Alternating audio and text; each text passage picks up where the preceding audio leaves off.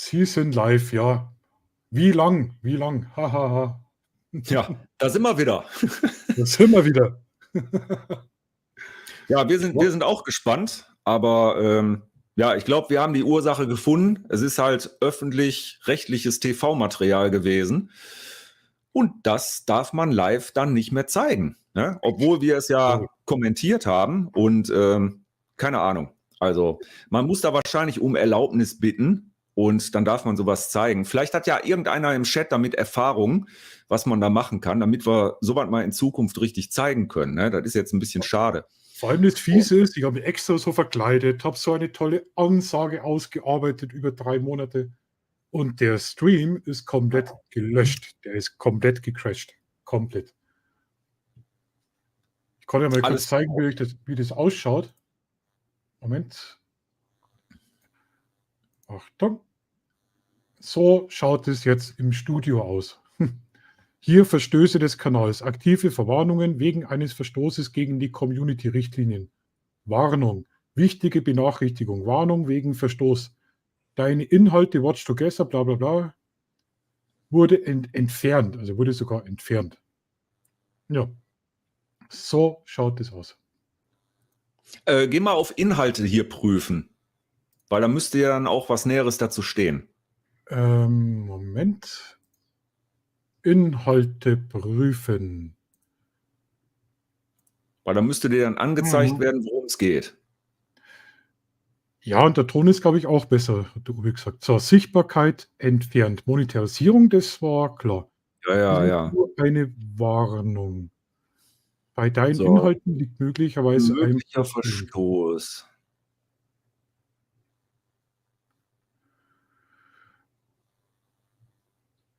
Jetzt könnte Ja, geh man doch mal das auf jetzt ja, mach mal, jetzt überprüfen. Mal gucken, was passiert. Inhalte von Drittanbietern. Mhm. Ja, dann läuft es hier bloß die Richtlinie lesen.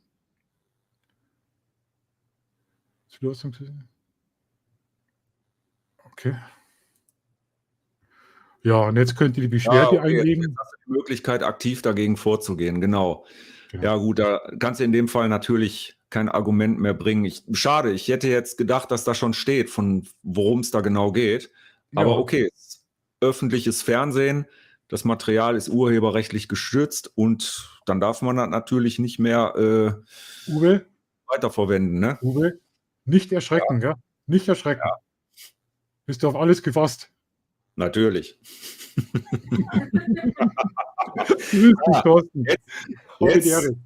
Jetzt nimmt der Stream noch eine positive Wendung hier.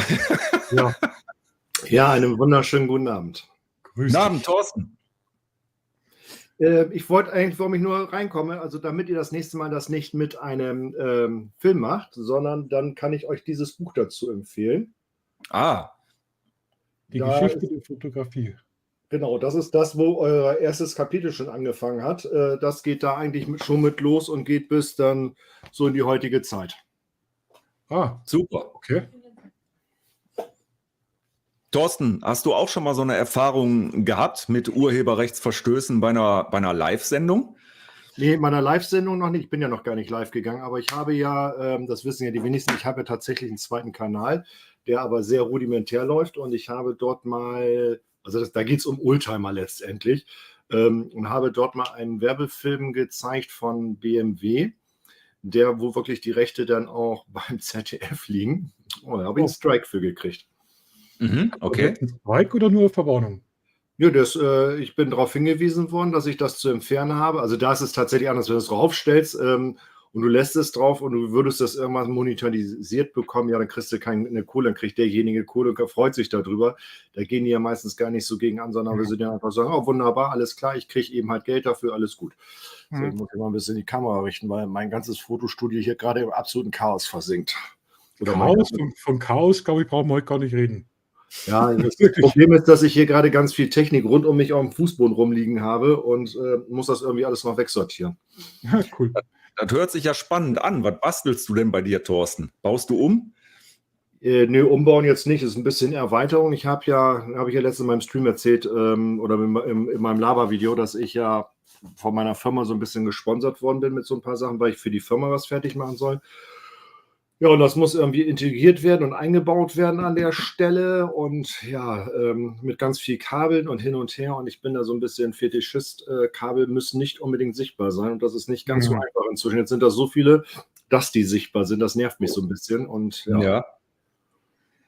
Das ist Also ein ich gutes das Thema. auch wie die Pest. Also meine Kabel müssen ungefähr immer so Ja. ausschauen. Und da Das flippe ich aus. Aber ja, also so schlimm sieht es bei mir nicht aus, aber ich kann das verstehen. Also mich nervt das tatsächlich, wenn ich so nur, also ich habe hier so 2 Monitore vor mir, dazwischen hängt im Moment die Sony 6000, A6000 und alleine die beiden Kabel, dass sie zwischen den Monitoren durchlaufen, das nervt mich Ja. schon. Und Mhm. ich habe gestern so eine geile Werbung gesehen von LG-Fernseher, der hat sich ja auch das Kabel hinterm Fernseher immer gelöst. Ich weiß nicht, ob ihr die schon mal gesehen habt und er kriegt auf einmal einen kabellosen Fernseher. Ja, das wäre jetzt der nächste Evolutionsschritt in der Fototechnik. Wir machen alles ohne Kabel und der Strom kommt per WLAN oder so. genau. Würde ich geil finden. Ja. Vor allem, ich habe Ja, eher einen Schreibtisch, da ist hinten so richtig großer, fetter Kabelschacht drin.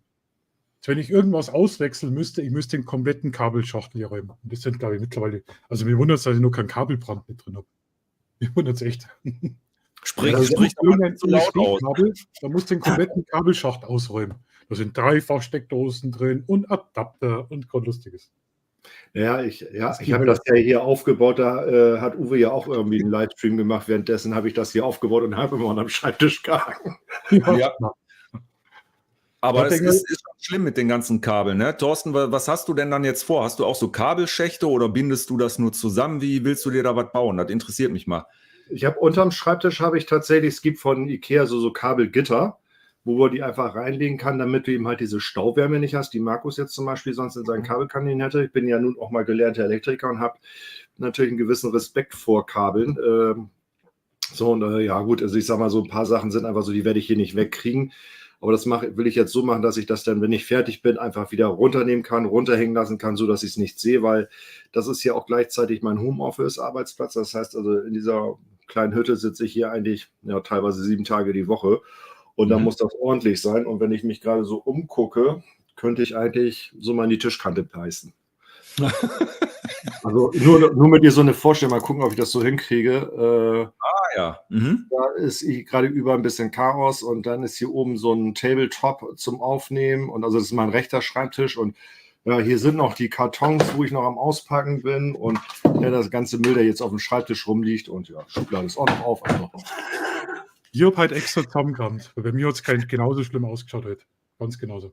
Ja. Ich finde das großartig. Ich stelle mir gerade vor, vom Thorsten so ein Video, so irgendwie 4 Wochen zurück. So, liebe Zuschauer, ich werde jetzt mal richtig Ordnung machen zu Hause. Und jetzt der zweite Teil im vollen Chaos. Es wird immer schlimmer, ne? Aber wenn ich mal jetzt so zurückdenke, wie wir, so weiß ich nicht, vor 30, 40 Jahren zu Hause irgendwie gelebt haben, du hattest ja kaum irgendwie Technik. Es gab einen Fernseher, gab eine Stereoanlage. So, und wenn man sich heute mal umguckt, was man alles in der Bude hat, es ist ja eine Katastrophe, ne? Es wird ja immer mehr. Dann kommt da noch ein smarter Lautsprecher, ne? Strom brauchen ja mindestens alle, ne? Ja, das ist heftig. Wir haben seit ein paar Wochen eine Solaranlage auf dem Dach.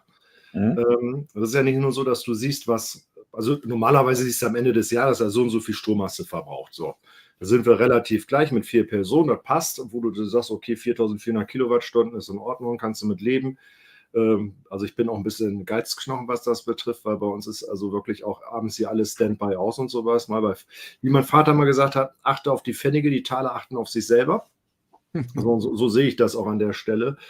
Ja, und jetzt haben wir eine Solaranlage und dann siehst du tatsächlich auch, wie viel Strom du tagsüber verbrauchst. Und manchmal bin ich echt erschrocken, wenn hier dann wirklich Telefon, 2 Monitore, 2 Laptops hier teilweise im Homeoffice sind. Dann habe ich jetzt noch so ein paar andere Sachen hier stehen und dann denkst du so, wieso geht jetzt gerade hier so viel Strom raus? Ich meine, gut, ist kostenlos vom Dach in dem Moment manchmal, aber dann denkst du dir, okay, das kann gar nicht wahr sein. Das möchte ich gar nicht wissen. Aber ich habe immer das Problem, so, jetzt hängt die GoPro dran. Dann hängt von der Familie hängen die Handys dran. Dann hängt die Nikon dran. Dann hängt der Gimbal dran und der zweite Gimbal hängt dran. Und du kannst es ja irgendwann brauchen, weil wenn es dann brauchst, dann ist es meistens leer. Und es ist mittlerweile so eine Steckerleiste mit 1000 Adapter. wo laufend irgendwas dort hängt. Bei Ja. den kurzen Türken, also die Stromrechnung, Ja, gerade USB, ne? Das ist ja auch der Witz an der Geschichte, was ja auch viele nicht denken. Ja, meine Tochter versucht das immer zu erklären.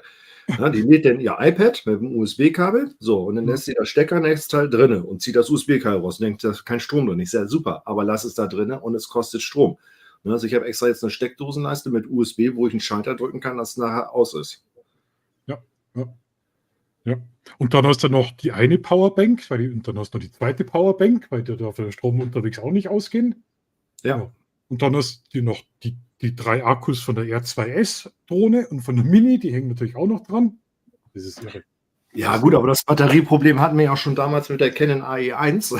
Wenn da die kleine Batterie alle war, konntest du auch aufhören zu fotografieren. Beziehungsweise es ging dann noch, weil es ja noch alles manuell war, aber die Belichtungsmessung war dann auch schon im Eimer. Ne? Aber ich habe jetzt bei der Nikon eine Schwachstelle rausgefunden. Bei da Nikon bin gibt es keine Schwachstellen. Da bin ich raus. Bei Und Nikon zwar- gibt es keine Schwachstellen. Jetzt muss ich mich gerade mal fragen, wenn ich die Nikon auf dem Ronin drauf habe, hast du da unten den Unterbau. Welchen Ronin hast du? Den Ronin S. Okay. Also den hier praktisch. Ich weiß nicht, ob das erkennbar ist. Ich probiere es mal. Du musst uns das jetzt bitte vorführen. Du musst das jetzt richtig zusammenbauen. Nee, Das ist der neue kleine, ne, Markus? genau, ist der kleinste, ja. Ja. Mhm. Und die Kamera wird ja hier praktisch draufgestellt. Ja. Ja. Unten draufgeschraubt, okay? Ja, jetzt ist aber das Problem, wenn ich filme, es braucht sehr viel Strom. Ja. Möchte ich jetzt den Akku wechseln, komme ich nicht an das Fach hin. Sprich, Mhm. du musst ihn ausbalancieren. Da brauchst du ewig Ja. Schrauben, dass der einigermaßen balanciert ist. Ich muss das komplett wieder runterbauen und verschieben, die ganze Arretierung, dass ich unten an den Akku rankomme. Du Geht das kannst- nicht mit einer Schnellwechselplatte? Wie bitte, mit was? Schnellwechselplatte. Na, weil du hast ja hier die Arretierung praktisch. Das muss dann in der Waage sein. Das muss genau ausrichten. Siehst du? Das- Sehe ich, ja. Waage ist. Und horizontal dann auch. Ja. Horizontal. Aber Aber da hast du ja eine Unterplatte drauf. Ist das korrekt? Genau, Unterplatte. Und die wird dann da drauf geschoben. Ich muss es dann in der Achse ausbalancieren und die andere ist jetzt gesperrt in der Achse. Jetzt Ja wenn gut, ich aber da wenn du das jetzt aber, um es schnell zu machen, also so habe ich es damals bei dem Ronin SC gemacht. Ich habe also mir das einmal wirklich ausgependelt mit dem Objektiv, so wie ich das haben möchte. Und Ja. dann habe ich mir das stumpf, weil die Platte ja ein bisschen rüber steht, habe ich einfach überall weißen Edding hingemalt. So war ich relativ schnell immer wieder an der gleichen Stelle. Ja, das muss ich ausprobieren. Da gibt es so kleine Justierschrauben, gibt's da. Also, Mhm. wo du festschrauben kannst, dann wird das schneller gehen. Aber ich finde das schlimm, wenn du mal schnell wechseln musst oder was. Aber du kannst die Nikon doch über USB-C laden mit einer Powerbank. So, genau. Und jetzt kommt das Witzige. Ich habe die Dani mal richtig zusammengeschissen, weil wir auf Fotowalk gehen wollten. Sage ich, steck die Kamera an. Ja, dann hast du es angesteckt und dann haben wir die komischen Fotos da gemacht von den Kapellen. Und dann ist der Akku auf 10%. Sag ich, was hast du denn gemacht? Ja, ich habe es ja ganz normal über USB-C angesteckt. Jetzt haben wir die letzte Mal angesteckt, dann ist der Akku ungefähr auf 80%, hat sich die Nikon geladen. Dann habe ich ein Ausrufezeichen dort gehabt an der Batterie und bin draufgekommen, dass anscheinend das Netzteil oder die Stromversorgung zu schwach ist. Ja, das ist richtig. Hat aber vorher funktioniert. Ich habe die Kamera immer so geladen. Dann habe ich ein größeres Netzteil genommen von Samsung, weil ich gedacht habe, gut, die sind ein bisschen hochwertiger. Schau nach einer Stunde drauf, war der Akku auf 10% runter. Ja gut, du musst natürlich eine Powerbank und ein Kabel haben, was Power Delivery unterstützt oder USB-C, damit genügend Ladestrom da auch durchgeht. Also ich habe Weil hochwertige die Nikon, Ladekabel genommen. das Problem ist eben, die Z6 II braucht ja eine gewisse Strommenge, um überhaupt zu funktionieren. Und die muss die Powerbank ja liefern. Ja. Und natürlich auch das USB-C-Kabel. Ist das richtig so, Thorsten? Ja, Von der Theorie, ja, ne? Von der Theorie, ja. Hört sich gut an, oder? Hört sich gut an, ne? Ja, ich weiß. Ich habe dann ganz normal über den Ladeadapter gemacht. Ganz normal Akku raus in das Ladeding rein. Und dann hat es So, Michael Ritter schreibt ja auch, Power Delivery muss sein, genau. Ja. Okay. Ja, aber das ist ärgerlich. Bist los und die Kamera ist leer. Ich versuch's mal mit dem Ersatzakku. Ja, brauche ich mal, ja. Also einer ist wirklich, also wenn du filmen willst, das habe ich schon festgestellt, ist ein Akku zu wenig, definitiv. Wie lange hast du denn schon gefilmt mit der Z6 II am Stück? Am Stück? Viertelstunde? Ja, die müsste aber länger durchhalten mit einem vollgeladenen Akku. Ja, schon länger, aber Viertelstunde habe ich gefilmt und ich würde ungefähr sagen, ein Drittel, glaube ich, war weg. Ja, okay, das ist in Ordnung. Und der Gimbal, der hat ja eine eigene Stromversorgung, ne? Der Gimbal müsste eigentlich die Kamera mitladen können. Der ist Das wird der aber nicht packen. Das wird der bei der Nikon nicht packen. Das geht vielleicht bei kleineren Kameras. wahrscheinlich, ja. Oder wenn du ein Smartphone da drauf knallst. Das könnte eventuell gehen. Also Ja, ich habe schätze das mal. früher anders gelöst. Ich weiß nicht, vielleicht gibt es sowas ja von Nikon. Also ich habe ja von Nikon keine Ahnung, weil ich bin ja Sony-User. 4K30 war es, Entschuldigung. So, dann gibt es sogenannte Akku-Dummies, die dann tatsächlich hier per USB, andere Seite, ne? Das heißt also einmal komplettes Kabel, und die habe ich dann stumpf einfach in eine Powerbank reingehangen. Ah, okay. Vielleicht gibt es ja sowas auch für die Nikon Z6, weil ich sag mal, die alten Sony-Kameras, die haben ja alle nur, ja, kein USB-C gehabt, sondern dieses andere USB-B oder wie das heißt, Ach also Gott, diese ja. Mini-Stecker, wo du ja nicht richtig Strom rübergekriegt hast, und dann hast du wirklich das Problem gehabt. Also ich habe hier tatsächlich an der Sony 6000 habe ich wirklich den Original von Sony mit richtigen Steckernetzteil, aber das ist keine Lösung für unterwegs. Und dann habe ich irgendwann mal gefunden, hier per USB mit so einem Klinkenstecker, ja, kann man auch woanders anschließen, also sehr flexibel an der Stelle dann. Ne? Okay. Muss ich direkt mal ausprobieren, ja. Ja, aber das wäre wenn du unterwegs bist. das Einzige, was mir jetzt einfallen würde. Okay. Ja. Andreas Pott schreibt auch, die Dummies, die gibt es auch bei Nikon. Ja. Sind wir jetzt schon wieder bei Technik? Kann das sein? Nein, Das ist- überhaupt nicht. Wir reden nicht über Technik. Das ist doch Alltagstalk hier. Ne? Praktische Lebenserfahrung. Was meinst du, wie das ist, wenn wir über Technik anfangen zu reden? Dann geht es richtig ab hier. Da bin ich ja komplett raus. Aber wenn wir über Technik reden, dann ziehe ich mein kariertes Hemd an und stehe auf. Das schaffst du nicht. Ich wette mit dir, das schaffst du nicht, so lange stehen zu bleiben. Das schaffst du nicht. Das schafft nur der, wie heißt der Kanal nochmal? Wein, Weib und Gesang, ne? Ja, genau. Nee, wie heißt der nochmal? Lichtform und Farbe. Ja, genau. Ich muss mal ganz kurz aber tatsächlich Technik in die Hand halten. Ist für Olaf. Olaf, die meintest du, ne? Softbox. Also wenn ich jetzt hier so schwarze Finger habe, nicht wundern, ich habe gerade mit dem Kamin noch geheizt. Ne? Also warte mal drauf, bis Olaf sich meldet. Aber der Thorsten hat jetzt eine gute Idee gehabt. Das habe ich mir, glaube ich, heute verdient. Zum Ja. Wohl. Also ich nehme die alkoholfreie Variante, weil meine Tochter ist auf einer Party, muss ich wahrscheinlich heute Nacht noch abholen. Ach du Schande. Achtung. Ja, lieber hole ich sie ab, als wenn sie mit irgendeinem bescheuerten Idioten durch die Gegend fährt. Das stimmt. Absolut richtig. Absolut richtig. Aber da haben wir letztes Mal auch die Diskussion gehabt, gell? Mit 17, 18 dann die Zeit, wie der Kumpel den ersten schweren BMW geleast hat. Dann fahren die Kollegen mit, dann wollen wir ein bisschen Pausen angeben. Ja, und so passiert dann die ganze Scheiße. Ja. Fast lieber selber, ja. So. Ja, genau, Olaf. Das ist, ich war mir nicht sicher, ob wir den Würfel benutzt hatten oder das längliche Handyteil, aber dann ist das genau das Ding gewesen, weil sonst wäre das andere von Roller gewesen. Aber Roller ist auch nicht schlecht. Also meine Softboxen sind auch von Roller. Ich habe mal Actioncam von Roller ausprobiert. Die größte Scheiße, was ich jemals gesehen habe. Ja. Ich hab Roller gedacht, ist ja jetzt, enorm, weißt du?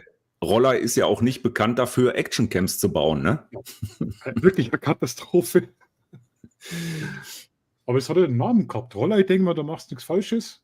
Ist Roller nicht sogar eine deutsche Firma? War mal deutsche Firma, ist eine reine chinesische Importfirma, wenn man es mal ganz genau betrachtet. Ja. Alles, was du da kriegst, wenn du es genau anguckst, ne, sind minimale Nachbauen. Also ich war ja ein paar Mal in China und das ist ja tatsächlich so, in der einen Fabrik laufen wirklich von 7, 8 Herstellern die gleichen Produkte vom Dings, nur jeder hat unten nachher einen anderen Stempel hinten drauf. Ne? Kannst jetzt zum Beispiel auch mit diesem neuen Traveler von Roller sehen, das ist ein bisschen anders, hat so ein paar bestimmte Sachen.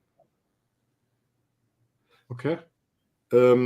Aber letztendlich von Ulanzi das Gleiche. Also das ist letztendlich, kommt das alles aus der gleichen Fabrik. Ich glaube, die sind auch alle in der gleichen Stadt, in Shenzhen oder so ähnlich. Also da sitzen die alle gleich. Chinbai, schreibt Olaf Gott. Chinbai. Ja, meine Vermutung ist ja immer, dass es da nur eine einzige Fabrik gibt, die so alles herstellt.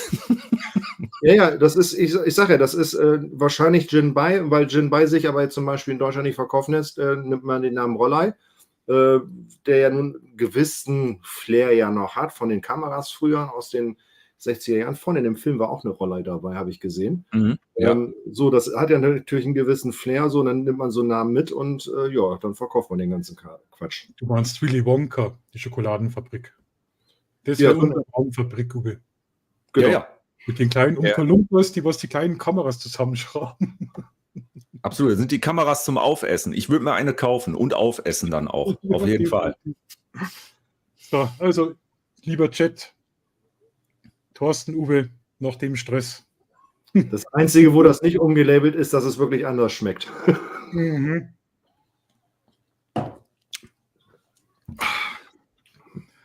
So, Ach, ist aber Markus, dann sag mal, worüber sollen wir reden? Schlag was vor. Du, keine Ahnung. Gibt es irgendwas bei dir Neues, Thorsten? Filmtechnisch, YouTube-technisch? Irgendein Film, vielleicht, wo wir reinschauen könnten? Nee, das letzte habe ich ja mit dem Lowlight-Test der Pocket 3 gemacht. Morgen wird wohl kein Video kommen, weil ich keinen Bock hatte. Ja. Ich hatte keinen Bock auf Videoschneiden. Also ich habe zwar Material, das ist nicht das Thema. Also ich hätte Material wirklich bis Ende Januar, aber ich kann mich gerade ganz schlecht motivieren, wenn ich in so einem Chaos sitze. Das heißt, ich werde also eher morgen zusehen, dass hier der Rest erstmal in Ordnung ist. Dann gibt es morgen mal kein Video, weil ich glaube auch, wenn ich jetzt anfangen würde, dann brauchst du ja 4-5 Stunden locker bis mit Musik und allem drum und dran. Also und irgendwas da jetzt hinrotzen, nö, dann gibt es einmal eine Woche nichts, dann gibt es nächste Woche eben halt was. Vielleicht gibt es auch Mittwoch was. Also ganz ehrlich, ich habe letztens mit einem anderen Kollegen gesprochen, mir geht dieser Algorithmus sowas auf den Sack und ich habe auch keinen Bock mehr, mich dazu zu quälen, so jeden Sonntag was zu machen. Wenn es passt, mache ich es. Und wenn das Sonntagvormittag ist, ist es Sonntagvormittag, das andere kam Sonntagnachmittag. Hat komischerweise auch mehr Aufrufe. Gut, liegt wahrscheinlich an der Pocket 3, dass da ein paar Aufrufe mehr sind. Wenn es passt und es kommt Dienstag, ja, dann ist es in Ordnung. Das Ding ist, ich habe gerade so berufliche Wochen mit 60 bis 70 Stunden und dann ist natürlich die Motivation am Wochenende nicht ganz so lustig, weil ich war diese Woche schon in Wiesbaden, in Bonn und in Cloppenburger Land unterwegs. Also das heißt 1000 Kilometer mal in die Woche locker abgerissen. Klar habe ich auch in Wiesbaden fotografiert, aber auch, das kann ich sagen, total frustrierend. Wiesbaden ist eine super schöne Stadt, muss man ganz klar sagen. Also wer da noch nie war, ist schön. Okay. Habe ich mich auch so ein bisschen gefreut. Das war auch das erste Mal seit langem, dass ich mir vorher so im Internet ein paar Bilder angeguckt habe und habe gedacht, okay, und dann vom Hotel aus war das eine gute 25 Minuten zu Fuß dahin zu dem sogenannten Kurhaus. Das ist wohl der Fotospot dort schlechthin. Ja, ich bin da 25 Minuten hingelaufen. Regen war angesetzt. Ich habe gesagt, ein bisschen Gas geben, dann kommst du mit dem Regen da gerade noch so durch. Dann stehe ich davor, sehe die beiden Brunnen und denke mir, so eine Scheiße. Die Brunnen auch noch an, also jedenfalls einer davon, auch noch beleuchtet. Alles ist beleuchtet, richtig geil. Ich denke, geil, du hast Glück, ne? Weil Licht ist ja ein großes Problem. Und was machen die Stadtväter von Wiesbaden? Die bauen da eine Eiskunstanlage auf dieser Riesenwiese auf, und damit war das Foto komplett zerstört. Da sind Gabelstapler rumgefahren, dies und das und jenes. Dann habe ich versucht, da irgendwie Perspektiven zu finden, dass man so ein bisschen das Kurhaus von vorne machst. Ja, war ich ein bisschen gefrustet in dem Moment, habe gedacht, super, jetzt läufst du dahin, bist fast klitschnass, was ja bei der Jahreszeit normal ist. Ja, und dann habe ich eine trockene Stelle gesucht, wollte noch in Ruhe eine Zigarette rauchen und gucke dann so in das Kurhaus rein. Kann ich jedem empfehlen. Eine so geile Halle, also wirklich super geil. Das war irre. Also ich habe wirklich gedacht, also ist das ein Spielcasino drin und eine riesengroße Kuppel oben drin und schön gefliest und ja, da haben sie mich ein bisschen komisch angeguckt, als ich dann da reingegangen bin und erstmal ein bisschen gefilmt und fotografiert habe. Und dann bin ich auf die andere Seite gegangen und dann stand ich auf der Rückseite des Kurhauses und da habe ich dann ein schönes Foto noch hingekriegt. Gut, und 2 Jugendliche dann zwar ein bisschen im Weg gesessen, was ich nicht verstehen kann, weil wie kann man bei der Wetterlage, es regnet, nicht zu Hause sein und am Playstation sitzen, sondern in so einem Park sitzen und sich unterhalten. Also habe ich nicht verstanden. Das ist nicht meine Welt gewesen. Ja. Jedenfalls, ich habe mein Foto gemacht. Die beiden muss ich dann noch rausstempeln, weil es wurde dann auch immer mehr am Regnen und es war dann so, auch wenn es nicht gerade meine Kamera ist und meiner Firma gehört, wäre egal, ob sie nass wird oder nicht. Aber meinem Chef zu erklären, wir brauchen eine neue Kamera, nach einer Woche ist die schon kaputt, ist nicht so lustig. Aber bei euch ist es wenigstens noch schön, bei uns sind die ganzen Gebäude seit 2, 3 Jahren in der Nacht abgeschalten. Ja, das ist ja, Wiesbaden ist ja nicht bei mir. Bei uns hier oben wäre das ähnliche Situation. Ne? Also da ist also wirklich, da geht's dann, aber ich glaube, das liegt an dem Casino da dran. Also auch die ganzen Kirchen, Kapellen, Ja. Burgen, es war immer rund um die Nacht beleuchtet. Jetzt Ja. wird um 17 Uhr alles ausgeschaltet. Du kannst so Nacht. Ja, dreimal darfst du raten, warum, Skypixels? Weil du den ganzen Strom ziehst zu Hause. Wie sollen die anderen Länder noch Licht anmachen, Leute? Jetzt hör mal auf, echt. Also bei uns geht es mittlerweile wieder. Der Stadtwerketurm, der war ja fast ein ganzes Jahr lang abgeschaltet. Letztes Jahr, angefangen mit dem Krieg in der Ukraine. Und dann haben die den vor ein paar Monaten jetzt wieder angeschaltet. Und ja, Stadttheater ist wieder beleuchtet in Duisburg. Es kommt wieder langsam, ja. Aber dafür bei uns so, ich sage jetzt mal die Stadtmitte, aber das war früher auch schon so. Wenn du da abends dann nach Geschäftsschluss über die Hauptstraße gehst, da ist alles stockfinster. Ja. Da hat kaum noch irgendwas geöffnet. Ne? Und das Einzige ist dann eben, das habt ihr ja gesehen, der Hauptbahnhof. Da ist jetzt auch für Weihnachten schon diese Lichterkette vorne vor oder mehrere Lichterketten. Dann haben wir jetzt den Weihnachtsmarkt. Aber ohne den Weihnachtsmarkt wäre auch alles stockduster. Und heißt es ja Weihnachtsmarkt, ja. Achso, ich muss mal in die Kamera drehen, weil die Elisabeth hat eine Frage gestellt und ich vermute mal, dass ich gucke mal, dass ich das hier hinkriege. Mal eben gucken, Fokus. Kann man nicht so. Wenn ich den jetzt rausziehe, bin ich nämlich bildtechnisch weg. Warte mal eben. Markus, du kannst den Thorsten auch groß machen hier, ne? Auf StreamYard. Ja, ich kann ja so. Also Elisabeth, das ist die ich benutze. Das ist die Hälfte weniger als die von Elgato. Hat einen HDMI-Eingang, hat einen Ausgang, USB und du kannst auch Kopfhörer und Mikrofon an die Karte notfalls anschließen, wenn du es nicht mit dem Computer machst. Beziehungsweise, wenn du das kein extra USB-Mikrofon oder sowas hast, kann man alles hier nochmal anschließen. Und da sind die anderen beiden Anschlüsse. Ja, ich glaube, wenn ich es richtig weiß, um die 40, 45 Euro hat das Ding damals gekostet. Gucken, dass ich das hier wieder hinkriege. Jetzt bin ich völlig schlecht. Für manche Cams gibt es Webcam-Treiber. Ja, aber nicht für Mac. Für Mac gibt es gar keine Treiber, habe ich festgestellt. Für Mac brauchst du auch keinen Treiber. Da stecke ich einfach rein und es funktioniert. Genau, haben wir heute gesehen. Bei mir funktioniert das. Also bei Windows funktioniert das auch so. Ich habe hier beim Ehrenwerten gibt es nie Probleme. Nie. Also bei mir gab es noch nie technische Probleme. Können alle bezeugen, die anwesend sind hier. Aber komm, ich habe schon wirklich das Glück, oder? Oder die etwas teurere Variante, Elisabeth, wäre auch dieses Ding hier. Das liegt, glaube ich, derzeit bei knapp 1000 Euro. Das ist so ein komplettes Streaming-Deck, was man auch für unterwegs nutzen kann. Ja, demnächst Lichtsetzerfotografie live on Tour. Ne? Ist jetzt auch neu, nicht mehr live zu Hause, sondern live on Tour. Thorsten, wäre das was für dich? Unterwegs, Livestream? Mal dran gedacht. Gibt ja einige, die sowas machen, ne?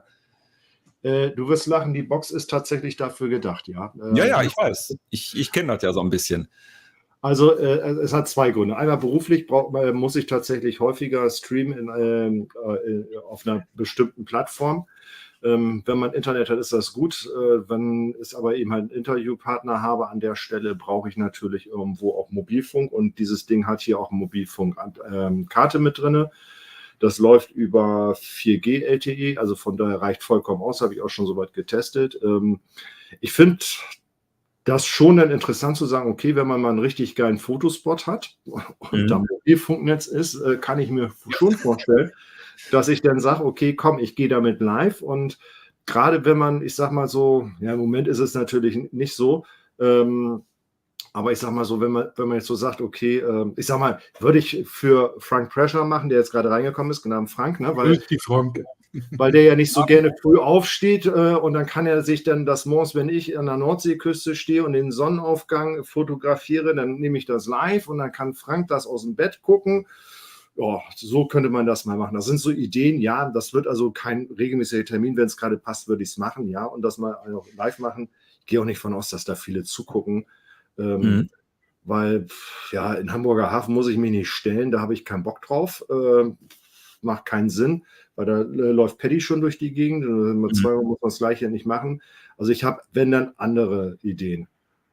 Aber das mit dem Livestream, das ist sowas, was mich auch jucken wird. Also Ja, hier das habe ich schon mal gemacht, wenn in irgendeinem Spot war oder so. Aber wo ich das Problem denke, oft hast du dann mit dem Netz keine Verbindung, mit dem Netz keine Verbindung. Da gibt es aber extra so Kästchen, da steckst verschiedene Karten rein von den verschiedenen Netzen und die switcht dann irgendwie automatisch. Also ich habe O2 Okay. und du musst ein bisschen tricksen. Du darfst, den Fehler, den du nicht machen darfst, ist, dass du dir eine Datenkarte holst, sondern du musst dir eine reine Datenkarte holen. Dann kriegst du tatsächlich einen anderen Zugang und hast eine etwas höhere Stabilität. Ja. Solange du Netz hast, das ist dann nicht das Thema.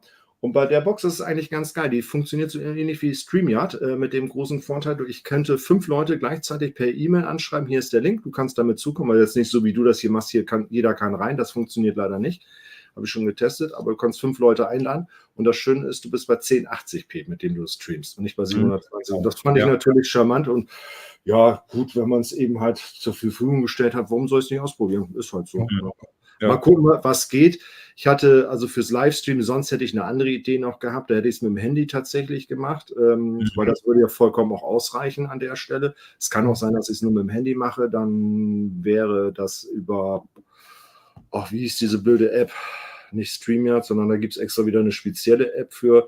Da kannst du auch stundenlang drinnen verbringen mit dem ganzen Quatsch. Also ja, wenn man sonst nichts zu tun hat, also Prism Live nennt sich das.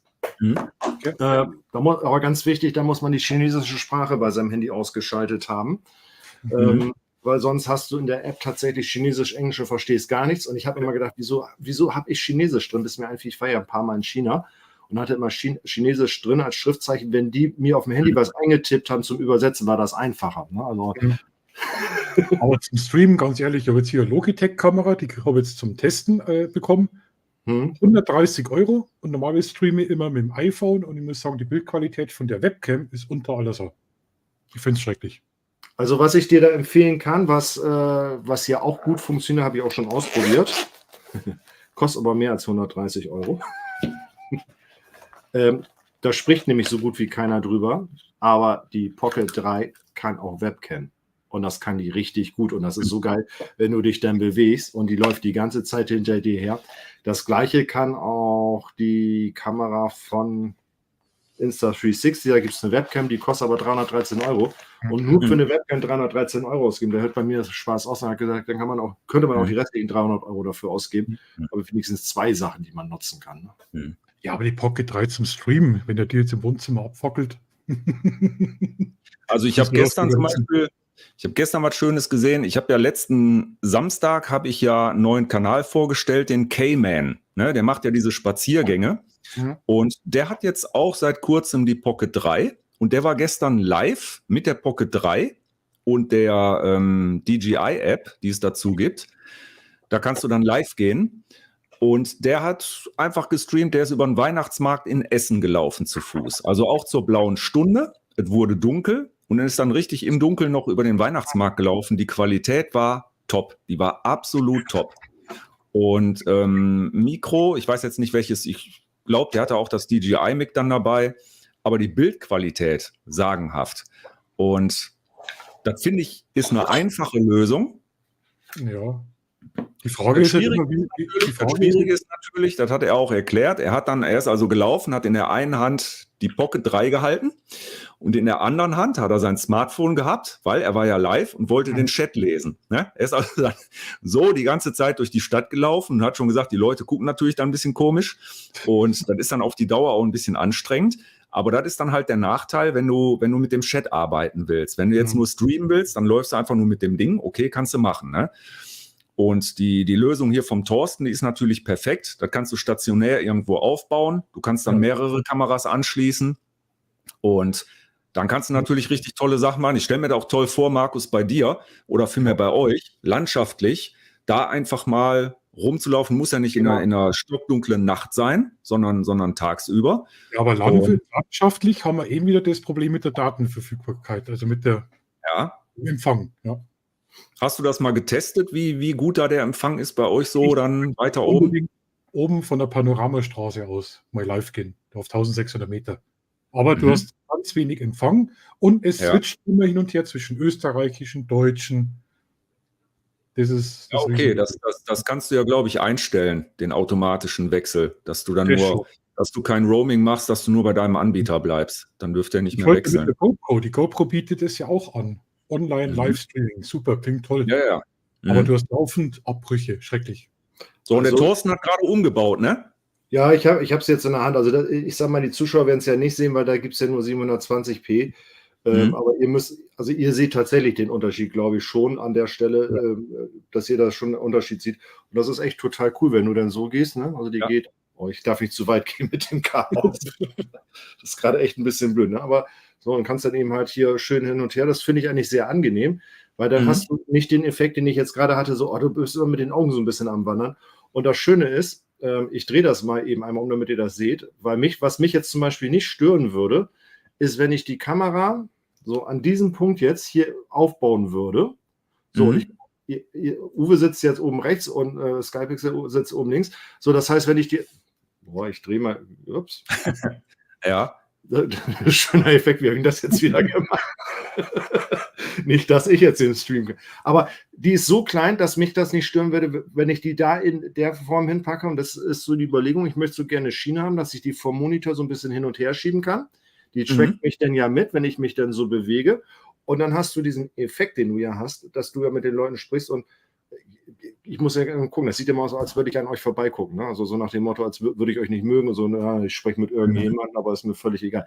Und das nervt mich total. Und das ist das Schöne, weil die so klein ist. Hängst sie vom Monitor, den Ausschnitt, der stört mich nicht. So, dann habe ich wenigstens so ein bisschen den Effekt, also es wäre jetzt etwa den Effekt, dass ich euch wirklich in die Augen gucken oder einigermaßen in eure Richtung gucken würde. Ne? Das Einzige wäre dann nur, Thorsten, von der Dauer her mit der Stromversorgung. Weil die müsstest du ja dann auch irgendwie über USB-C powermäßig anschließen. Oder die ist ja sowieso dann als Webcam über USB-C, ne? Richtig, und sie zeigt mir auch hier gerade, also im Moment bin ich 74%, sie zeigt mir aber den Blitz an, das heißt, sie wird also derzeit auch geladen dabei. Okay, das ist natürlich gut. Dürfte nicht das Problem sein. Ja, nee, das ist perfekt dann, ja.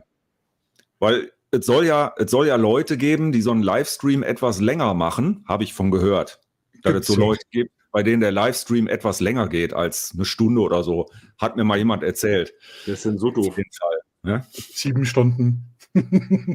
Habe ich auch gehört. Ohne Aftershow-Party. Das konnte ich ja gar nicht glauben, wie ich das gehört habe, dass jemand über 7 Stunden lang live gestreamt hat. Ne? Wahnsinn. Was es für Verrückte gibt. Ne? Wie ist denn eigentlich die letzte blaue Stunde gelaufen? Ich habe den Eindruck gehabt, es waren mehr Zuschauer als sonst bei dir.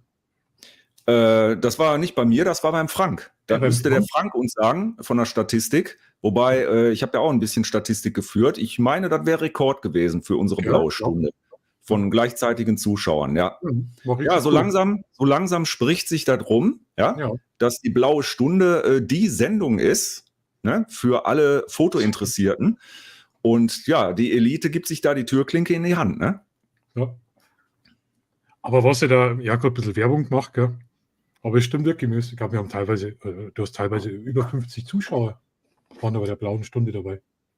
Ja, also das ist super. Vor allen Dingen, wenn du jetzt mal guckst, das war jetzt unsere 7. Sendung. Ja. Es steigert sich, ne? Und das ist das, um mal grundsätzlich was klarzustellen, egal was man auf YouTube macht, du musst natürlich auch ein bisschen Geduld haben, weil der Thorsten hat vorhin vom bösen Algorithmus wieder gesprochen. Also ich befasse mich da gar nicht mehr großartig mit dem Algorithmus. Zum Beispiel jetzt das Video, was ich gemacht habe vom Duisburger Hauptbahnhof. Mein letztes Video, wie lange ist das her? 4 Wochen, 5 Wochen? Ich habe keine Ahnung. Ich habe gesagt, ich bin Schönwetterfotograf. Wenn es regnet, dann bin ich nicht draußen. Mache ich nicht. Ne? Und dann werden auch keine Videos gemacht. Also solche, diese Fotorocks, wo ich draußen rumrenne. Das hat jetzt halt mal ein bisschen länger gedauert. Ne? Und ich achte dann auch nicht drauf von wegen Uhrzeit oder sonst was. Ich habe mich da jetzt für den Samstagmorgen entschieden, weil ich gehe mal davon aus, dass die meisten Leute am Wochenende halt zu Hause sind und Zeit haben, was zu gucken. Aber letztendlich ist das auch egal, auch mit meiner Live-Sendung. Weil das Schöne ist ja an YouTube, du kannst die Sachen gucken, wann du möchtest. Ne? Weil ich bin ja auch Zuschauer. Ich gucke mir ja auch nicht alles sofort an, wenn irgendwas kommt. Ich weiß nicht, ob man da so auf den Algorithmus achten muss oder wenn jemand dann sagt, dann und dann musst du ein Video online setzen, ob das wirklich so stimmt. Also ich glaube das nicht. Das ist eine wissenschaftliche Arbeit. Welche Hashtags, an welchem Tag muss ich um wie viel Uhr, wie oft muss ich Content füttern? Also nicht wundern, die Dani hockt da hinten und blendet immer die Kommentare ein. Und sie möchte von Frank die ganze Zeit den Kommentar einblenden und ich schalte ihn ihr die ganze Zeit wieder aus. Dann lass die doch mal. Jetzt machen Under Pressure und ich auch immer. Bitteschön. Also 58 ist schon. Ich muss mal eben nachgucken. Ich glaube, ich habe irgendwo eine Statistik. Dann gucke ich mal eben nach. Aber an mal dich sehen, hast du warte eine mal. kurze Frage. Weißt du, sagst, du hast so viel Material. Ich habe den Fehler gemacht, ich habe den Sommer über, war ich stinkfaul. Jetzt kommt die Winterzeit, wo man dann eigentlich die Sachen schneiden könnte und produzieren könnte. Und ja, du hast es eigentlich intelligent gemacht. Ich kann jetzt bis alte Sachen aufwärmen. Ja, das Problem ist, man muss aber die Zeit dafür haben. Ne? Weil, also überlegen wir mal, wir sind bei Mitte November, ja, 18, Mitte November. So, das heißt, 4 Wochen noch, dann kommt auch schon das Weihnachtsvideo, was ich hier noch irgendwie drehen muss. Wenn ich jetzt gucke, Ja. ich habe noch offen Essen, Bremerhaven, Gießen, Wiesbaden, einmal noch aus Holland. Ich habe noch Brügge offen. Was habe ich denn noch offen? Dann habe ich noch ein Video zu einer Software offen. Dann möchte ich noch ein Video haben mit der Pocket Erfahrungsbericht 3. Dann möchte ich über die neue Sony 6700 noch ein Video machen. Dann noch das über die YOLO-Box. Also Jetzt bist du bei 10, ja? ja, also die nächsten 10 Wochen bis zum Frühling komme ich. Das eine oder andere kann ich ausbauen. Okay. Und dann wird ja auch schon neues Material produziert. Und das Ding ist, ich bin ja noch zwischendurch unterwegs. Ich habe ja tatsächlich derzeit im Moment, das nervt mich gerade, ich muss mal wieder umschalten. Einen Augenblick mal wieder. Das macht mich wahnsinnig. Ob das jetzt geklappt hat, was ich hier so gerade mache. Ja, funktioniert tatsächlich. Finde ich geil. Ich nutze euch gerade mal aus. Ja, Nein, wir nutzen uns gegenseitig aus hier. Du, heute ist alles scheißegal. Jetzt das wichtigste Video habe ich gerade vergessen, schreibt Olaf Bremen. Ja, das ist auch noch Dings. Ach, dann ist noch die Schumacher Collection in Köln, habe ich noch gefilmt. Da muss ich noch schneiden. Ich habe ja den Fehler gemacht, dass ich nicht mit der Pocket gefilmt habe, wo ich mich zu Hause fühle, wo ich weiß, was ich tue, wo ich auch weiß, wenn ich das filme, dann ist das so, wie es ist an der Stelle. Und da muss ich auch nicht so viel im Schnitt arbeiten. Jetzt habe ich natürlich den Riesenfehler gemacht. Ich habe mir eine 360-Grad-Kamera gekauft. Ja, Film ist einfach. Ja. Egal, wo du hinläufst, Film. Das Problem ist, die Bearbeitung. Du sitzt danach extrem lange und ich bin dann auch, ich sag mal, meiner Pocket, was ich nicht gerettet habe oder weil ich mich da verhaspelt habe, ist okay. Aber dann hast du auf einmal verschiedene Perspektiven und dann fängst du wirklich an, darüber nachzudenken, was könnte jetzt die beste Perspektive sein und wie könnte es perfekt sein an der Stelle. Ja. Und das ist gerade mein Problem an der Stelle. Ich muss mich jetzt irgendwo abholen und sagen, okay, 80% reichen auch und nicht 100%. Und das ist so, da bin ich jetzt gerade bei. Du kannst nicht anschauen und horizontal, du musst da bei der Pocket, also bei der Insta 360er ins 3D gehen. Du hast ja dann praktisch, keine Ahnung, die 10-fache Menge zum Anschauen.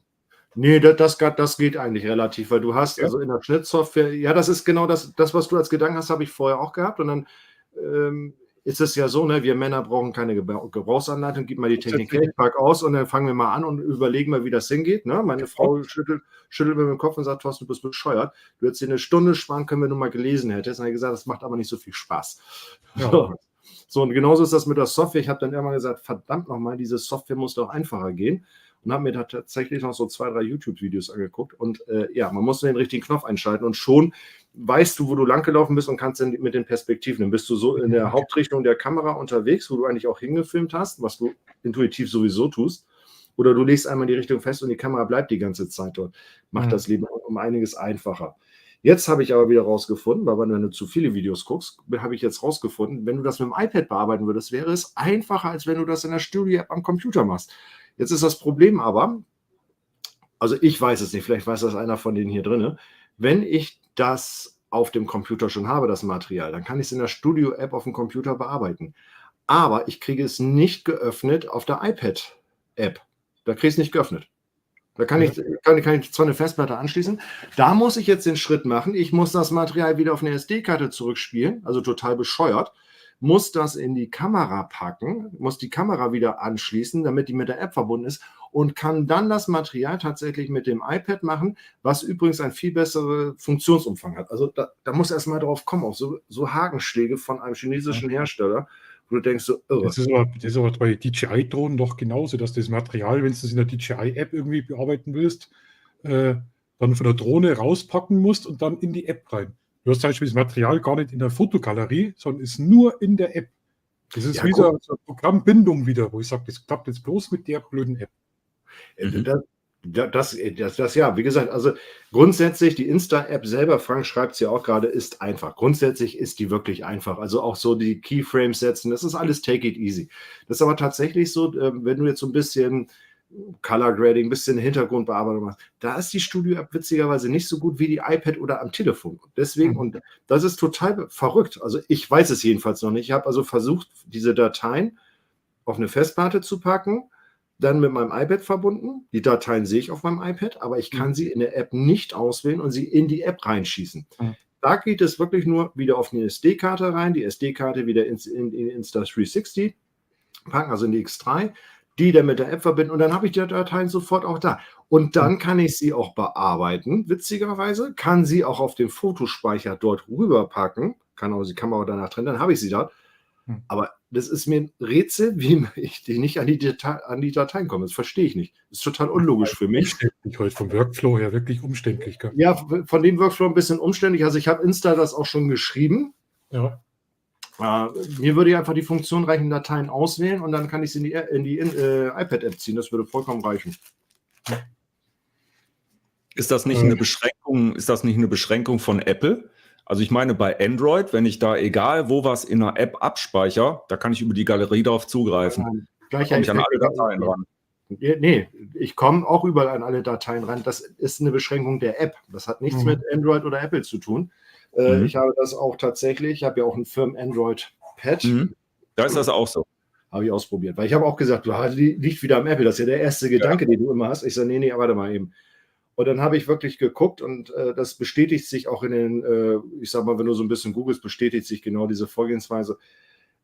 Ich habe auch mit dem, jetzt muss ich überlegen, mit dem Marcel Brandl auf der Photopia gesprochen. Das ist ein Creator von Insta. Und also so über die Philosophie von Insta habe ich mich mit dem sehr gut unterhalten. Und die haben eben halt diese Philosophie dieses Mobilen. Also bei denen, das erkläre ich dir gleich, Olaf, warum das so ist. Da ist noch mehr drin, wenn du genau guckst. Nee, deren Philosophie ist tatsächlich, der bearbeitet das auf dem Handy und das macht er in einer rasenden Geschwindigkeit. Und für die kommt also der normale PC eigentlich gar nicht so vor. Deswegen ist auch diese App dort, also weil ich habe mich genau über diesen Funktionsumfang nämlich ein bisschen mokiert und gesagt, also eine App macht dir so viel und da kannst du ja auch vollautomatisch arbeiten. Das ist ja in der Studio-App alles gar nicht integriert. Da legen die gar nicht Wert drauf. Das ist wirklich so eine App für alte Herren, also wie wir drei, so die mal am PC arbeiten wollen. Dafür haben sie die gemacht, aber für die Jugend ist das kein Thema. Da war ja CapCut, ist ja da so gehypt worden. CapCut. Ja, ich benutze zum Beispiel CapCut. Ich arbeite nur mit CapCut. Und das ist fantastisch. Da ist es allerdings auch ganz interessant. CapCut gibt es ja auch für Smartphone, also für Android. Und da hast du mehr Funktionen als bei der Desktop-App. Komischerweise. Aber ja nicht für einen PC entwickelt worden ist. Dafür kannst du aber am Desktop-Rechner viel besser arbeiten, viel präziser arbeiten, wenn du bestimmte Zeitmarkierungen auswählen willst. Also das ist schon wirklich, wirklich toll. Und was ich sagen muss, das ist halt eine kostenlose App. Und die wird ständig verbessert und erweitert. Also ist wirklich toll. Das Einzige, was mir da fehlt, ist halt ein Bearbeitungstool oder ein Plugin, um den Ton zu bearbeiten.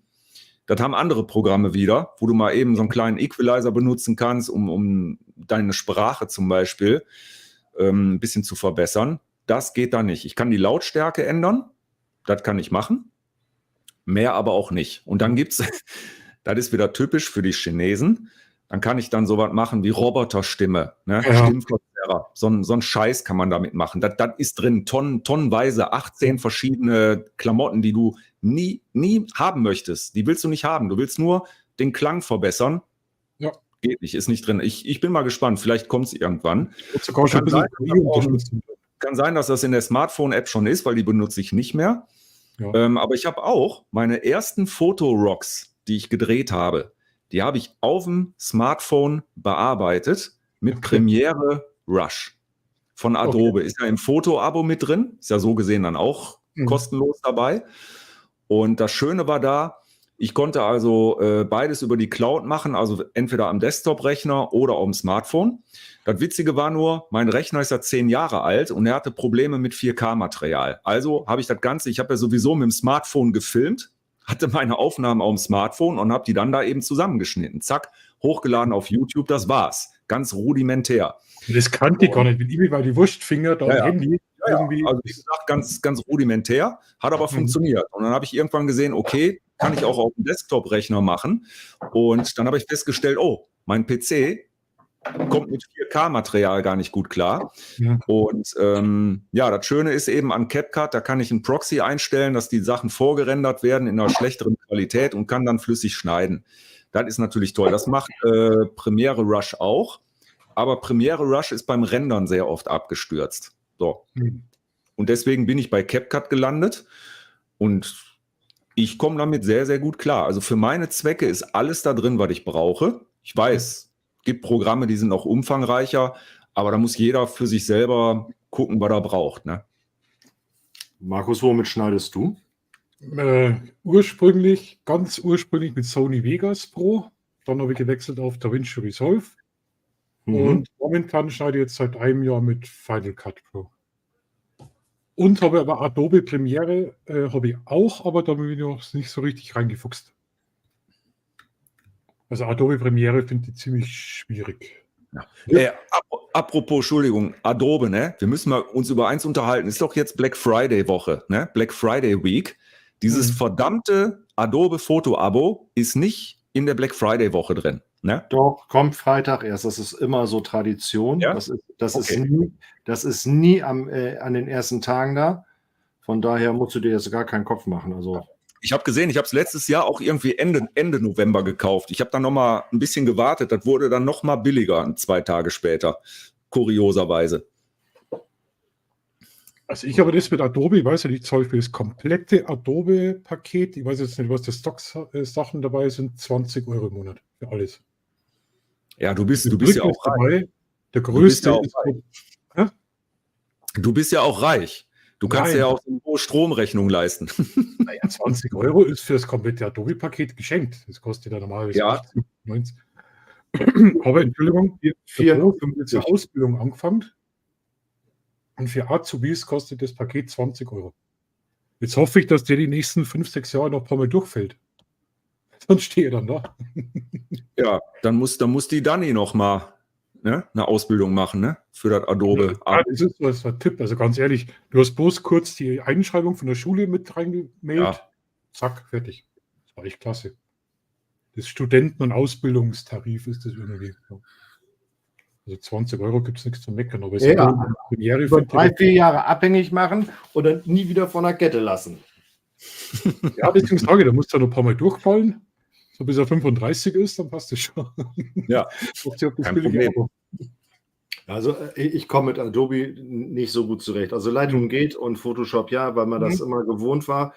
Aber ich arbeite eigentlich am liebsten inzwischen mit Final Cut.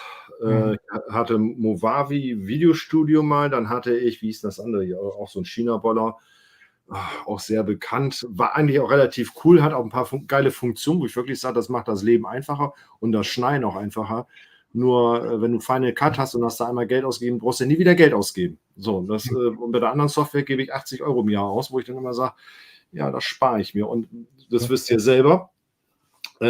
YouTube ist ja noch kein günstiges Hobby zu dem Hobby, was man ja sowieso schon hat. Also wenn jemand, also ich finde das so geil, vorhin habe ich irgendwo wieder bei irgendjemandem gelesen, du machst das wegen Kommerzgründen und dann habe ich nur gedacht, Alter, Für 15 € im Monat, jetzt überleg mal, wie viele Stunden da jemand gesessen hat, Videoschnitt.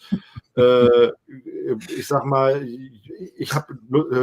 dann musst du noch Musik-Abo haben, damit du Musik irgendwo hast, dann hast du deine Software sowieso noch. Also, das kostet richtig Kohle. Und ich glaube, das werden wir ihr Lebtag nicht wieder reinholen, was wir da mal für ausgegeben haben, weil das ist einfach nur Spaß. Ja, aber ich finde das immer so geil, den Anspruch von manchen Leuten. Aber wie gesagt, man hat ja auch das, was man hat. Und inzwischen habe ich mich in Final Cut ganz gut reingefuchst. Das könnte auch ein paar Sachen noch besser machen.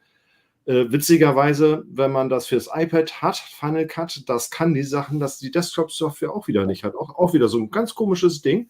Okay. Ich weiß gar nicht, René, Glanzfilmfabrik ist nicht dabei, weil der schneidet nämlich die Sachen auf dem iPad und habe dann festgestellt, der muss wohl tatsächlich so ein paar Sachen mehr können an der Stelle. Und ja. Also ich zahle auch für meine Musik, zahle ich 20 € im Monat. Was Echt? hast du? Was habt ihr denn da? Ich hab das gar nicht. Ich benutze einfach die Musik, die in CapCut drin ist, wobei ich da oft festgestellt habe, die ist dann nämlich nicht frei, ne? Die ist urheberrechtlich geschützt. Ja, da musst du aufpassen. Und mittlerweile, ich habe mir viele Sachen in der YouTube-Musikdatenbank rausgesucht. Ne? Hat ja eine Audiomediathek, YouTube, und habe mir da so ein paar Sachen rausgesucht. Aber was benutzt ihr denn für Musik? Also ich benutze so Epidemic. Und es rentiert sich. Die Qualität und die Auswahl, ich finde die wirklich sehr gut. Kostet aber 20 € im Monat. Das ist viel. Aber Musik ist 50% vom Video. Ich nutze Artlist. Kostet, glaube ich, ähnlich. Also der Preisunterschied ist ähnlich. Ich nutze das deswegen, weil das letztes Jahr zum Black Friday tatsächlich ein Schweinepreis war. Irgendwie hast du für 12 Monate bezahlt und hast, glaube ich, 16 Monate gekriegt oder sowas und bin ja Sparfuchs, so wie jemand anders in dieser Runde. Da muss man natürlich zugreifen. So, und jetzt warte ich eigentlich drauf, dass jetzt alle zu Artlist wandern, weil die natürlich richtig gut geworden sind. Und wenn alle denn darüber gegangen sind, dann gehe ich zu Epidemic zurück, weil dann verwendet keiner mehr Epidemic. Das ist, man muss aber gegen den Strom laufen, damit du was anderes hast. Ja, aber es ist interessant, wenn man sich so Videos anschaut, denkt man sich, Epidemic, alles klar, kenne ich den Sound. Ja, also es ist auch tatsächlich so, das wird auch schwierig. Du sitzt dann ja stundenlang manchmal dabei. Der Sparfuchs. Ich dachte schon, das wäre jetzt der Schweigefuchs. Ich habe gemeint, das ist der von Wüstenrot, der Bausparfuchs, oder? Der Sparfuchs ist immer dabei, ne? Der Sparfuchs? Cool. Nee, also sitzt dann da stundenlang bei, manchmal höre ich den Titel und denke, ja, das habe ich vorhin noch erst bei YouTube bei dem und dem gehört und den. Ja, und dann, ich glaube, den Zuschauern wird es gar nicht auffallen, wenn du die gleiche Musik verwendest. Ich habe auch manchmal so manche Titel, finde ich richtig cool. Die habe ich ja schon 2-3 Mal verwendet. Also da hat sich jetzt noch keiner beschwert, aber ich finde Ton extrem wichtig. Und mich ärgert das selber, wenn ich irgendwas selber unterwegs, auf Deutsch gesagt, verkacke und dann Stimme nicht, passt nicht zu dem, was du eigentlich gemacht hast und die Musik ist so laut und du musst die ganze Zeit nur am Anpassen. Ich sag mal, Bildfehler, das vertragen sie alle. Ne? Das tut nicht so weh. Ne? Also, weil schlecht gucken können sie alle ab 50 sowieso nicht, wie meine Zuschauer sind, über 50. Entschuldigung, dass ich das so ein bisschen flapsig sage. Nein, aber hören ist natürlich so eine Sache. Also ich merke das ja selber, wenn ich ein Video gucke. Ich glaube, beim dir, Markus, war das mal so. Da hattest du einen ganz schlechten Ton bei irgendetwas. Sorry, aber da bin ich nach 2 Minuten raus, weil das tue ich mir nicht an. Weil das für mich viel zu anstrengend ist, da denn zu folgen. Das ist dann schade für den, der es gemacht hat. Aber ganz ehrlich, das finde ich anstrengend. Ja. Weil der Witz an der Geschichte ist, also auch so Livestreams, wie Uwe sie zum Beispiel macht. Ich bin ja nicht in epischer Weite bei, aber ich sitze viel im Auto. Und YouTube läuft im Auto. Ja. So, ich brauche das Bild nicht, aber ich habe den Ton nicht. Ich kann ja auch einen 4 Stunden Livestream, kann ich mir komplett anhören. Da weiß ich in etwa, worum es geht. Ist gut, ich sehe die Kommentare manchmal nicht. Gut, Uwe liest sie vor, andere lesen sie nicht vor, das ist jetzt auch gar nicht so wichtig, aber wenn ich sage, so blaue Stunde oder sowas, komme ich nicht immer dazu, weil das ist eine Hauptkernzeit bei mir, donnerstags abends zu arbeiten, dann stehe ich auch meistens auf Versammlung und mache irgendwelche Vorträge gerade, da kann ich natürlich schlecht zugucken, aber dann sage ich, okay, ist heute Abend gelaufen, dann gucke ich, ist noch nicht zu Ende, dann mache ich es nicht, wenn es zu Ende ist, dann gucke ich das Autoradio an und spiegel mir den ganzen Livestream da einfach mal rein und dann ist für mich Ton extrem wichtig und wenn das nicht passt, dann bin ich sofort raus. Ja. Ganz kurz, Olaf, die YouTube-Mediathek ist kostenlos. Du musst nur aufpassen, es gibt manche Songs, die müssen erwähnt werden. Du hast hinten so ein Zeichen, wenn du es beschaust. Die einen kannst du mal verwenden, andere musst du den Künstler irgendwie mit einfügen. Ich glaube, das ist sogar inzwischen sogar automatisch. Ja, es fällt mir nämlich immer häufiger auf, dass bei manchen Videos das nämlich genauso drin steht, in so einem ganz bestimmten Format und nicht in den Kommentaren, sondern so wirklich in so einem weißen Kästchen. Ich vermute mal, dass das inzwischen automatisiert ist. Oh, das ist doch hässlich, oder? Ja. Da taucht der Künstler in so als kleiner Werbeding unten auf, so Informationen. Nee, das ist irgendwo unten drin unter den Kommentaren, unter deinem Text. Irgendwo steht das dann drin. Okay, muss ich direkt mal aufpassen. Aber das finde ich jetzt nicht störend. Der Michael Knight nur schreibt, was ist, wenn du bei Artist weggehst, ob die Videos dann, also ob sie die Musik weiter benutzen darfst. Also bei Epidemic ist es so, die, was du in dem Zeitraum, wo du das Abo abgeschlossen hast, die Musik verwendet hast, die bleibt auch weiterhin. Ja. Das ist bei Artlist genauso. Also du musst ja, wenn du dich dort anmeldest, hinterlegst du deinen YouTube-Kanal.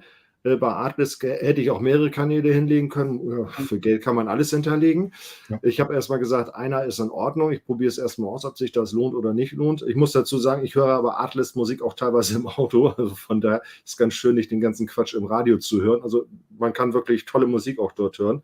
Ja. Also sehe ich da ein bisschen entspannter, wie so eine Streaming-Datenbank für mich auch. Aber alles, was ich in der Zeit gemacht habe, ich habe eine Lizenznummer und das ist auch ganz genau dort gespeichert und die kann ich ewig drauf lassen. Das Problem ist, was ich aber nicht habe, das habe ich mir tatsächlich sehr genau durchgelesen. Ich kann jetzt nicht sagen, ich nehme die Videos und packe die zum Beispiel im gleichzeitigen Raum zu Watch Better zum Beispiel. Ne? Also das kann ich jetzt nicht machen. Die sind da bei YouTube verhaftet. Wenn ich sie lösche und nochmal hochlade, dann kriege ich auch Ärger. Dann ist das weg. Also es ist nur für die Veröffentlichung und dann ist das Thema auch durch. Das wäre jetzt auch meine Frage. Wenn ich jetzt zum Beispiel von einem von deinen Videos die Musik rausnehmen würde und würde die für mein Video benutzen, das fällt dann auf? Ja. Weil, Wahnsinn.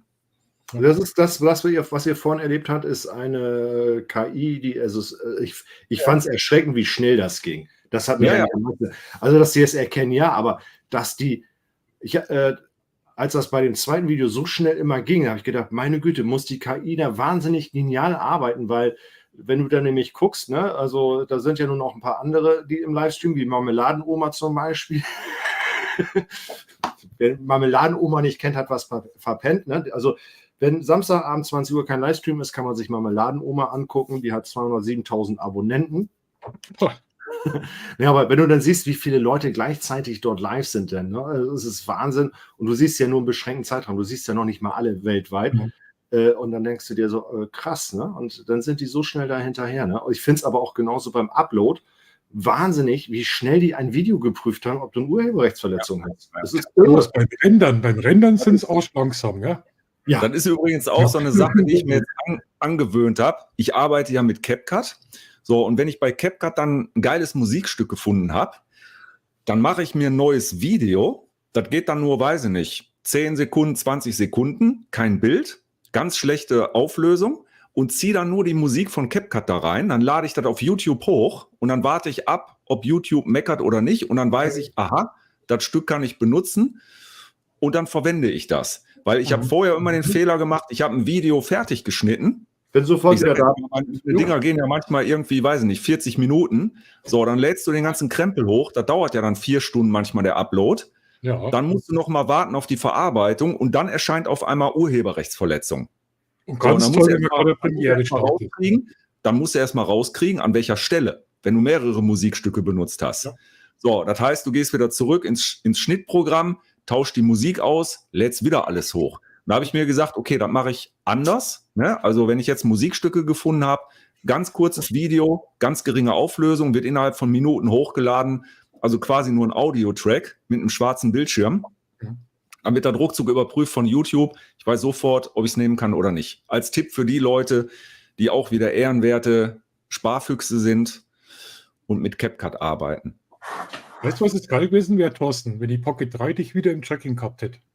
Ja, das habe ich jetzt auch gerade. Ich habe mir gedacht, wieso ist denn, also normalerweise, wenn du kurz raus bist, geht's. Ja. Aber ich glaube, ich war zu lange beim Kamin. Ja, das habe ich spannend gefunden. Wieder gefunden oder nicht? Ja, du musst einmal klopfen. Ja. Was mich tierisch an der Pocket 3 nervt, kann ich sagen. Egal, was du bedienst. Da kommt immer so ein weißer Bildschirm runter und sagt dir, was du gerade gemacht hast. Zum Anfang ist das eine tolle Geschichte. Und ich glaube auch, dass man das ausschalten kann, nur ich habe den Knopf dazu noch nicht gefunden. Wie meinst du, was kommt da für ein Bildschirm runter? Also wenn ich jetzt hier auf Active Track drauf drücke, dann sehe ich jetzt hier so einen grünen Rahmen und dann kommt so ein weißer Balken, so eine Bauchbinde letztendlich mit schwarzem Text. Active Track ist aktiviert. Ach so, okay. Eine Bestätigung eben. Okay. Ja, dann sage ich mir, okay, das sehe ich bei dem Grünen, warum ist dieser Text da? Ja. Das geht noch. Dann hast du so Funktionen, die du dann einschaltest, wo du dann diese Kamera um 180 Grad drehen kannst und sowas. Das halbe Bildschirm ist dann weg, ist mit dem Text und du musst erstmal einmal mit dem Finger drauf gehen, damit es sofort weggeht, weil sonst dauert es einen ganzen Moment. Und ich finde nicht die Funktion, wie man das Ding ausschalten kann. Das hat die Pocket 2 nicht gehabt. Und das ist schön, jetzt haben wir einen größeren Monitor, aber die ballern sie die ganze Zeit voll. Also kann ich auch mit der Pocket 2 weiterfilmen. Das ist der gleiche Effekt. Ich kann dir schon sagen, was bei der Pocket 4 neu dazukommt. Die spricht dann mit dir. Die liest dir dann vor auf Chinesisch, was aktiviert wurde. Ah, super. Gibt ja auch so ein paar Elektroautos aus China. Die haben das auch. Die reden die ganze Zeit mit dir. Ist lustig. Jetzt wollte ich schnell was ausprobieren.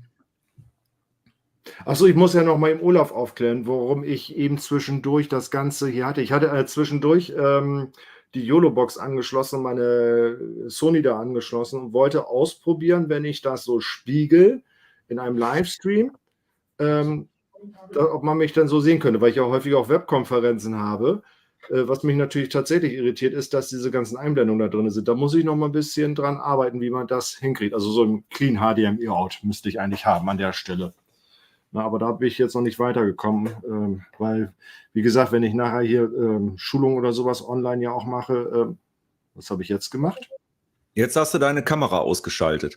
Nee, eigentlich nicht, weil jetzt habe ich... Oder hier in StreamYard, vielleicht bist du in StreamYard auf Kamera stoppen gekommen, auf den Button unten in der Leiste. Ja, bin ich, aber frage mich nicht, wie ich das jetzt wieder gemacht habe, weil eigentlich... Und jetzt bin ich auch eingefroren, okay? Ja, ist auch schön. Schöner Effekt, den hätte ich auch mal gerne. Aber weißt du was? Alles. YouTube-Strike, Mikrofonprobleme, Streamabbrüche, Copyright. Skype-Pixels, wolltest du mal sehen? Ich kann auch Standbild machen. Pass mal auf. Geil, ne? Oder so.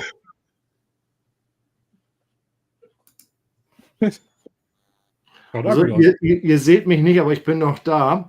Das ist noch da. Ich bin fasziniert davon, wie du so lange so still sitzen kannst, ohne dich zu bewegen, Thorsten. Das sieht super aus. Ich schaffe das nicht. Nee. Also ich habe gerade beim Rumspielen tatsächlich ein bisschen den USB-Stecker von der Pocket rausgezogen und dabei ist das passiert. Das hat wohl minimal gereicht. Ja. Ich sage ja mal, ich bin der König der Kameras. Ne? Andere sind König der Meere. Ich bin der König der Kameras. Ich habe da keine Ahnung von. Das stimmt. Das haben wir jetzt mehr getestet, gell? Ja. 2 Daumen nach oben ist, kommen Ballons. Kann es die Pocket 3 auch? Was? Naja, wenn es beim Apple jetzt streamst, mit dem iPhone und du machst so, dann kommen im Hintergrund so Ballons. Ihr kennt praktisch die Geste. Oh, das habe ich letztens live gesehen. Jetzt weiß ich, was der für ich weiß, was du machst. Da kannst du auch irgendwie nur mit der Hand heben oder kommt so ein Effekt, ja? Ja, genau. Das habe ich gesehen. Da war Paddy mit Faisy im Stream. Und das ist nachher massiv eingefroren. Dann ging gar nichts mehr. Aber ein geiler Effekt. Also, Spielerei, gell? Das ist so eine Spielerei, sage ich. Aber ich finde es irgendwie lustig. Ja, es ist nett. Das ist genauso wie hier, dass du die Kamera hier, das ist auch so ein netter Effekt, dass du die jetzt nimmst und die kann sich um 180 Grad drehen, ohne dass du die Kamera selber drehst. Das macht die im Gewill. Das machst du 5-mal und dann ist der Gag auch weg, ne? Ja. Das war das, wo der Markus da in der Fußgängerzone da laufend durchgelaufen ist, wo er schon fast schlecht geworden ist. Wo er die Drehfunktion die ganze Zeit probiert hat. Welcher Markus? Der hat Pocket 3 genutzt, oder? Der Markus Fahns hat das so ein Pocket 3 Video gemacht. Ach so, ja, das stimmt. Das hat Markus übertrieben, genau, das hat er in Berlin gemacht. Ja, ich war jetzt gerade überlegen, weil Daniel hatte ja auch die Pocket, der hat das nur kurz einmal mitgemacht. Daniel Neitzel, so ähnlich. Und ja, also das haben ja mehrere ausprobiert, aber ich glaube, Markus hat es tatsächlich übertrieben. Ja. Also nichts gegen Markus. Also ich schätze Markus unwahrscheinlich, ist ein lieber netter Kerl. Aber da siehst du genau den Effekt, wenn du jemanden so ein Ding in die Hand gibst, der vorher damit nie gearbeitet hat, der sich mit Spiegelreflexkameras, und das kann er definitiv besser als ich, weil das könnte ich nämlich nicht, sich da nie mit auseinandergesetzt hat. Und dann kommt wirklich dieses Zerreißen, wo ich wirklich gedacht habe, boah, und ich habe mich zwischendurch bei manchen Videos extrem aufgeregt. Also da habe ich echt gedacht, Überhitzungsproblem, 48 Grad und die Kamera ist scheiße und boah, dann denkst du dir, Alter, Leute, denkt ihr eigentlich mal ein bisschen nach, was ihr da drin habt? Ich habe es ja kurz in meinem Video angestimmt. Also ich arbeite ja im Kfz-Bereich. So, ich arbeite mit Elektroautos. Also ich weiß auch, was das bedeutet. Ich schule das ganze Thema. Ne, das heißt, ich weiß, was eine Lithiumbatterie kann und ich weiß auch, wie die brennt. Und das habe ich schon live gesehen. Und das möchte keiner live sehen. Und ich habe auch schon ein iPhone live brennen sehen. Und das möchtest du auch nicht sehen. Und eine Pocket möchte ich auch nicht brennen sehen. Und die möchte ich auch definitiv nicht in der Hand haben. Und dann finde ich 48 Grad auch gut. Und ganz ehrlich, jetzt muss man mal anders überlegen. Wann passieren diese 48 Grad? Das wird wahrscheinlich so im Frühjahr, Sommer sein. Ja. Wer hat Ich im freue mich Frühjahr, schon drauf. Ich bin gespannt auf die. wer hat im Frühjahr, Sommer Handschuhe an? Also ich habe die nur im Winter an, wenn ich filme oder sowas, wenn mir ein bisschen kalt wird. Aber im Sommer habe ich in der Hand. Meine Handtemperatur liegt in der Regel bei 37 Grad. Und ganz ehrlich, 48 Grad, so einen heißen Kaffee fasse ich noch nicht mal mit dem Becher an. Da will ich schon weg. Und von daher. Ich kenne ja das Problem mit den Drohnen von der Miniserie. Du hast da so viel Technik drin in den kleinen 249 Gramm. Die werden ja bloß so durch die Luft gekühlt. Sobald so eine gezüchtete, vollgestopfte Drohne steht und keinen Luftzug mehr kriegt, fängt die komplett zum Überhitzen an. Weil einfach ist genau der gleiche Effekt. Klar, kannst du jetzt sagen, im Ausland ist ein bisschen mehr. Ja, im Ausland gibt es andere Regeln. In Europa hat man sich darauf festgelegt, weil diese Brandgefahr massiv ist. Ja. So, dann ist das eben halt so. Und davon mal abgesehen, also ich weiß nicht, wie ihr filmt. Also ich weiß, dass Uwe sich eine Stunde auf den Roller setzen kann und eine Stunde filmen kann. Das kann ich mir vorstellen. Aber hat er Fahrtwind auf der Action 3? Ja. Dann hätte ich bei der Pocket 3 hätte ich auch Fahrtwind, wenn ich das machen würde. Das kann man machen, aber letztendlich, wenn wir jetzt mal ganz ehrlich sind, du setzt dich nachher hin, du schneidest das zurecht. Du hast eine Stunde gefilmt und davon hast du 2 Minuten verwendet. Also von da inzwischen bin ich ja wirklich so, ich habe früher auch gedacht, ich nehme alles auf, ne? Vorne, hinten, über, unter mir, unter den Schuhen, nehme ich alles auf. Ich bin mir schnell 2 Minuten weg. Gell? Was? Okay. Was Ich bist schalte du? euch 2 hübschen. Kein Problem, wir übernehmen hier. Das ist ein gutes Thema gerade, Thorsten. Also ich habe zum Beispiel jetzt das Video von gestern vom Hauptbahnhof. Da war ich ja letzten Sonntag mit dem Thomas. Wir sind ja durch den ganzen Hauptbahnhof gelaufen. Und ich habe dann diesen Brustgurt und filme die ganze Zeit mit der Action 3. Ich habe also wirklich knapp 2 Stunden gefilmt. Ich filme dann alles. Und da habe ich mir das ganze B-Roll rausgeholt. Ich habe also ganz wenig habe ich mit der Z6 II gefilmt, weil ich habe ja auch verschiedene Objektive benutzt. Das passt dann auch nicht immer, da habe ich dann keinen Bock drauf, nur für eine kurze B-Roll-Sequenz wieder ein anderes Objektiv und hin und her. Die Action 3 läuft einfach mit und mir reicht auch die Qualität. Und das ist jetzt toll im Winter, da überhitzt die nicht. Die kühlt ja vorne über die Linse, die Action 3. Da gibt die Wärme drüber ab. Und wenn du jetzt auf dem E-Scooter fährst, das ist toll durch den Fahrtwind, aber auch da sind Grenzen. Im Sommer bin ich ja bis nach Düsseldorf gefahren mit dem E-Scooter gegen die Sonne. Die Sonne hat also die ganze Zeit auf die Actioncam geballert, gefahren mit 20 km/h und der Fahrtwind hat nicht gereicht, um das Ding zu kühlen. Die hat sich ausgeschaltet. Dann bin ich also ein paar Kilometer gefahren, ohne zu filmen, damit die sich im Fahrtwind abkühlt. Dann habe ich die wieder angeschaltet und dann kamen zum Glück so ein paar Strecken, die auch wieder ein bisschen im Schatten unter den Bäumen waren. Da war es nicht ganz so stark. Aber ich nutze das und ich filme dann auch komplett alles mit. Ich lasse einfach alles mitlaufen. Also das mache ich ja, habe ich ja auch gemacht. Als ich die Action 3 noch hatte, habe ich auch tatsächlich, die hing ja meist auf der Schulter hier und die hat alles mitgefilmt, oder die hing in der Brust oder irgendwo hing die jedenfalls. Ich habe auch alles mitgefilmt und ich habe dann wirklich, das war auch die Kamera, die das meiste Material produziert hat. Zwischendurch war es ganz schön, weil manche Situationen eingefangen sind, die du gerade nicht so schnell filmen konntest. Genau. Aber mehr aus Erinnerungszwecken an der Stelle, muss ich ganz ehrlich sagen. Ich habe sie nicht verwendet. So, und ich habe nachher wirklich, wenn dann schneidest du da was rein und denkst so, da bist du lang gelaufen und da bist du lang, das musst du da unbedingt noch reinschneiden. Und dann sitzt du da am Schnittcomputer, hast das alles fertig, denkst toll, und dann fange ich hier an, erst die Musik zu hinterlegen. Und dann sitze ich dann davor und höre mir die Musik an und gucke mir das so an und denke so, und jetzt würde ich wegschalten. So, und wenn ich das denke, wird gecuttet. Das heißt, nachher habe ich von 1,5 Stunden von der Action 3, habe ich nachher 2 Minuten verwendet. das war so mein Effekt dabei, weil ich immer gucke, wenn ich es mir nicht mehr angucke, dann guckt sich jemand anders wahrscheinlich auch nicht mehr an. Das ist so meine Devise dabei. Also wenn ich merke, eine Szene wird langweilig und ich habe es dann schon 7-mal gesehen, aber ich denke mir, ich schalte es dann einfach ein bisschen kürzer, weil ich sage, ist dann halt so an der Stelle und bin jetzt wirklich, versuche dabei überzugehen, wirklich wieder nur mit der Pocket zu filmen. Ich habe mir zum Beispiel meine ersten Videos angeguckt, die ich ja nur mit der Pocket gefilmt habe, wo ich keine Action dabei hatte. Da war ich für mich zufriedener an der Stelle. Und da muss ich sagen, ja, das hat mir viel, viel mehr Spaß gemacht. Und mit der Action ist so ein Wahnsinnswust dabei gekommen. Und das ist das Gleiche auch mit allen anderen Kameras. Manchmal braucht das gar nicht so viel. Ja. Von daher. Aber auf der anderen Seite, ich sage mal, klar, die überhitzen. Gar nicht so schlimm. Aber jetzt bin ich mal ganz ehrlich, die sind so klein. Die können 4K, 60p, so ein geiles Material produzieren.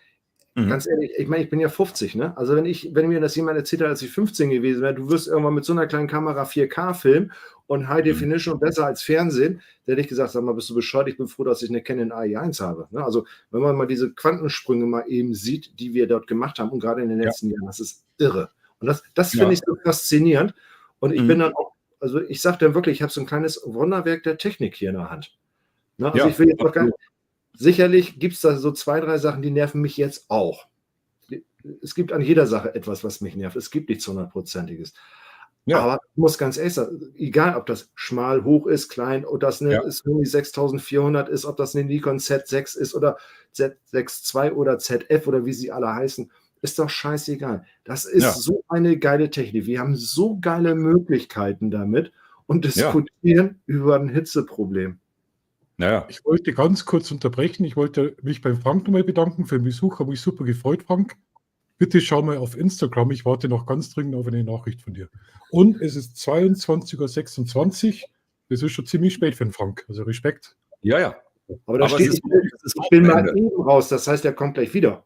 Ja, genau. Es ist ja schließlich Wochenende. Es ist nämlich auf die Streams, wo Frank mittlerweile dabei ist, so ein Running Gag. Da gibt es Leute, die um 10:15 schon an Frank erinnern, dass Bettzeit ist. Und das finde ich immer so witzig. Du müsst aber aufpassen, wenn so Sachen kommen wie, es ist 21:45 Uhr, gute Nacht, Frank, egal ob er im Stream ist oder nicht. Das ist mittlerweile so irgendwie ein Running Gag geworden. Olaf hat gerade geschrieben, man kann mit der Action auch nur das filmen, was man braucht. Grundsätzlich, Olaf, gebe ich dir da vollkommen recht. Ja. Das Problem ist nur, die war bei mir hier, die ist dann, warte mal, wo habe ich sie hier? Mit so einem Schultergurt dann hier so, da immer so auf der Höhe gewesen, kann man das sehen, ja? So, die machst du an und dann fängst du an zu laufen und dann guckst du und dann konzentriere ich mich auf Fotos. Und dann läuft die und ich mache die nicht aus. Und ich habe das mit der Sprachsteuerung ausprobiert. Ey, komme ich mir blöd vor, wenn ich im Raum reinschreie. Take a photo. Oh. Ich zeige euch mal gerade was. Beim Rumspielen, gerade kaputt gebrochen. Die Sprachsteuerung hat sich nie durchgesetzt. Bei den ersten Handys hat es auch dann gegeben. Sprachsteuerung im Handy. Qualität von Peak Design. Was hast du denn da jetzt kaputt gebrochen, Thorsten? Kann ich dir zeigen? Alter, ich drehe gerade durch, aber ist egal, das passt zu der Woche. Das ist im Prinzip die Aufnahme, wo ich hier so eine Platte habe, wo ich zum Beispiel so ein Licht drauf, mit so einem Schnellverschluss drauf packen könnte.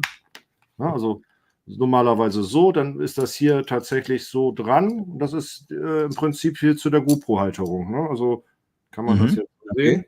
Ja. So ein bisschen, ja. Okay. Wieso funktioniert das jetzt hier nicht? Bin ich total doof? Ja, ich versuche gerade, mich nur scharf zu stellen, muss ich mir vors Gesicht halten. So, so geht das. So, und das ist mir gerade, nachdem ich einfach nur ganz leicht in der Hand so hin und her, wie ich das immer mache, das mit dem Teil spiele ich hier die ganze Zeit am Schreibtisch rum. Jetzt nicht mehr, jetzt ist es kaputt gebrochen. Ist von Peak Design, um das mal eben zu sagen, das war auch nicht billig, das Zeug. Ja, das hätte ich dir vorher sagen können. Die teuren Sachen gehen kaputt. Ne? Ja, ich muss mir irgendwas Billiges jetzt hier überlegen, aber das ist ja nicht das Problem, was man Fundus sucht. Irgendwas haben wir. Naja, und Thorsten, ich mach das eigentlich auch mit der ganzen Zeit, oder dass ich die ganze Zeit alles mitfilme, weil mir ist es vorher immer passiert, ich habe vergessen zu filmen. Ne? Ich war aufs Fotografieren konzentriert, habe alle Fotos gemacht, komm zurück zum Auto, hast keinen B-Roll gefilmt. Wieder aus dem Auto raus, Kamera raus, wieder gefilmt oder damals noch mit dem Smartphone. Und dann kam das eigentlich automatisch. Ich hatte ja dann überlegt, ein neues Format. Ich wollte mit dem E-Scooter fahren und dabei filmen. So, und ich bin der Sparfuchs und habe gesagt, das machst du mit dem Smartphone. Das Pixel ist super. So, dann hast du aber das Pixel hier vorne irgendwie vor der Brust und hast dann Angst, dass deine 1.000 Euro jederzeit runterfallen. Ne? Das ist zwar gut von der Bildqualität, aber die Stabilisierung kommt an ihre Grenzen. Es ist nicht wasserdicht. So, und dann geht es los. Und dann habe ich überlegt, was holst du dir jetzt? Und das Einzige, was in Frage kam, war eine Actioncam.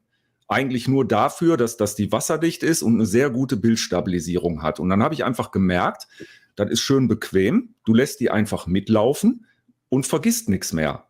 Hast alles mitgefilmt, wo du selber mal an einen Fotorucksack gehst oder wo du dich mal umdrehst und so einen kleinen Schwenk machst.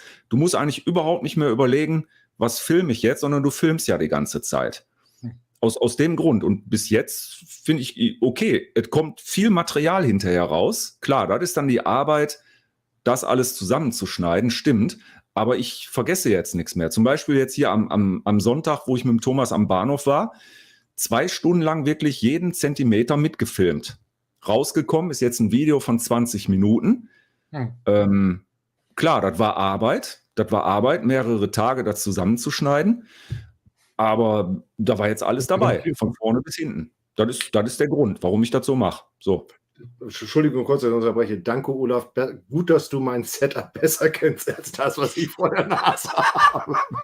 Olaf kennt alles. Sogar den Fluxkompensator. Ich bin jetzt gerade überlegen, wo hier die versteckte Kamera eingebaut ist. Also. Ja, jetzt weiß ich auch. Jetzt probier es tatsächlich nochmal. Also jetzt kann man es, glaube ich, sehen. Ja, genau. Das Ding ist hier gerade kaputt gebrochen. Warte mal, ich mach dich größer. Also das ist hier tatsächlich, das ist diese Halteplatte gewesen, die normalerweise hier so zusammengehört, irgendwie so in der Form. Warte mal, so.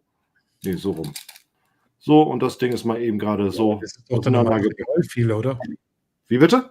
Ist doch dann eher Materialfehler, oder? Das kann Ja, du, keine Ahnung, das kann auch irgendwo schon mal blöd runtergefallen sein, dann kriegst du das mit, oder ich habe die Schraube hier unter zu fest angezogen, obwohl es nicht da durchgerüstet ist.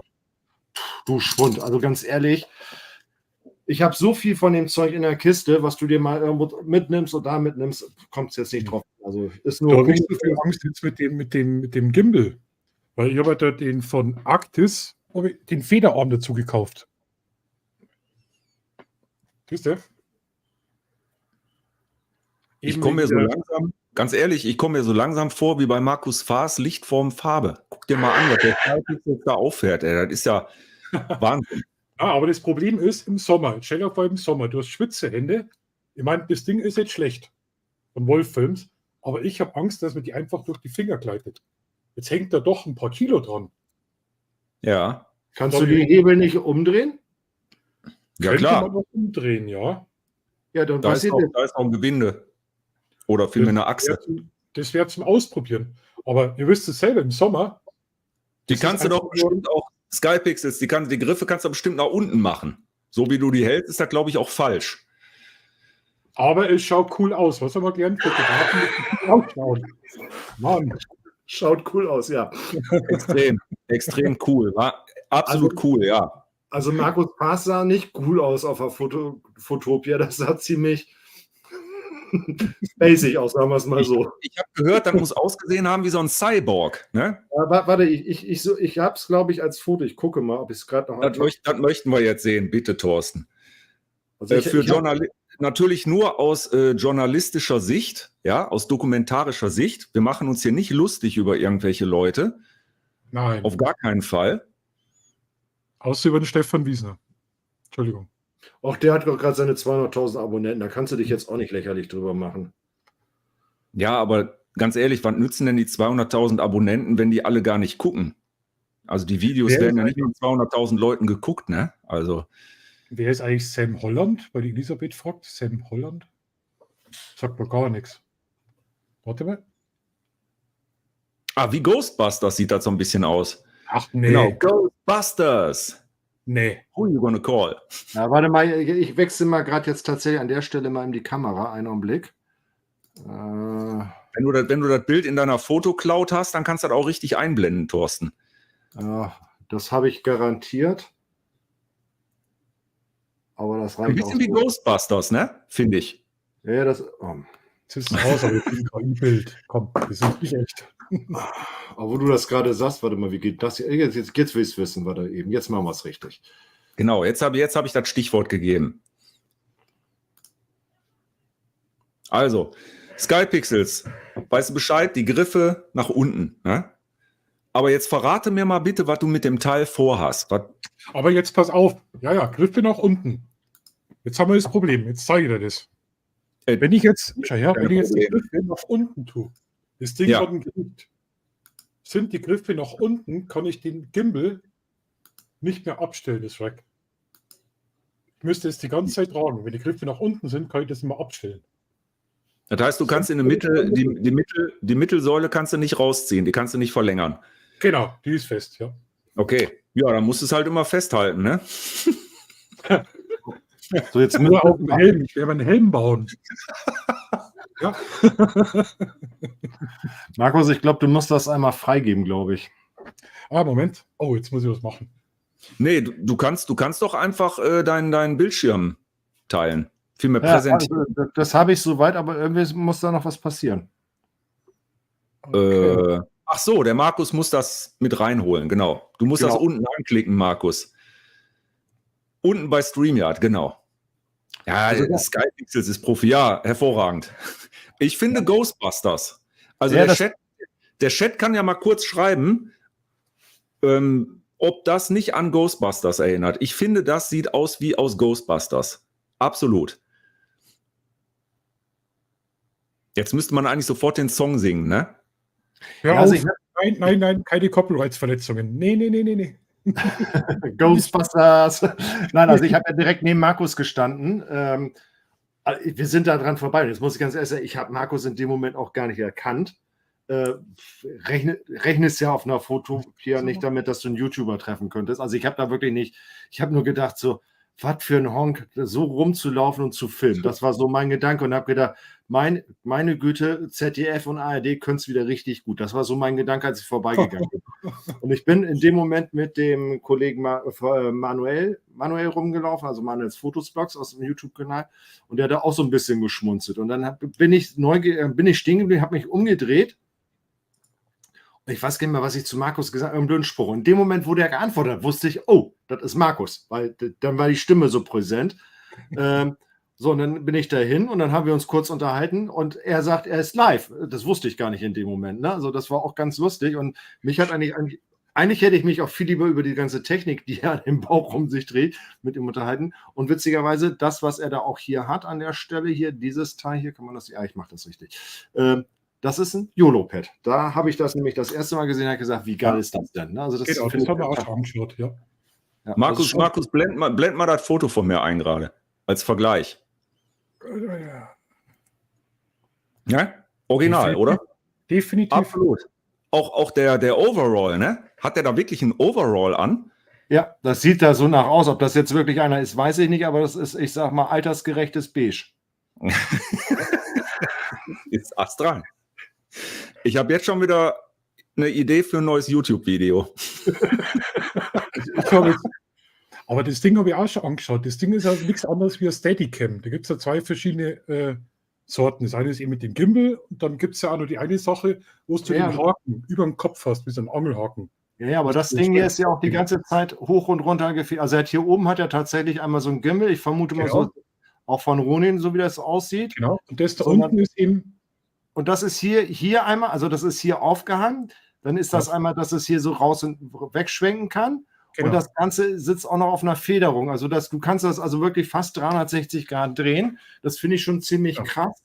Ne? Und ich finde auch die Konstruktion, ne? Das ist dann hier unten einmal über die Hüfte, dann oben über die Schulter und hier hinter war nochmal irgendetwas, um da stabilisiert zu sein. Und dann eben halt mit dem Mikrofon. Also cooler hätte ich jetzt noch gefunden, wenn er eigentlich nur noch auf dem Monitor gewesen wäre an der Stelle und hätte dann so nur mit Joysticks gearbeitet. Das hätte ich total gefeiert. Ne? Das ist ja nichts anderes wie der Federarm, aber er ist halt gewichtsentlastet durch die Rucksack-Elemente. Ja, also Markus hat schon gesagt, dass es schwer ist, also dass es schon gut Gewicht ist, aber ich glaube, wenn jeder den Livestream gesehen hat, wie lange er da unterwegs war, der war, glaube ich, 2 Stunden am Stück oder sowas unterwegs. Das war irre. Ja. Ist da, was jetzt noch fehlt? Diese neue Selfie-Drohne, die ganze Zeit vor dir fliegt und dich anguckt. Ach Gott, die Kleine, ja. Aber ich glaube, wenn ich Markus da getroffen hätte ich ganz laut gesagt, Sprengstoffgürtel. Eben, sag mal Thorsten, wie kriegt man das denn durch die Security durch da? Ja. Gibt gar keine Security, ne? Bei der Fotografie. Es gibt da zwar schon Security, aber ganz ehrlich, also das ist ja übrigens auch so ein Phänomen, schönes Thema. Wenn du dann siehst, mit was für Rucksäcken die Leute da rumlaufen, ne? Also den großen F-Stock-Rucksack, bist da oben gepackt und alles da drinne, so schwer und laufen da stundenlang über die Messe. Also ich habe auch einen Rucksack und ich habe auch noch einen Rucksack gekauft. Der war billig, da musste ich mitnehmen, da war ich wieder Sparfuchs. So, und dann, aber du siehst das und dann fragst du dich ernsthaft und ich habe gar nicht so viel Fotos gemacht. Ich habe zwar auch meine Kamera die ganze Zeit bei gehabt, ich habe so ein bisschen Material gefilmt, so, ja, und ich hatte ja auch so ein paar Sachen, hatte ich für mich gedanklich vor, aber du fragst dich denn schon eigentlich, warum schleppst du eigentlich eine Kamera zur Fotomesse mit? Das muss man sich ernsthaft mal fragen, weil eigentlich brauchst du ein paar Speicherkarten, um die ganzen Kameras mal auszuprobieren, damit du deine Speicherkarte nachher wieder mitnehmen kannst. Ja. Das muss man machen, weil du kannst die Kameras ja da ausleihen. Du kannst auch eine Stunde mit einer Sony oder mit einer Nikon über die Messe laufen. Also wenn du wirklich eine Kamera brauchst, dann leihst du dir eine. Dann legst dein Personalausweis hin, läufst eine Stunde mit rum. Ja, blau war er. Blau-grau. Da ist das gute Stück, er ist noch da. Aber der geht auch wieder weg, weil das war wieder so ein, ja, war günstig. Genau, Olaf, war günstig. Nein, und das fragst du dich dann wirklich. Und die Leute laufen da wirklich mit diesen riesen Rucksäcken rum. Du siehst das ja, das Bild habt ihr schon weggemacht. Aber auch so im Hintergrund. Jeder ist mit dem Fotorucksack durch die Gegend gelaufen. Du wirst angerempelt und dies und das und jenes. Ja, und wie Andreas das gerade schreibt, ne? Also meine eigene Kamera würde ich tatsächlich nur mitnehmen, wenn ich ein Objektiv testen möchte. Da, Andreas, bin ich völlig bei dir. Ja, ja, aber es ist schon extrem, glaube ich, ne? Auf so Messen bei den Fotoleuten. Die schleppen alle ihre Sachen damit, ne? Elisabeth, grundsätzlich kann man alles leihen. Nur frage ich mich gerade, wofür du einen Field-Monitor haben möchtest. Sie möchte ihn doch nur ausleihen, gar nicht haben. Ja, aber wenn man was ausleiht, möchte man das benutzen. Ja, das stimmt. Die Frage ist berechtigt, ja. Weil es kommt immer darauf an. Ich habe ja das Problem auch, dass mir von den Sony, diese kleinen Displays sind mir manchmal altersbedingt auch zu klein. So, und ich bin dann ja, wenn du draußen bist in der Natur oder sowas in der Stadt und bei dem Wetter die Brille aufsetzen, ist natürlich auch Blödsinn. Und habe mir dann auch immer überlegt, so ja, machst du mit einem Field-Monitor, baust du ihn da oben auf und dies und das und jenes, ist alles schön und gut. Ich brauche das auch nicht ständig und ich habe mir tatsächlich was anderes dazu gekauft, was ganz gut funktioniert an der Stelle, wo ich mein iPhone dann als Field-Monitor machen kann. Das reicht mir vollkommen aus, weil ich möchte manchmal Situationen gut beurteilen, gerade so Landschaftsfotografie oder wenn du Stadtfotografien hast, ein bisschen Zeit dafür, ja, und möchtest das Bild richtig machen, dann ist das in Ordnung, aber sonst, also fürs Fotografieren bräuchte man sonst keinen Field-Monitor. Die Nikon-App, die Snapbridge, finde ich teilweise schrecklich. Ja. Die Sony-App ist eine Katastrophe. Die nennt sich jetzt auch noch Creators oder so ähnlich. Also okay. Total. Ja. Also ich habe eine Stunde gebraucht, diese Kamera mit der App zu verbinden. Mhm.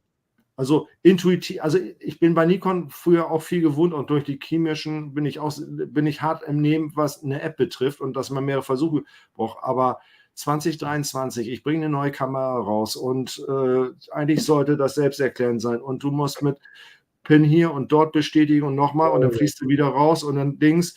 Also dann soll man das Update über diese App machen. Da steht ein Update an. DJI kann das. Insta360 kann das. Ja. Sony, ich weiß nicht. Ich habe Angst, dass ich die Kamera danach einschicken muss.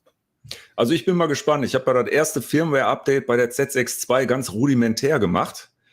Und da haben ja auch viele dann unter mein Video geschrieben, ach, das kann man doch so toll mit der SnapBridge-App machen. Ich werde das beim nächsten Mal, wenn es nochmal ein Firmware-Update geben sollte, über die SnapBridge-App versuchen. Bin mal gespannt, wie das dann läuft. Aber ganz ehrlich, die SnapBridge-App, das ist eigentlich nur ein Fernauslöser. Mehr ist das Ding nicht. Ja. Das Bescheuerte ist ja, du kannst noch nicht mal auf gewisse Kamerafunktionen zugreifen, wie zum Beispiel den Autofokus anders einstellen. Ne? Also, und auch wenn du dich selber filmen willst, dann mache ich das ja auch mit der App. Ich filme mich dann mit der Z6 II. Auf dem Smartphone habe ich dann quasi meinen Monitor, wo ich mich sehe. Da kann ich noch nicht mal von Augenautofokus auf Motiverkennung umschalten. Geht nicht. Es gibt eine andere App, die habe ich. Die ist quasi, wie ich immer sage, von einem Hobbyprogrammierer. Die kann alles. Das heißt, Nikon hat die Funktion ja freigegeben über die Bluetooth-Schnittstelle oder vielmehr über die WLAN-Schnittstelle. Es geht ja. Das ist das, was mich so ärgert. Weißt du, wenn Nikon jetzt sagt, geht technisch nicht, dann sage ich, okay, gut, geht technisch nicht, alles klar. Aber da kommt irgendein 12-jähriger Chinese, der das Ding programmiert in einer halben Stunde am Nachmittag.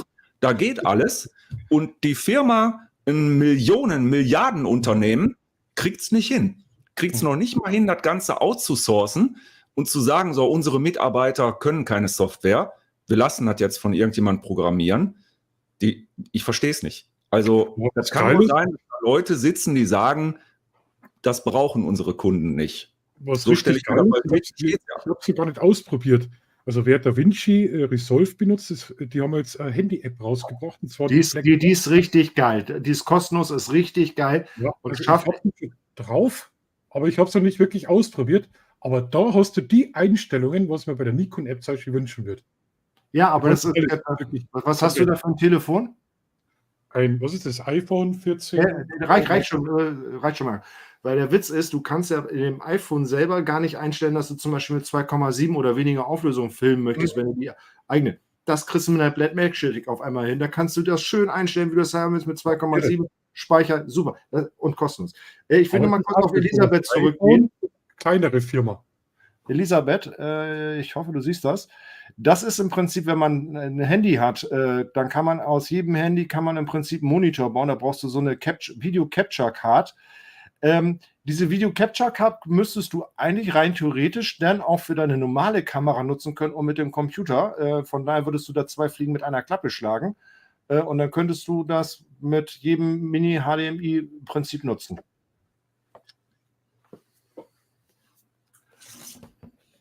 Oh, wir haben einen neuen Besucher.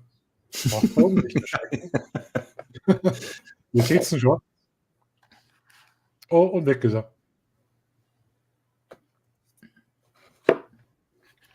Andreas, vielleicht probierst du nochmal. Ja, kannst du Markus, hattest du nicht gerade jetzt das Fenster von der Dani geöffnet hier? Ja. Da stand ja Bavaria Dani. Wolltest du nicht jemand anders reinholen? Nee, ich habe einen Olaf gefragt, ob er will, und jetzt habe ich gerade einen Andreas hier kurz gehabt. Aber den hat es wahrscheinlich wieder rausgehauen. Nee, bei mir stand Bavaria Dani, aber nicht irgendein Andreas. Das stand bei mir auch da. Also, ich habe gerade nochmal geguckt für Elisabeth, das kannst du auch als Capture Card für deinen Computer nutzen. Hättest du beides, was du haben möchtest, mit einem Gerät. Also von daher wäre eine Möglichkeit. Oh, Elisabeth schreibt gerade, nochmal war nicht scharf. Ja, warte, das liegt wieder an der Kamera. Ich wechsle hier. Ansonsten, Thorsten, wenn du einen Link dazu hast, den kannst du hier auch in den Chat rein posten. Dann kann die Elisabeth da direkt anklicken vielleicht. Ja, und ich kann den in die Beschreibung. Exxon mit Doppel-C und Doppel-O. Exxon. Simo. HDMI to iOS, okay. Das findest du. Das ist die iOS-Variante, die ich jetzt hier habe. Das gibt es aber genauso für Android auch. Und wenn du bei Frank Pressure zum Beispiel auf seinem Kanal guckst, der hat das Ding auch schon mal vorgestellt. Genau. Wollte ich gerade sagen, da kommt mir irgendwie bekannt vor. Habe ich schon mal gehört. Ja, Frank hat da mal ein kleines Video zugemacht. Also von daher, das wäre so eine Alternative dazu. Mhm. Weil da überlege ich ja auch noch, ich würde ja gerne auch meine Z6, ich muss mich schon wieder aufregen. Ich muss mich... Entschuldigung, haben wir mal kurz Aufreger des Tages. Ich mache mal kurz, obwohl das ist Aufreger schon vor mehreren Tagen. Da muss der Thorsten auch mal was zu sagen. Thorsten, du bist Sony-Mann, ne? Du bist Sony-mäßig. So, Frage. Wenn du deine Sony-Kamera als Webcam benutzen möchtest, gibt es da von Sony eine App. Also über USB mit dem PC verbinden. Von Nikon gibt es eine App. Ne? Das nennt sich Webcam Utility. So, und dann denkst du, boah geil, Webcam Utility. Ich freudestrahlend meine Z6 II über USB-Kabel angeschlossen, dieses Webcam Utility installiert, funktioniert. Ich so, hey, klasse, ne? Ich gucke auf einmal, das ganze Bild ruckelt. Ich denke so, oh, irgendwas stimmt da nicht. In dieser Webcam Utility App kannst du gar nichts einstellen, das ist nur ein Treiber. In der Kamera kannst du auch nichts einstellen. Gegoogelt und gegoogelt und gegoogelt. Das ist jetzt kein Scheiß. Die Nikon-App erlaubt nur eine Framerate von 15 Bildern pro Sekunde, wenn du deine Nikon-Kamera als Webcam angeschlossen hast. 15 Bilder pro Sekunde. Ganz ehrlich, ich kann es nicht mehr nachvollziehen. Wenn da bei mir ein Programmierer reinkommt und sagt, das Ding ist fertig und ich schließe das an und das Bild ruckelt, der wird rausfliegen im hohen Bogen. Da würde ich sagen, immer, was soll das sein? Was soll das sein? Die kann unmöglich fertig sein, die App. Ja? Noch nicht mal ansatzweise. Das kann ein 6-jähriger Chinese besser programmieren. 15 FPS, dieses Daumenkino in der Schule. Da gehe ich kaputt dran. Jetzt pass auf, jetzt muss ich mir deswegen, weil Nikon nicht in der Lage ist, das anzubieten, muss ich mir dann auch so eine Capture-Karte holen. Das regt mich auf. Regt mich richtig auf. So, Ganz jetzt kurz. habe ich mich wieder beruhigt. Olaf, grüß dich. Guten Abend, Olaf. Schönen guten Abend, Mädels. Aber wir haben jetzt noch einen Gast. Was ist denn heute los? Und zwar haben wir den jetzt geht's ab hier. Andreas. Ich hole mal den Andreas dazu. Moment, schau, ob das jetzt klappt. Hi zusammen. Hallo. Grüß dich. Servus. Jetzt musst du uns ganz kurz helfen, Andreas. Andreas Pott, Thorsten und ich, wir kennen uns persönlich. Ja, Einen grüß Augenblick, dich. ich bin sofort da. Ich muss noch mal eben gerade noch was suchen. Freut mich, dass du da bist. Andreas Pott, Ja. klar, von Mann. Ja, schön. Jetzt hat man mal ein Gesicht, weil den Namen, den habe ich ja auch schon ein paar Mal gelesen, glaube ich. Ja, genau. So, ich will nämlich gerade was ausprobieren. Erstmal gucken. Hallo Andreas, grüß dich. So, ich wollte noch mal eben was ausprobieren, weil musste mal zwischendurch, weil Uwe gesagt hat, ich kann hier auch was verlinken. Das tue ich jetzt auch. Das Ich ist der hoffe, Link- Andreas, du warst nicht von Anfang an dabei. Der Anfang Ja. war super heute. Ja, kann ich nicht. Also ich könnte posten, aber ich kann den Link nicht posten, weil ich darf hier nicht keine Links posten. Aber ist okay. Also darfst du das nicht? Ja, dieser Kommentar konnte nicht auf Bavarian Skypixel gepostet werden, warum auch immer. Ist auch egal. Ich fasse das Ding heute nicht mehr an, weil jetzt läuft's, Thorsten. Ich fasse Ja, das ich- nicht. Ich lasse ja auch. Nee, Andreas, Der Skypixels ist jetzt auf roten Liste bei YouTube. Der darf gar nichts mehr jetzt.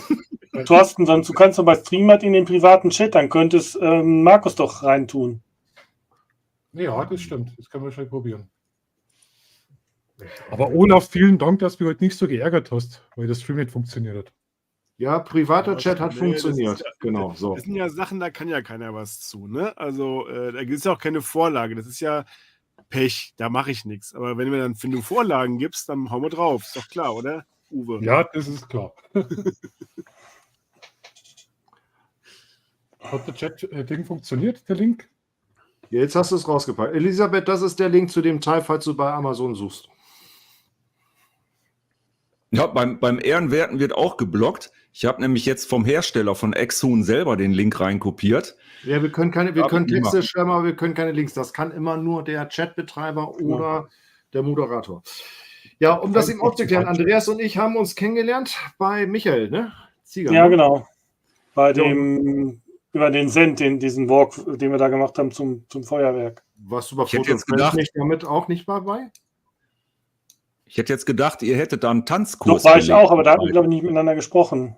Und Ja, Uwe und ich haben uns bei Klaus seinem Event haben wir gegenüber gesessen. Genau, stimmt.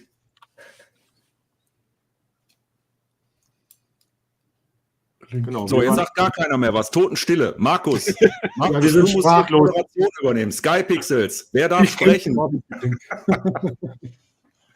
Also ich hoffe, der Link funktioniert jetzt. Super, Dani. der ist dran. Andreas Pott, den Namen kenne ich. Machst du auch YouTube? Hast du einen eigenen Kanal? Habe ich da schon irgendwas gesehen? Ah, okay. Bei Ja, Nur ein Instagram. bisschen Instagram, aber sonst nichts. Andreas ist aber auch sehr häufig unterwegs in den einschlägigen Chats, also beziehungsweise wenn Livestream ist, siehst du Andreas häufiger mal irgendwo laufen. Ja. Das ist so ein bisschen wie, wo ist er eigentlich? Unser Andi. Andi, ne? genau. Der hat den Stream heute auch schon entdeckt, ja. Aber Ja, nur der kurz. Andy war dabei. Andy war dabei, Ja, klar. Der ist aber nach dem zweiten Rauswurf nicht mehr wiedergekommen, glaube ich. Der war aber auch Boah, nicht Olaf. live, der war irgendwie unterwegs, konnte nur hören oder so. Der ist noch im Boah, Krankenhaus. Ich stelle gerade fest, dass ich echt zum Augenarzt muss. Ich gucke gerade beim Olaf, was der da unten stehen hat unter seinem Namen. Ich dachte, da steht Bademeister, aber da steht Bildermacher. Entschuldigung. Ich bin doch nicht die Aber Ärzte. Bademeister wäre auch nicht schlecht eigentlich, finde ich, ne? Dann hätten die Ah, Leute das- mal wieder das Respekt, auch. ja. Dann ist auch hier StreamYard, das kann man gar nicht richtig lesen, finde ich. Das ist viel zu klein, ne? Ja. Oder? Aber ich sehe beim Andreas eine schöne Gitarre im Hintergrund. Andreas, spielst du Gitarre? Ich habe das mal 4 Jahre lang gemacht, ja, und dann im Moment jetzt erstmal 2 Jahre, seit 1,5 Jahren oder was mache ich nicht mehr. Mhm. Das ist eine Lakewood. Oh. Aus Truhe. Nee, nicht spielen. Das gibt Nein. Wir wollen jetzt was hören. Du darfst heute alles spielen. Skypixels möchte noch einen Strike bekommen. Du hau mal was rein. Ja, nee. Smoke on the Water. Das Mieseste wieder die scheiß Gummis da aus dem Bart wieder rauszupfen. Das wird Hölle. Du, das geht ganz schnell. Geh mal in die Küche, da muss irgendeine Schere liegen. Das ist so schnell erledigt. Andreas, hast du die selber abgeholt, die Gitarre? Ja, Beim Hersteller? ja. Beziehungsweise ich war bei so einem Besuchertag da, habe die dann mit dem Martin, mit dem Vertriebler da zusammengestellt, und die von meiner Tochter, die hat der Martin Seliger konfiguriert. Da haben sie die Tochter 1,5 Stunden da in die Endmontage gesteckt und dann musste sie durchprüfen, weil es ging darum, Halsbreite und welche Form und so weiter. Da haben sie die 1,5 Stunden, alle 10 Minuten kriegt sie eine andere Gitarre, sollte sie mal mitspielen und so weiter, und dann bis sie dann irgendwann die richtige dann hatte und so weiter. Ja, sind Uwe, Profis. Thorsten, spielt ihr eigentlich Instrumente? Was? Ob ihr auch irgendwas spielt? Instrumente? Ja, warte, kann ich dir vorspielen. Mhm. Das war das Einzige, was ich kann. Sensationell. Uwe, was Also ich spiele alle Instrumente. Nicht. Das war klar. Aber du hast auch eine Gitarre hinter dir stehen. Oder hattest du stehen? Wo hast du den gemacht, Uwe? Ja, die gehört aber zur Wii-Konsole, zu Guitar Hero. Oh mein Gott. Ja. Ja, Also ich sehe an deinem Gesicht, Olaf, sehe ich, du weißt nicht, was Guitar Hero ist, richtig? Doch. Das ist das Doch, Luftgitarrenspiel, was sie dann, also normalerweise spielst du die Luftgitarre, aber das ist dann, wo du dann dich vor dem Bildschirm abreagieren kannst. Nee, du musst da schon richtig spielen. Gibt sogar ein Schlagzeug dafür. Ein richtiges kleines E-Drum-Kit. Aber die Gitarren, du hast halt, sagen wir mal, einen Hebel, um die Saite anzuschlagen. Und du hast oben 4 Tasten, die du drücken musst. Und dann siehst du bei dem Spiel, den Gitarrenhals. Ne? Der geht so dreidimensional nach hinten weg. Und dann siehst du die Saiten. Das sind also quasi die 4 Tasten, die du drücken kannst. Oder vielmehr 5. So, und dann kommen so Knöpfe angeflogen auf den Seiten. Und unten hast du quasi die Ziellinie, ne? Und wenn die Buttons dann auf der Ziellinie sind, dann musst du die Taste drücken in der richtigen Farbe und die Gitarre dann anschlagen. Also du musst richtig die Lieder nachspielen. Mit Originalmusik, ne? Also es gibt Guitar Hero Metallica Edition, also nur Songs von Metallica, dann Megadeth, Aerosmith. Und dann gibt es natürlich diese Guitar Hero Edition mit komplett gemischter Rockmusik. Da ist dann von allem ein bisschen dabei. Also auf Partys haben wir das gemacht. Großartig. Also so nach 4 großen Weizen, da werden die Leute mutig und dann will jeder mal spielen und der Rest kann dann richtig gute Musik hören. Ne, da läuft ja die Originalmusik dann dabei. Also das ist schon witzig. Ich habe wegen dem Guitar Hero richtig mit Gitarre angefangen. Und zwar richtig dann mit E-Gitarre. E-Gitarre, Okay, Bassgitarre, volle Programm. Ach nee, der Christian Limanski ist da. Grüß dich, Christian. Das ist ja cool. Also für das, dass das heute so scheiße gestartet hat und jetzt auf einmal hier 5 Leute da herin sitzen, muss ich sagen, Respekt. Also freut mich brutal. Hätte ich nie Du weißt- gerechnet. Nie. Du Aber weißt, Markus, was das bedeutet, ne? Moment, das kennst du vielleicht aus dem Video. Ja. Oh, ich hasse dieses Chaos hier. Mein Markus, Maulkorb. dann spiel mal ein bisschen, Markus. Ach Gott. Das Spiel. Ach, so schnell. Mundorgel. Warte mal, Markus. Markus, pass mal auf, warte mal. Moment. Spiel mal. Warte mal. Jam Session aus. Pass mal auf. Grutzi, fix für mich auch schon zu.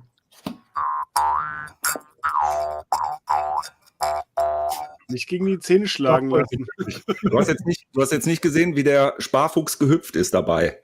Ja. Boing. Also richtig geil. Hat sehr gut gepasst. Ich habe gerade ein neues Format erfunden für YouTube. Bavarian Sky Pixels spielt Maultrommel und der Sparfuchs tanzt dabei. Das wird mehr Klicks kriegen als mein letztes Video, glaube ich. 100%ig. Das letzte. Was auch nicht schwer ist, ne? Jo, genau. Bildungsauftrag erfüllt. Ach, Die Glanzfabrik. Glanzfabrik ist da. Hallo, Schönen René. guten Abend. Oh. Was Siehst ist du? denn da los? Auch Streamt von heute kein- ihm gesprochen und schon klingeln ihm die Ohren und schon ist er hier. Ja. Aber Uwe, in deinem letzten Video, warum sind da so wenig Bilder von der Sony drin? Weil für ein Vergleichsvideo. Die Frage musst du an meinen Fotokumpel Thomas weitergeben. Ne? Der hat mit der Sony fotografiert. Und das sind die Bilder, die er mir geschickt hat. Die habe ich alle gezeigt. Offenbar sind die anderen nichts geworden. Ne? Von der, Also es war ja mein Kommentar in dem Stream, in der Live-Präsentation ja dann doch richtig, wo ich gesagt habe, sind halt nichts geworden, weil sie mit einer Sony gemacht sind. Ne? genau. Nee, das ist völlig falsch, weil Qualität, da brauchst du nur wenig zeigen, bei Quantität zeigst du viel. Ah, Ja, der Witz ist ja, der Olaf hat ja auch was dazu geschrieben und ich habe dem Olaf ja geantwortet. Mir ist ein kleiner Fehler passiert in dem Video. Ich habe nämlich die Texteinblendungen vertauscht, ne, von Nikon und Sony. Aber hat keiner gemerkt.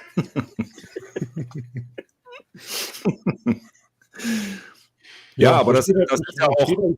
Was steht bei euch eigentlich so als nächstes an? Was kann man erwarten? Uwe, neue Video nächste Woche. Thorsten, Ja, 10 Videos bis Januar. Also nächste Woche gibt es ja 2 Live-Sendungen. Ja? Eine mit dir, Markus. Nächsten Donnerstag gibt es ein Tech Rock Live. Genau. Kommt ja das nächste Q&A. Du stellst Stimmt, die Fragen. Der Stimmt. Bayer Talk, der Preis onboarded. Genau. Samstag gibt es wieder einen neuen Podrock. Und ja, nächstes Video ist bei mir in Planung. Sehr, sehr viel. Aber wetterbedingt leichte Verzögerung. Ja? Leichte Verzögerung. Aber das Team arbeitet unter Hochdruck. Okay. Und bei dir, Thorsten? Was greifst du als nächstes an? Bremen. Nö, also jetzt muss ich mal gerade so überlegen, ich fahre nach Salz. Jetzt fällt mir, ich habe vorhin vergessen, Goslar zu erwähnen, muss ich auch noch zeigen. Nee, ich fahre nach Salzgitter, ob ich da filme, weiß ich nicht, weil da habe ich noch erstmal beruflich was zu tun und zweitens habe ich da noch ein Porträtshooting nebenbei. Muss ich mal gucken und dann wird das auch hoffentlich eine relativ ruhige Woche. Das heißt, ich muss mich ja um die Videos auch meiner Firma kümmern, dass ich die irgendwie nächstes Wochenende auch einspreche. Okay. Das heißt, also ich werde ein Video die Woche jetzt schneiden, damit nächste Woche was kommt, weil so mehr als 2 Wochen Pause will ich dann nicht lassen. Danach, jetzt muss ich kurz die Woche drauf, ist dann auch relativ ruhig, Gott sei Dank. Und dann bin ich schon wieder auf dem Weg nach Frankfurt. Okay. Dort treffe ich mich mit jemandem. Und dann fahre ich von Frankfurt weiter nach Offenburg,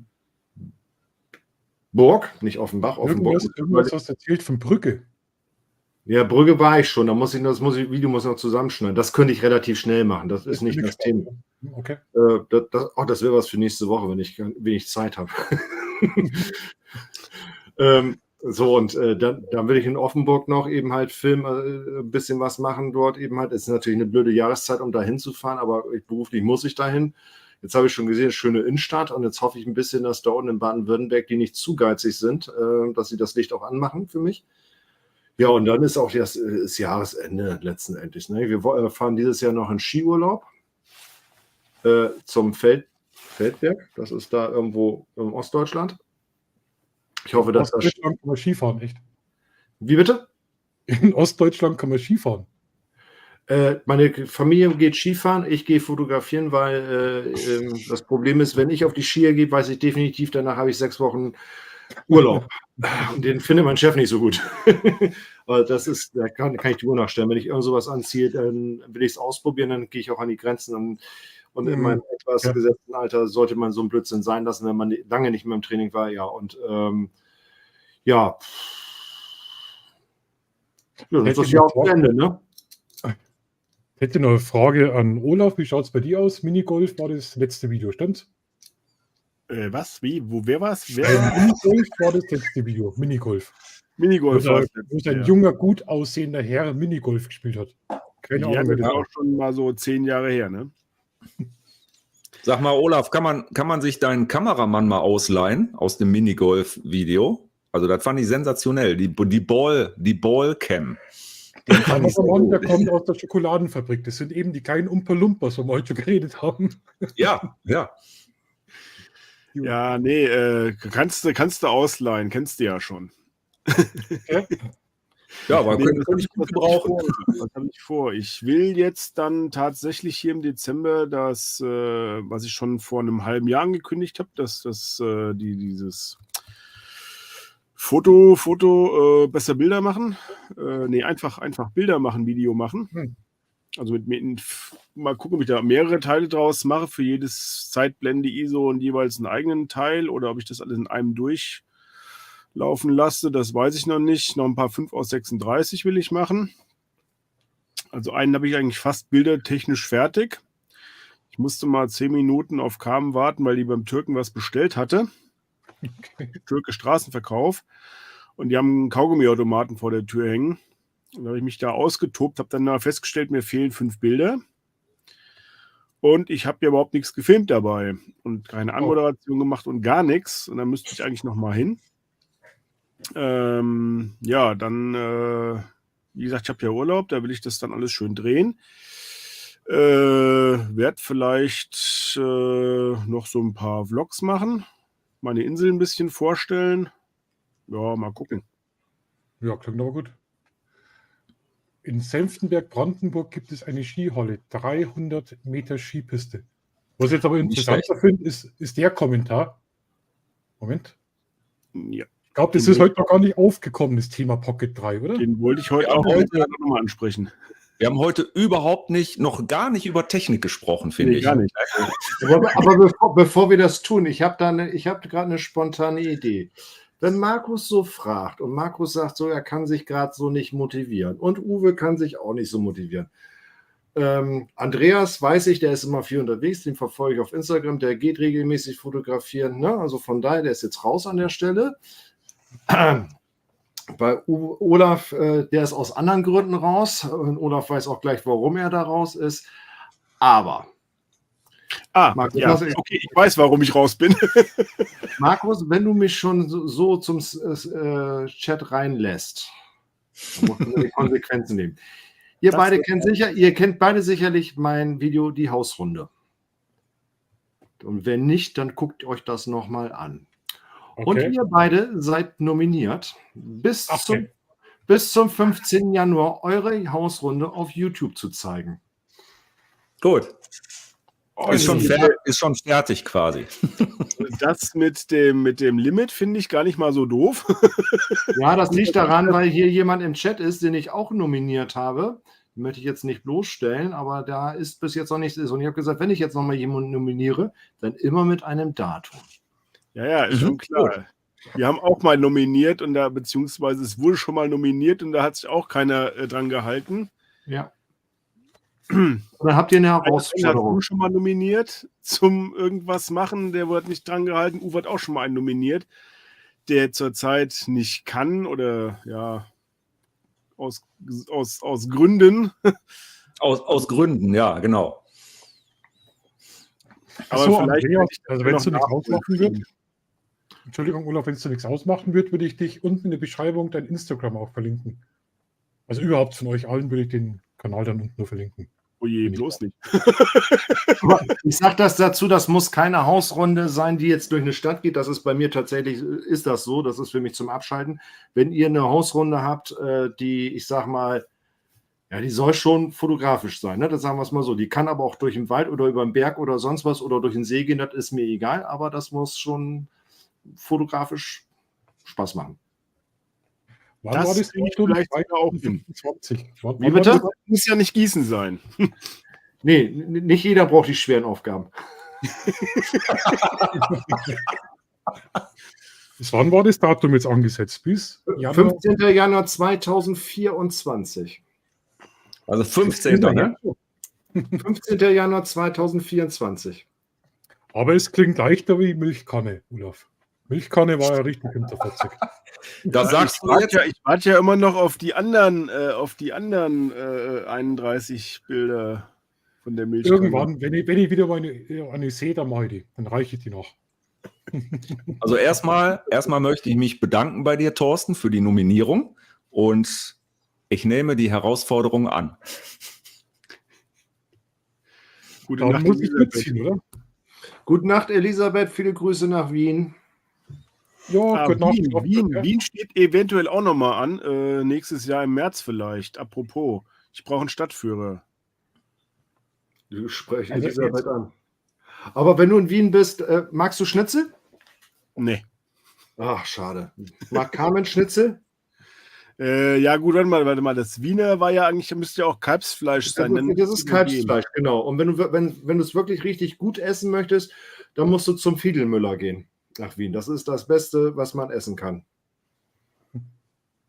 Da hat es mal vor kurzem einen Stream gegeben. Wo war denn das? War es der Frankie mit dem Datenschutzbeauftragten? Wo es genau um solche Sachen gegangen ist, wegen Datenschutz in der Öffentlichkeit filmen? Ja, das ist doch hier, wenn die Beiwerk sind, darfst du so drin haben. Ja, da war irgendwas, gell?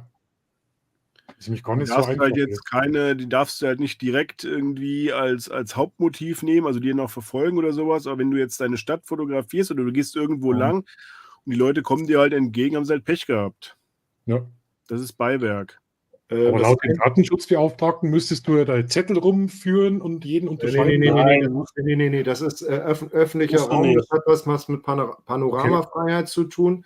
Und das ist, ich sag mal, auch ein gewisses Lebensrisiko. Das Einzige, wo ich tatsächlich extrem drauf achte und was ich auch meistens sehr schnell rausschneide, ist, wenn ich Kinder dazwischen erwische. Ja. Und wenn ich irgendeine Situation filme und manchmal nimmst du es ja nicht wahr und dann filme ich rüber und denkst so, da waren Kinder dabei. Wenn sie vom Rücken nur zu sehen sind und nicht erkennbar sind, ist es okay. Aber sobald die auch nur ansatzweise erkennbar sind, sind die bei mir sofort raus. Und ich Ja. arbeite aber auch nicht mit so einer Überblendung, weil das finde ich total blöd. Dann ist die Szene komplett weg. Mhm, okay. Ja, Also und verpixeln Peinlichkeiten praktisch. sollte man auch nicht fotografieren oder filmen, ne? Was? Was wird denn nicht? Peinlichkeiten sollte man ja auch nicht unbedingt filmen. Ja, ich Genau, sag- also für die Person negative Situation oder so sollte man darauf achten.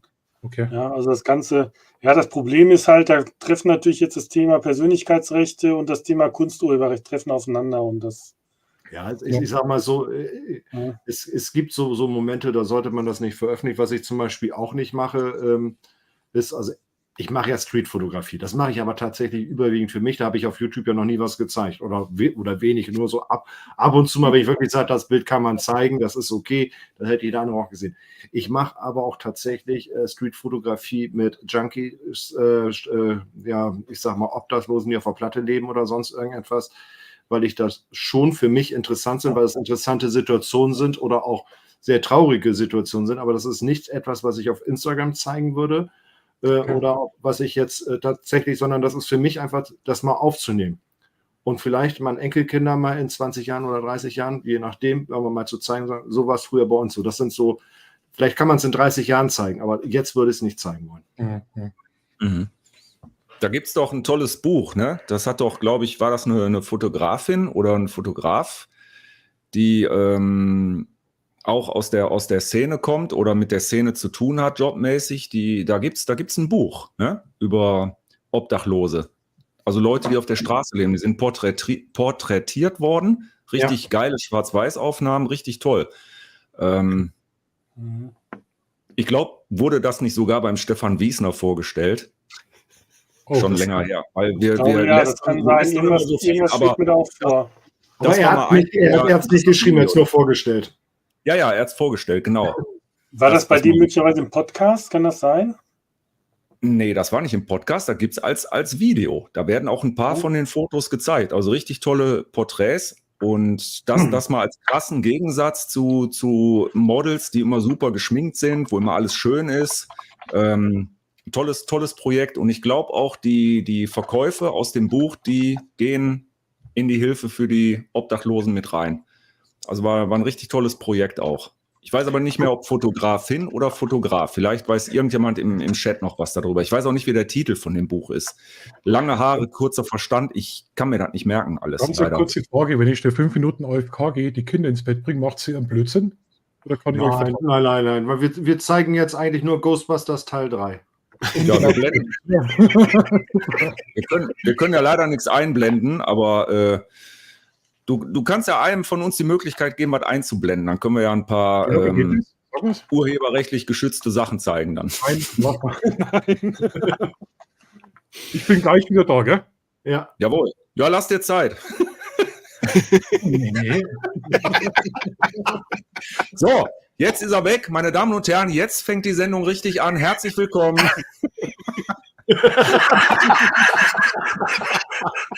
Großartig. Geil. Herzlich willkommen bei 4 Stühle, eine Meinung. Wir fangen an mit Thorsten. Ich habe keine Meinung, nein. Keine Meinung. Also ich hatte doch gerade irgendwas noch gesehen. Wo war das denn? Ach so, René hat ja noch die Frage gestellt mit der Pocket 3. Genau. Also Wir haben ja René, noch um dich eben abzuholen, wir haben schon über die Pocket 3 gesprochen. Also ich bin immer noch begeistert, kann ich ganz kurz sagen. Das Bild, was du übrigens hier siehst, wird von der Pocket 3 gemacht. Nur irgendwie hat das zwischen das Active Track wieder verpasst hier. Ich muss wieder mal Doppelklick machen. Also, damit man mir das auch glaubt, das ist wirklich die Pocket 3. Und das kann ich noch ein bisschen weitermachen. Eine Sefer, die ist lustig. Mach nur weiter und ich kotze hier auf den Tisch. Dann geht das auch rauf und runter, rechts und nieder. Und wenn Markus gleich wieder da ist, ein, zwei Zuffer. Also ganz ehrlich, Thorsten, ne, das ist jetzt nichts Besonderes eigentlich. Ey, Also, ich kann meine Kamera auch. Das ist überhaupt kein Problem hier. Ups. Das ist unaufgeräumt. Dann wieder ein bisschen ausgleichen. Ja, nur deine kommt nicht so schnell hinterher. kann deine Pocket 3 auch entgegengesetzt?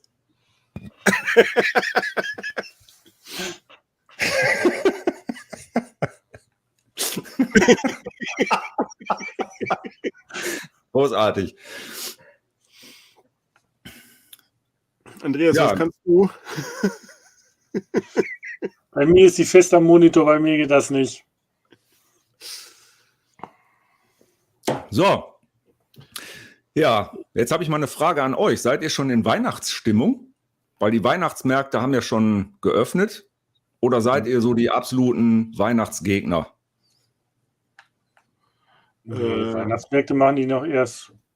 Erstmal, glaube ich, nächste Woche oder übernächste Woche. Nee, nächstes Wochenende geht es los mit den Weihnachtsmärkten. In Frankfurt Also ist schon offen. Ja, es geht unser Duisburger auch. Also bei uns ist tatsächlich erst nächstes Wochenende, vorher ist hier nicht erlaubt. Aus welchen Gründen auch immer, keine Ahnung. Aber ich bin tatsächlich eher so der Grinch. Mhm. Okay. Also, Wir haben also- wir haben Weihnachten, ja, ich habe 2 Kinder, ja, die feiern Weihnachten. Ihr werdet es nicht glauben, ich spiele auch normalerweise am Heiligabend den Weihnachtsmann. Also ich mache wirklich mit allen drum und dran, ne? Mütze auf und dies und das und jenes. Und von dir hatte ich mal ein Bild geschickt. Ja. So, das mache ich eigentlich, dieses Jahr mache ich es nicht.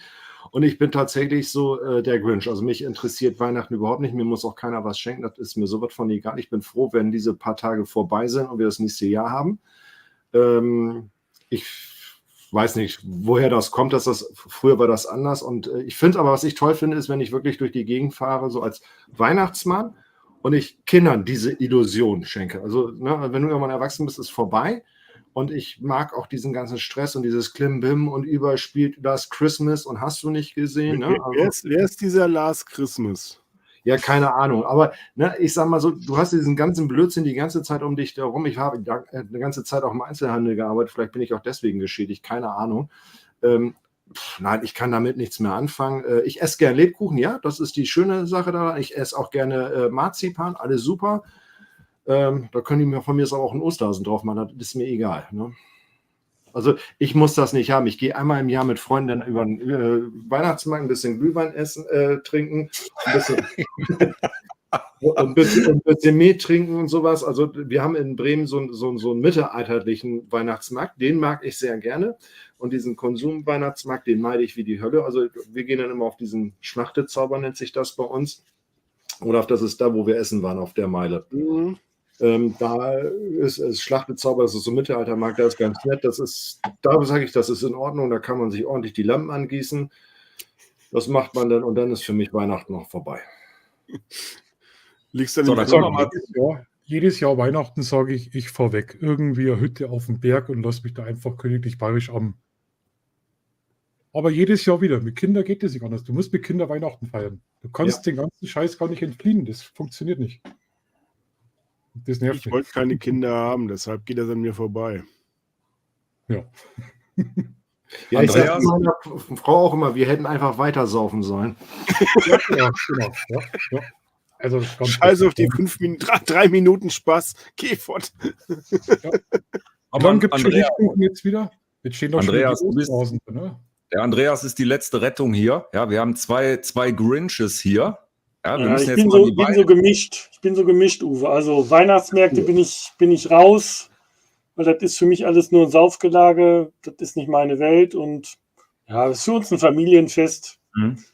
Ja, also mit den Lichtern finde ich halt dann vom Fotografieren her ganz interessant, wobei ich es halt auch Mhm. selten mache, aber sonst. Also ich bin Das so ist die was- Mitte zwischen euch dann, ja. Das finde ich übrigens auch richtig, richtig schön, dass mittlerweile sehr, sehr viele Leute die Fenster beleuchten mit Gut, ne? allen möglichen Sachen. Das finde ich großartig. Weil Mit gerade einer hier mitten in der Pappmäntel- Stadt, wir haben vorhin darüber gesprochen, es ist nicht mehr so viel beleuchtet. Und wenn du hier abends aus dem Fenster guckst, es ist einfach nur dunkel. Das Einzige, was leuchtet, sind die Straßenlaternen. Die alten haben noch schön so eine gelbe, warme Lichtstimmung. Die neuen LED-Straßenlaternen sind alle hellweiß.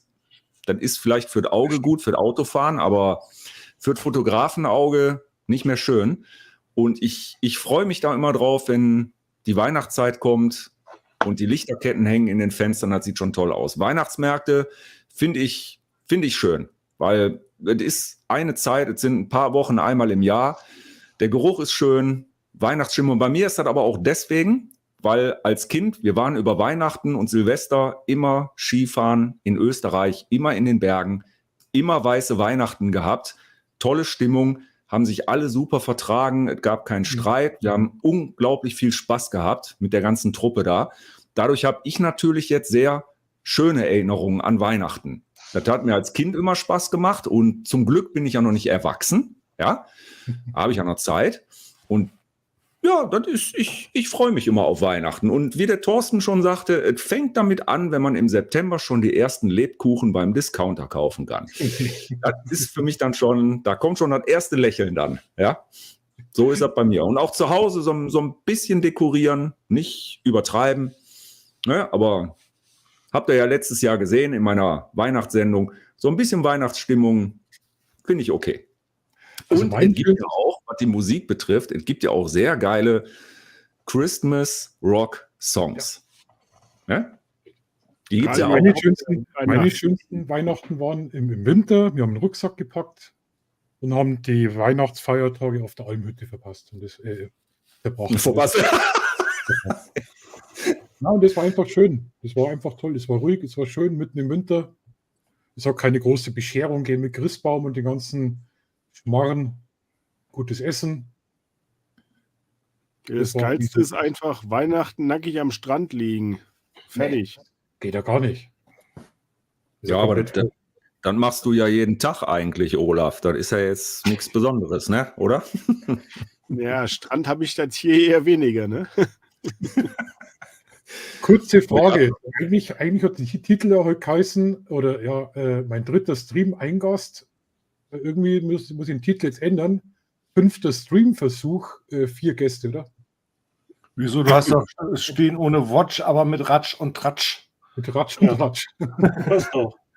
Nein, ich wollte Ein einfach die Runde Gast. fragen, wie lange Wie lange wollt ihr heute noch machen? Wie fit seid ihr? Ja, wir haben ja gerade erst angefangen. Bitte mich niemals sowas fragen. Bitte mir niemals diese Frage stellen. Ja? Das ist, Niemals, da lass mich weißt darauf. du weißt doch sofort, was da kommt. Ne? Uwe ist auch morgen früh um 6 noch da. Ja, das denke ich mal. Thorsten muss so Disco-Bus heute spielen. Disco-Taxi. Ja, 11 meine Leute Tochter da. hat 11 geöffnet, Leute für vor Frauen. halb 3 brauche ich nicht da sein. Die ist 16. Thorsten, da könntest du eigentlich dein YOLO-Deck mal testen jetzt, gleich, wenn du die Taxifahrt machst. Du meinst Lichtsetzers- das singende Taxi oder? Neues Format, Lichtsetzers Taxifahrt. Genau. Großartiges Format. Einfach fahren, Kamera an, YOLO-Deck an und einfach frei von der Seele raus. Wie schön, wie sehr du dich auf Weihnachten freust zum Beispiel. Zack, erste Sendung schon fertig. Färbst du dich ein bisschen grün ein als Grinch? Kurze Frage. Und dann muss das Musik spielen, Driving Home for Christmas, und dann passt das doch. Ja. Genau. Wenn du das jetzt gleich spielst, dann kriegt Markus wieder einen Strike. Ja. Heute ist scheißegal, also echt. Christian, eine Frage. Was hast du mit vor 40 Jahren Amiga 500? Habe ich da was verpasst? Ja, Olaf, da hast du sehr viel verpasst. Ja, Ja, Okay. ja, definitiv. Also, das ist nicht nur Allgemeinbildung, das ist ja auch eine Erfahrung, wie das erste Mal im Sandkasten spielen, wie das erste Mal einen Baum hochklettern, auf einer Schaukel sitzen. Olaf, ganz ehrlich, was hast du in der Zeit gemacht? Nee, ich stelle mich gerade, was war vor 40 Jahren? Wo war die Frage? Habe ich da was verpennt? Nein, aber hast du nicht irgendwie bei den Kollegen mal irgendwie gezockt? Nee, ich war draußen. Nur Ja. so, ach Ich habe draußen gespielt. so, deine Eltern haben gesagt, geh spielen, und dann haben die Türen abgeschlossen. die spielen mit 18 darfst du wieder rein. Die Schlüssel werden gewechselt. Skypixels, bei euch wird das auch so gemacht mit den Kindern, ne? Geh raus, dann wird die Tür zugemacht, ne? Also, ja, früher bei uns hat es immer Hausarrest gegeben als Strafe, mittlerweile ist es Draußenarrest. Ist wirklich so. Ja. Wenn Ja. es geparkt ist, musst du raus. Da gab's auch diesen geilen Witz oder dieses Meme hier von als Corona anfing, ne, von wegen hier, man muss zu Hause bleiben, alle Gamer. Yes! Aber während meiner Schulzeit war C64. Das ist halt, glaube ich, noch davor gewesen, oder? C64 Ja, genau. kam vorher, ganz genau. Brotkasten. Aber davor- auch da, wie Olaf, ich war draußen, dem Kampf habe ich nichts zu tun gehabt. Hatte ein Kumpel Ja. von mir so ein Ding, aber das war dann mit der Datasette und dann war der dauernd am Spulen und dachte mir auch so, ja komm, ich gehe raus, spul du noch ein bisschen. Ich habe das ganz schlau angestellt. Ich war nicht blöd. Ich habe meine Eltern erklärt, die haben mit dem Computer gar keine Ahnung gehabt. Ich habe gesagt, ich brauche den für die Schule. Weil ohne Computer wäre ich mal richtig doof. Ja, dann habe ich den Computer gehabt und habe bloß drauf gezockt, aber gekriegt habe ich, weil meine Eltern haben echt geglaubt, ich brauche jetzt den Computer. Und der war teuer, das waren bestimmt 500, 600 Mark damals. Ja. So. Da hat sich ja bis heute nicht viel dran geändert. Teuer ist es immer noch, ne? Ja. Wem sagst du das? Ich habe mir jetzt ein neues System da zusammengebaut, also Okay. vernünftigen für Bildbearbeitung und so weiter bis bei über 2000 Euro. Mhm. Was Michael hast du dir? Knight, ich wünsche dir auch eine schöne gute Nacht. Vielen Dank Genau. fürs Dasein. Gell? Nacht, Ciao, Michael. Andreas, was hast du denn zusammengebaut? Lass uns doch Warte mal mal, ich ausnahmsweise heute über Technik sprechen. Ich schicke dem Markus mal eben die Konfiguration.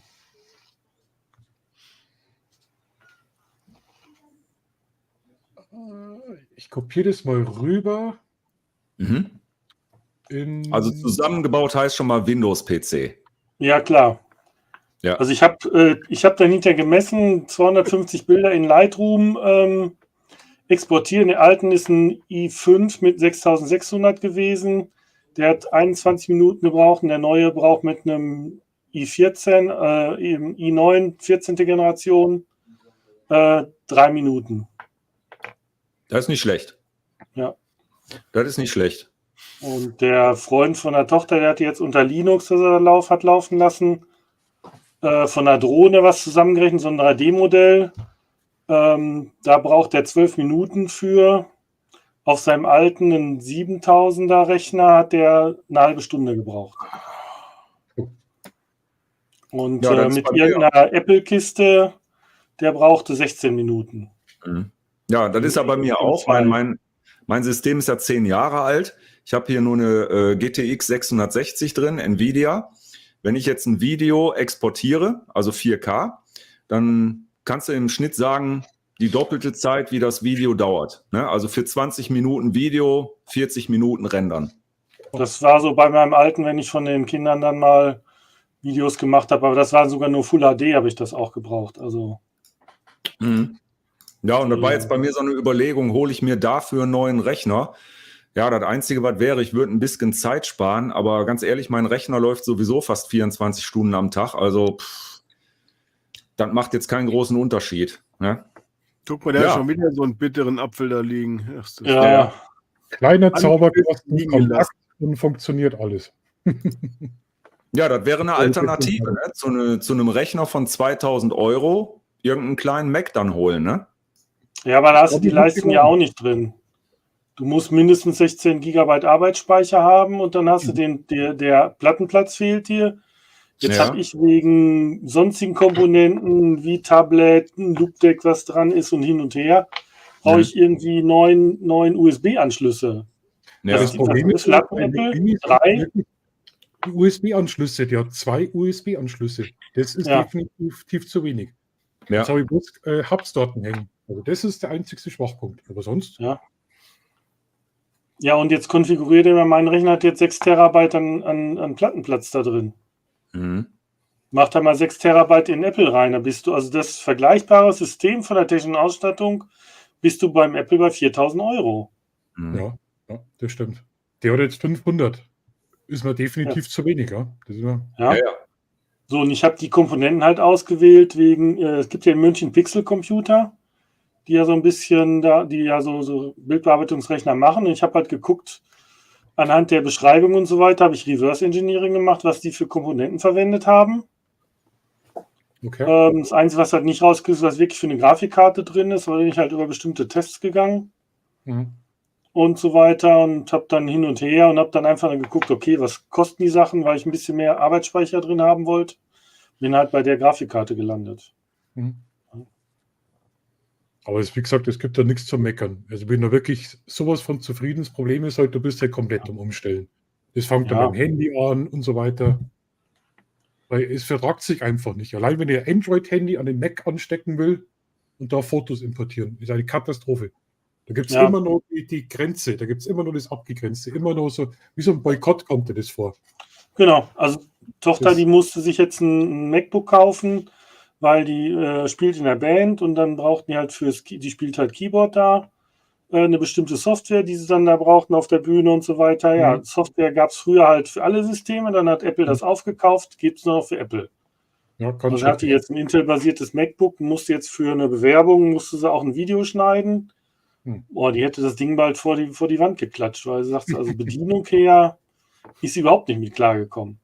Ja, vor allem die Umstellung. Du hast da unten auch nicht den Startknopf wie bei Windows. Ja. Wenn du das jahrelang so gewohnt bist, ich bin erst wieder da geguckt, mir vorkommen wie der erste Mensch.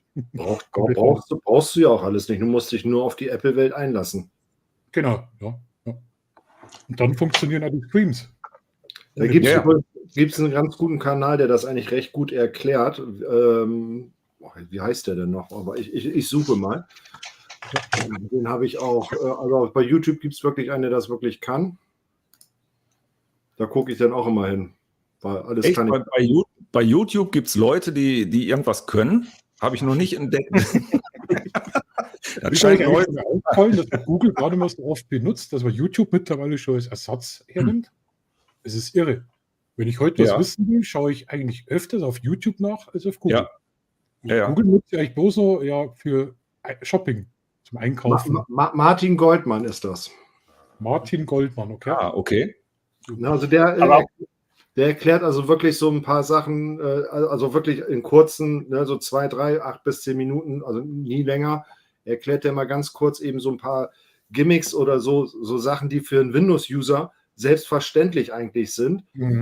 Weil, wie gesagt, also ich habe ja auch jahrelang Windows genutzt. Als ich umgestiegen bin, habe ich auch zum Anfang gedacht, was für eine Scheiße. Jeder wollte Apple haben.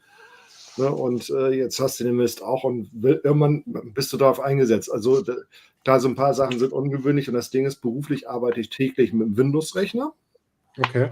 und am Wochenende damit. Also so in 2 Welten unterwegs zu sein, ist schon manchmal sehr heftig. Und dann habe ich noch eben halt noch das Android aus beruflichen Gründen. Ja.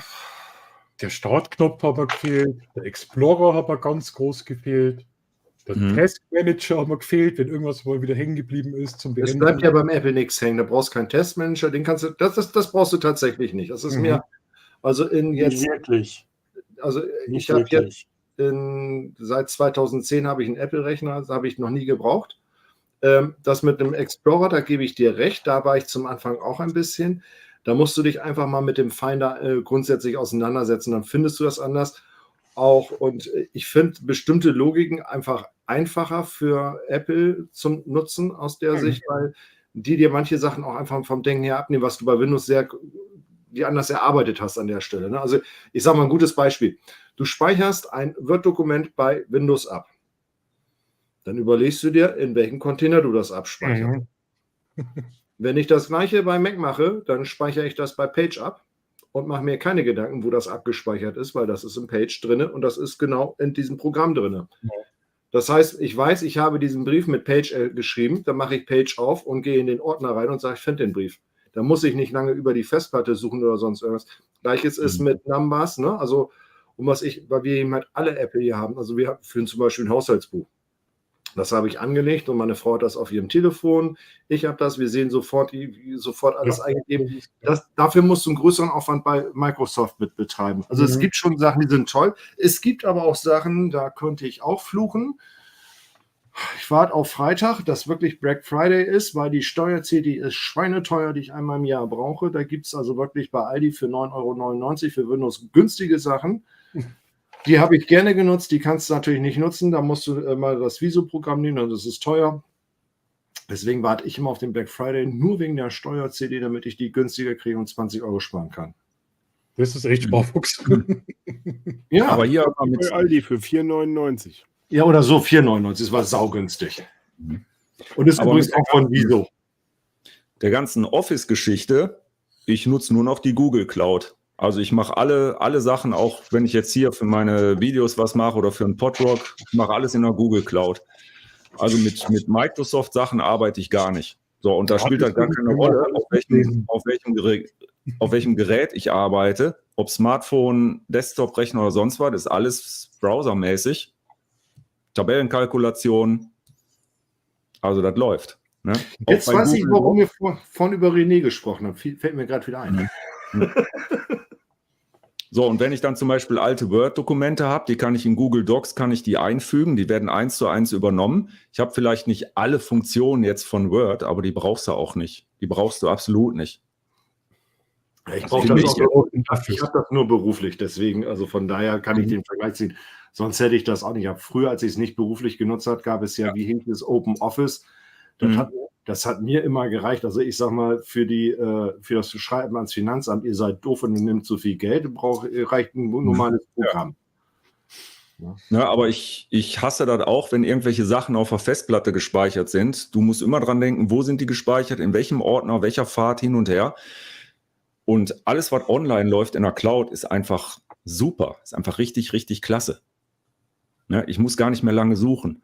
Auch die Fotogeschichte von Google, die ist super geil. Google hat ja eine Suchfunktion in der Online-Geschichte von Google Fotos. Das heißt, wenn ich mit dem Smartphone ein Bild mache, das ist sofort in der Cloud.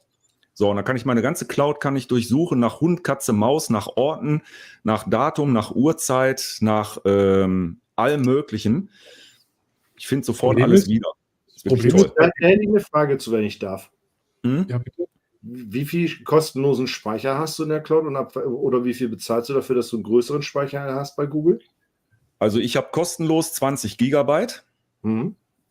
Muss ich allerdings dazu sagen, habe ich auch durch diverse Aktionen dazu bekommen, kostenlos bei Google. Und normal sind, glaube ich, nur, weiß ich nicht, 10 oder so. Wird aber angerechnet auf alles. Ne? Also ich mache auch meinen E-Mail-Verkehr darüber. Also bei Google ist die Cloud für alles. Alles, was du da machst, ist ein Cloud-Speicher. Ja, und wenn ich jetzt mehr haben will, dann erweitere ich halt. Okay. Das heißt, ich habe jetzt auch nicht alle Fotos da hochgeladen. Ne? Das war ja noch von einer Zeit am Anfang. Da konntest du Fotos unendlich hochladen in die Cloud. Die wurden nicht angerechnet auf den Speicherplatz. Also auch Fotos von meiner Nikon. Ne? Das heißt, die habe ich alle synchronisiert, alle in die Cloud geladen. So, und dann haben das immer mehr Leute gemacht. Und irgendwann hat Google dann die Reißleine gezogen und hat gesagt, so, jetzt ist Stopp. Jetzt machen wir das nicht mehr. Ja, René, könnte sein, dass das Freitag noch günstiger ist. Das ist meistens so. Also bei Apple ist das Problem, also du hast auch eine Cloud, die sind nicht mal so teuer, aber die synchronisiert bloß. Ich wollte da Fotos auslagern. Sprich, die synchronisiert deine Fotos auf dem Handy und du kannst die dann, wenn du die löscht vom Handy irgendwie, werden die auf einer Cloud gelöscht. Ich wollte so als Speicher nehmen für die ganzen Fotos. Also Ja, das musst du im Handy anders einschalten. Wenn du den Platz dafür brauchst, musst du das einschalten, dass das nur in der Cloud gespeichert wird und nicht auf dem Handy gelöscht wird. Okay. Das ist ein anderes Umdenken dabei. Das ist wirklich Cloud-basiert, das ist alles in der Cloud drin. Und du hast es sonst, wenn du es in der vollen Auflösung hast und wenn Apple hat so ein automatisches Datenspeichermanagement. Mhm. Wenn dein Speicher zu wenig wird, dann packen die bestimmte Sachen, die du lange nicht mehr genutzt hast, sind dann zwar für dich sichtbar mit so einer Art Smart-Vorschau. Thumbnail, ja. Genau, und wenn du es in voller Auflösung hast, holen sie es dir dann wieder runter, aber sonst ist das weg. Also um das wirklich, wenn du das Telefon mal bereinigen willst, einmal Telefon komplett zurücksetzen, dich neu als Backup zurückholen, dann hast du den Speicher wieder frei oder du kaufst von vornherein eins für 512 Gigabyte. Ja, also ein bisschen ungünstig gelöst mit der Cloud, finde ich. Ja, ich sage ja, auf die Apple-Welt einlassen. Das ist immer der Punkt. Also Ja. viele schimpfen über Apple. Du musst dich da wirklich drauf einlassen und das verstehen. Mich stören da manche Sachen auch. Also ich nutze ja zum Beispiel nebenbei jetzt auch noch Amazon dieses Prime Bilder. Da versuche ich mich gerade auseinanderzusetzen, um die Bilder eben halt auszulagern. Aber auf der anderen Seite, alles in eine Cloud packen ist auch so eine Sache für sich an der Stelle. Ne? Und die andere Überlegung ist tatsächlich, das nächste Smartphone hat ja nicht nur 128 GB, sondern hat 512 GB, weil ab und zu bist du ja auch mal unterwegs und willst vielleicht doch nochmal ein Video aufzeichnen, da sind 128 GB, das bei iPhone ist nichts mehr. Ja. Du kannst fast schnell voll. Übrigens Gerade bei wenn du dir Nikon, ProRes anschaust, was das Datenmenge hat. Wenn du ProRes mit irgendwas filmen willst, das ist ja irre. Das ist ja gibt es ja auch kostenlosen Cloud-Speicher. Sky Pixels. okay. Ja. Gibt es bei Ja. Sony auch. Gibt es bei Sony auch 32 Gigabyte sind das, meine ich, oder? 20, ja. Bei Sony sind 32, meine ich. Bei Nikon? Ja. Bei Nikon sind es 20, soweit ich weiß. Bei Sony Also ich sind es glaub, auch jetzt auch nur 20 oder 25. Nee, René, du bist nicht als Apple-Jünger veräppelt worden, sondern wir waren vorhin bei Final Cut und ich weiß, dass du Final Cut auf dem iPad schneidest. Ist das korrekt?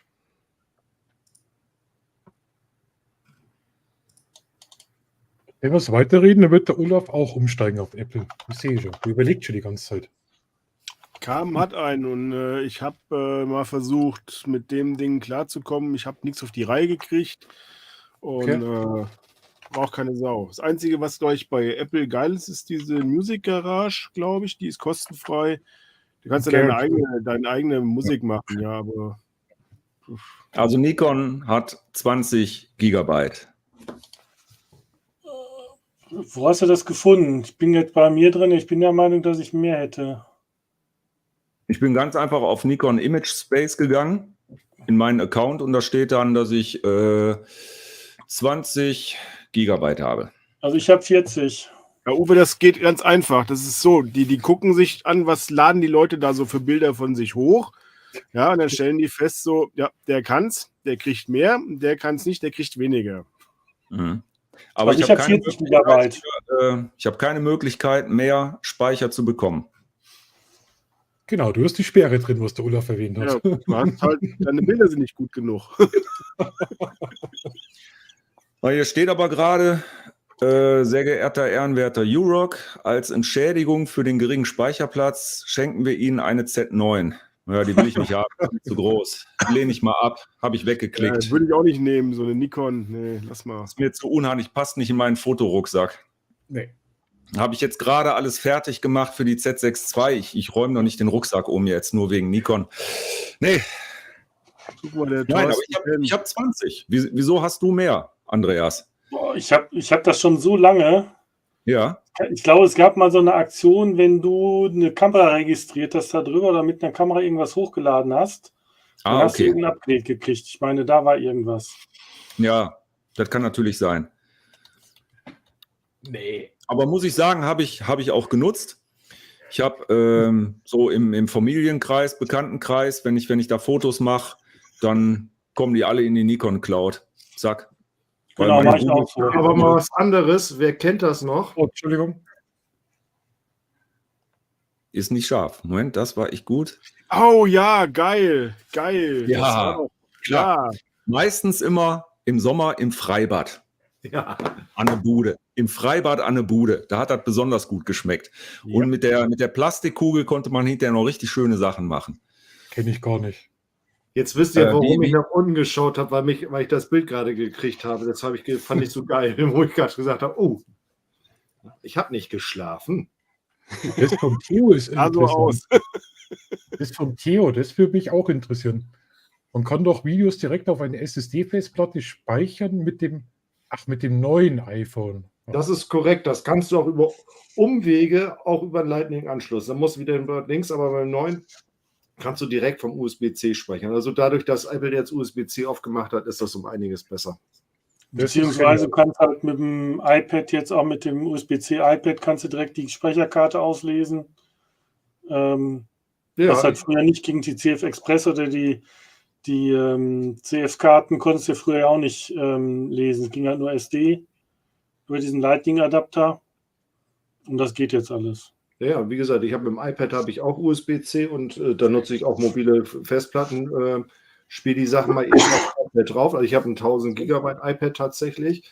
Den Luxus habe ich mir gegönnt, weil für unterwegs, damit du kein Apple Book mit rumschleppen musst, dann eben halt Fotos raufspielen. Dann ein Teil davon geht in die Lightroom Cloud, ein Teil geht in halt die normale Foto-Cloud, je nachdem, wofür es ist. Und dann gibt es einmal eine Datensicherung komplett eben halt auf eine SSD. So, und dann war es das. Ne? Und komme ich da eigentlich ganz gut mit zurecht. Und das meiste kannst du dann mit dem iPad auch schon machen. Das Einzige, was natürlich immer doof ist, sind nur 10 Zoll. Also, ja, aber größer brauche ich nicht, weil dann könnte ich auch einen Laptop wieder mitschleppen. Ne? Also, das ist die andere Sache Ja. dabei. Ne? Also, hat was mit Haptik zu tun. Aber auch da, ne, es gibt zum Beispiel so eine Notiz-App, die nennt sich Vielform oder so ähnlich. Super geil, du schreibst da was hin und hast es auf allen Geräten drauf. Ne? Wenn ich irgendwo bin am Telefon oder meine Frau kann da drauf zugreifen, so nach dem Motto Einkaufszettel da mal eben erweitern, du bist beim Einkaufen, alles klar. Mhm. Ne? Also, auch da wieder, es ist geil, was Technik kann. Ich finde das faszinierend. Ne? Ja. Das Auf muss der ich anderen auch Seite sagen. Auf der anderen Seite muss ich aber auch sagen, durch diese ganze Technik sind wir ganz schön unter Stress alle. Wenn ich manchmal so überlege, wie viel Zeit du früher für viele Sachen hattest, also gefühlt mehr Zeit hattest. Und heute bist du eigentlich nur am Hinterherzen, dass du mit der Technik überhaupt noch Schritt halten kannst. Ne? Jetzt würde ich Ja, ich sagen, glaub, wir sind 13 da muss Minuten man- vor Mitternacht. Wie schaut es aus? Machen wir Ja. so Richtung Mitternacht, dann Ende Gelände? Ja. Gute Idee. Markus, was ist mit dir? Ja, ich schwäche, glaube ich. Schaffe keine 7 Stunden. Ja. Dort zurück zu wenig Arbeit. Es geht auch weniger darum, wer das schafft. Es ist einfach nicht erlaubt. Der Ehrenwerte darf über 7 Stunden streamen. Ansonsten hat keiner die Erlaubnis von YouTube. Ja? YouTube schaltet da vorher ab. Habe ich mich extra informiert. Noch eine. Aber übrigens, das ist noch ein Riesenproblem für mich. Kann ich jetzt mit euch noch mal kurz besprechen. Ich habe ja so als Idee, irgendwann, vielleicht nächstes Jahr, wenn das passt, einen 24-Stunden-Livestream zu machen. So, das hört sich erstmal alles ganz toll und easy an. Wenn du jetzt, weiß ich nicht, 10, 20 Leute hast, ist das ja ganz easy. Ne? Aber, wo ich gar nicht dran gedacht habe, man kann auf YouTube nicht 24 Stunden Livestreamen. Das Nach glaube 12 ich, Stunden- das nach glaube ich 12 nicht. Stunden, nach 12 Stunden beendet YouTube den Livestream. Also das ist bei mir heute schneller gegangen. Und alle Livestreams, die man sich jetzt noch so in der Vergangenheit hier von früher angucken kann, die haben die hinterher hochgeladen. Du kannst offiziell auf YouTube nur 12 Stunden streamen, dann ist Ende. Wie machen die das bei den 24 Stunden vom Nürburgring? Ja, die kommen ja nicht auf YouTube. Doch. Die übertragen die live auf YouTube. Dann 24 haben Stunden, die meistens noch länger. eine extra Genehmigung von YouTube dafür. Weil du kriegst mit dem normalen privaten Account kriegst du nur 12 Stunden, geht nicht anders. Also ich habe jetzt gerade mal ein bisschen geguckt, wenn du AFA TV eingibst, die haben einen Livestream gestartet am 11.11.23. Der läuft also jetzt immer noch. Da sind auf Island Vulkanmonitore. Ne? Also da kannst du direkt sehen, wie das Ganze aussieht. Also es gibt so ein paar Sachen, gibt das wohl. Es gibt ein paar, die haben dann die Möglichkeit, die technische. Ne? Aber für einen normalen privaten Kanal 12 Stunden, dann ist Ende. Das bedeutet, wenn ich das mache, dann geht das nicht über YouTube. Dann muss das über eine andere Plattform gehen und wird hinterher dann hochgeladen. Aber Uwe, schreib die doch einfach mal in der Schweiz an und frag doch danach und sag, du hättest so ein Projekt vor. Ich meine, die sehen ja, dass du regelmäßig lange Dinger machst. Vielleicht kriegst du ja trotzdem die Genehmigung, weil Fragen kostet ja nichts mehr als Nein sagen können sie nicht. Das stimmt, das ist richtig, ja. Ja, einfach mal anfragen. Ich meine, die wollen ja wahrscheinlich nicht, dass das jeder macht, aber wenn jetzt sagst du sagen, hier, ich habe das jetzt hier als Projekt vor, ich möchte das einmalig machen, 24 Stunden, ob sie dir das genehmigen würden? Und die zweite Sache, ganz ehrlich, Uwe, ihr habt ja vorhin auch gesehen, wie schnell man umschwenken kann, selbst wenn du 12 Stunden hast. Dann legst du den zweiten Livestream direkt nach 12 Stunden direkt rein. So, dann lässt du die beiden laufen und dann schneidest du die einmal nachher zusammen. Also das kann ich mir jetzt auch nicht so schwierig vorstellen. Also dann bist du ja trotzdem mal 24 Stunden und man kann ja rechtzeitig rüberwechseln, dass die erste Gruppe schon rüber geht. Je nachdem. Also von daher, du bist ja immer noch bei 24 Stunden. Also die Community wird das wahrscheinlich auch. Ja, das wäre Plan B. Das wäre Plan B. Ne? Aber es ist erstmal nur reine Theorie, ne? so eine ganz grobe Planung. Das Gute ist ja, mittlerweile kenne ich ja schon genügend verrückte Leute, die da mitmachen. Die gerne mal etwas länger reden vor der Kamera. Stimmt so. Das ist ja das Also geringste ich kenn nur eine Person, die länger redet vor der Kamera. Da habe ich andere Erfahrungen gemacht, wenn ich heute auf den Zähler hier gucke. Ne? Nein, du musst ja jetzt überlegen, wenn du alleine einen 24-Stunden-Livestream machst, das ist die Hölle. Kann man zwar machen, aber das ist dann auch zu langweilig. Meine Idee ist halt, wenn du jetzt wirklich vorstellst, 24 Leute oder so ungefähr, oder sagen wir mal 12 Leute und mit jedem 2 Stunden. Weil 2 Stunden ist so eine Länge von einem normalen Livestream und hinterher dann auch mit Kapitelmarken. Das heißt, dass die Zuschauer dann wirklich sich das angucken können, was die interessiert. Ach, da ist der und da ist der und da gucke ich mir jetzt an. Das ist so die Idee. Und natürlich, dass ich irgendwann mal so 6 Stunden pennen kann und andere übernehmen. Und das ist wieder das Problem, wenn du das jetzt mit StreamYard machst, derjenige, der den Stream startet, das ist derjenige, der auch nur Sachen einblenden kann und Leute reinholen kann. Das heißt, wenn ich dann schlafen gehe, dann ist kein anderer da, der Leute reinholen kann. Das geht über die Teamfunktion mit StreamYard. Under Pressure und ich machen das. Wir haben also zu zweit Admin-Rechte. Aber eventuell dann mal vielleicht für einen Monat ein Paket kaufen bei StreamYard, dann kannst du mit mehreren Teammitgliedern arbeiten. Das bedeutet, so wie wir jetzt, ich würde jetzt weggehen und Markus übernimmt dann und kann dann auch Leute reinholen, Sachen einblenden etc. Ich glaube, die Dani A. ist Administrator mit dazu getan und die hat im Hintergrund immer die Kommentare eingeblendet. Ja. Total cool. Aber es sind immerhin 50 Euro. Ja? Und 50 Euro finde ich echt relativ heftig. Für die paar Funktionen mehr, was StreamYard bietet. Das ist richtig, aber für meinen Fall, das wäre dann mal für einmal. So, das wäre mir die Sache wert. Ne? Also, weil das ist, sagen wir mal, technisch ist das eine tolle Lösung hier mit StreamYard. Es ist sehr einfach. Auch für Leute, für Gäste, wie jetzt Andreas, wie er reingekommen ist, funktioniert super einfach. Ne? Ja. Das stimmt. Trotzdem gefällt mir OBS besser. Ja, OBS hat total viele Möglichkeiten. Okay. Aber OBS stürzt auch jedes Mal ab. Und das Problem ist, wenn dir OBS abstürzt, ist der Stream weg. Hier kann nichts passieren. Wenn du hier rausgehst, der Stream bleibt ja da. Du kannst wieder reingehen. Das stimmt. Das ist super klasse, ist absolut stressfrei. Ja, Kann doch mal 24. ja. Ja, das Ja. stimmt. Das war früher, Ja, Christian. Früher, ne? Ja, Früher waren wir noch jünger. Aber guck mal, das ist ja gut, das ist ja gut. Jetzt habe ich ja schon den ersten, der mit mir 24 Stunden wach bleiben will. Habe ich ja so verstanden, ne? So meinte der wollte ich Christian. gerade sagen, du hast doch den ersten Admin, der die ganze Zeit das Ja, ja, beaufsichtigt. So habe ich das jetzt verstanden. Danke, Christian. Danke. Super, schon mal aufschreiben, Christian Lemanski, 24 Stunden Livestream. So, So, jetzt pass auf, jetzt Notiert. habe ich. Da hast du einen für 48 Stunden. Schau, läuft doch. Ja, schreibt ja Code nicht mehr gehen, ne? ja, würde heute nicht mehr funktionieren, stimmt. Alle Ü50. Genau, das stimmt. Na, wie alle. Na, ich bin jetzt der Jüngste hier in der Runde, echt? Das ist Vermutlich, mir auch schon ja. lange nicht mehr passiert. Aber da darf ich dir mal ein Kompliment machen, Sky Pixels. Man sieht es dir nicht an. Die neue Webcam, schaut mal aus, als ob ich nee. einen Sonnenbrand habe. Das schaut aus wie Sonnenbrand. Ja, Ich schaue aus, da könnte die für Osram Werbung laufen. Jetzt tust ganz einfach. Guckst nachher mein Video mit dem Lowlight von der Pocket 3, darunter ist ein Link, bestellst dir eine Pocket 3 und dann ist das Thema erledigt. Naja, die Pocket 3 kostet ein bisschen mehr. Ja, und? Letzte Hemd hat keine Taschen. Oh, ich find die Drohne, diese Hover-Drohne, finde ich am besten, die ganze Zeit vor dir herfliegt. Und dann die ganze Zeit dieses sirrende Geräusch. Das finde ich richtig für alle anderen Anwesenden ist das auch sehr angenehm, glaube ich. voll total gut. Irgendwie Ximi 1 oder so heißt die, gell? Irgendwie so ein kleines. Ja, ganz aber die kostet ja auch knapp 600 € oder sowas, ne? Ja, ich meine. Das ist eine Menge Holz für so ein bisschen Plastik. Ja, ja.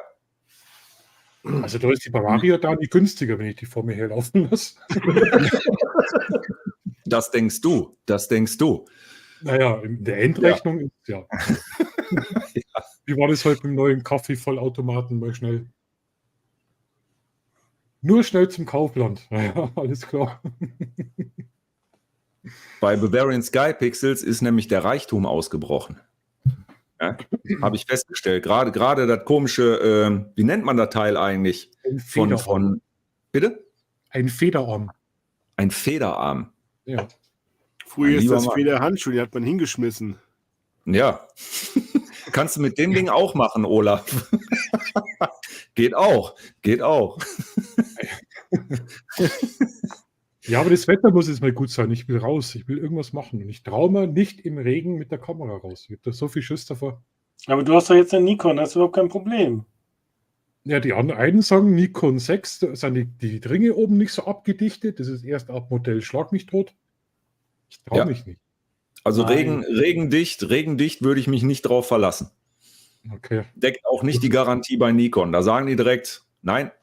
Was geht im schlimmsten Das Fall macht ja kein Hersteller, weil deshalb geben die auch keine IP-Werte an und so weiter, aber Irgendjemand sagte am Donnerstag in der blauen Stunde, Leica und noch irgendjemand, die sind zertifiziert mit IP 56 oder 54. Sind die beiden einzigen Aber auch Hersteller. nicht wasserdicht, ne? Ab 60 ist, glaube ich, richtig wasserdicht. Ja. Ne? Ja, aber ich kann jetzt nicht bis März, April warten.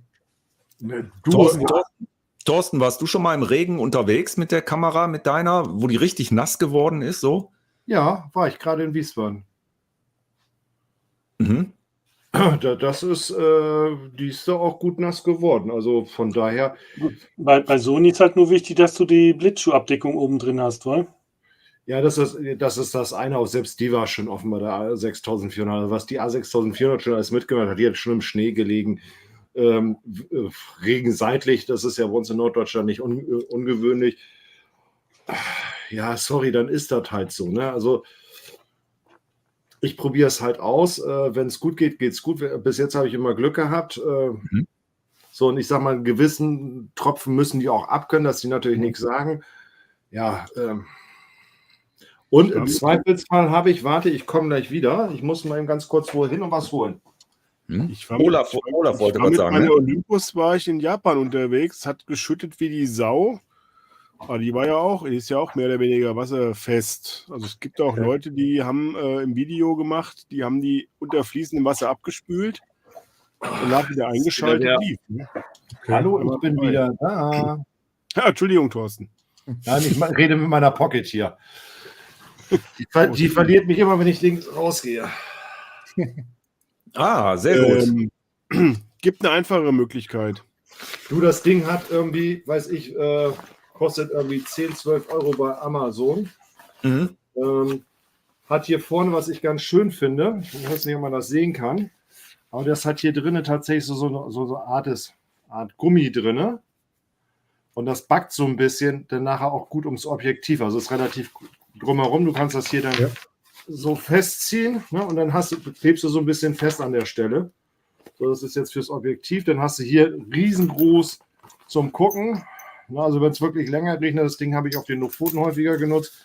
Und was ich gut finde, kannst du mit beiden Händen hier an der Seite schön reinsteigen. Und die Kamera eben halt auch vernünftig bedienen. Du kannst auch noch wirklich hier bis nach vorne durchgreifen, das ist genug Platz. Also so. Ganz genug Platz, um ihn halt am Objektiv auch notfalls zu drehen. Also von daher. Das Ding wobbelt sogar. Die schaut nämlich aus wie der Regenmantel von unserem Chihuahua. Die Sparversion davon ist eine Badekappe aus dem Hotel, ne? Diese Klarsichthüllen, die dir normal auf dem Hotel auf Die Mitrupa Duschhaube meinst du? Ja, genau. Duschschrauben aus dem Hotel. Geniale Sache. Und Skypixels hat sich ja schon einen Hund gebastelt. Ja, dann kannst du ja den Rest auch basteln eigentlich. Ne? Wie kann ich denn hier ein Bild teilen? Unter Präsentieren unten, Andreas. Achso, dann Ihr Computer. Ja, aber wir so nur schaut es Slides gut aus. irgendwie anbieten. Ja, Google Slides Da, geht. Datei hochladen, Moment. Jetzt muss ich die Datei eben suchen. Was du nicht machen Weil- kannst. Jawohl. Der Christian ist übrigens auch schön Wetterfotograf. Richtig so. Markus, du musst öfter mal so ein paar Leute besuchen, so in Deutschland und so im Hotel übernachten und dann hast du dauernd diese Duschschrauben. Geniale Sache. Okay. Markus, blend mal eben den Kommentar von der Glanzfilmfabrik ein, vom René, wo er von seinem Urlaub in Kochen. Ja, geil. Im Urlaub in Kochen Irgendwie will der mal hier beim Präsentieren echt immer nur Präsentationen machen. So, ich lese mal eben vor. Also Glanzfilmfabrik schreibt, im Urlaub in Kochen war ich im Starkregen mit der Sony A7 unterwegs. Meine Apple Watch, jetzt kommt's, hatte bei dem Regen automatisch auf Schwimmen umgestellt. A7A hat es überstanden. Die Apple Watch nicht, ne? Die ist kaputt gegangen. Du musst in den sauren Apfel beißen. Also die Apple Watch denkt dann, man würde schwimmen. Das ist natürlich geil. Hallo, Andreas, Kamera. brauchst du Hilfe? Ja, irgendwie. Weil bei den Folien kriege ich irgendwie kein Bild. Ich kriege kein JPEG irgendwie da rein. Er will bei mir immer nur Slides haben oder Videos. Was möchtest du denn zeigen? Ein JPEG-Bild habe ich hier. Einfach ein Bild. Das ist ganz einfach. Öffne doch einfach ein Bild auf dem Rechner mit irgendeiner Windows-Foto-App. So, und dann gehst du da unten auf Präsentieren, sagst Bildschirm teilen. Ja, warte. Und dann kannst du in dem zweiten Reiter da das geöffnete Fenster. Du brauchst ja nicht deinen gesamten Desktop dann zu zeigen, sondern nur das aktive Fenster dann. Dann geht's auf jeden Fall. Ja, der Christian hat eine gute Idee. Wir mieten uns dann alle beim Markus ein.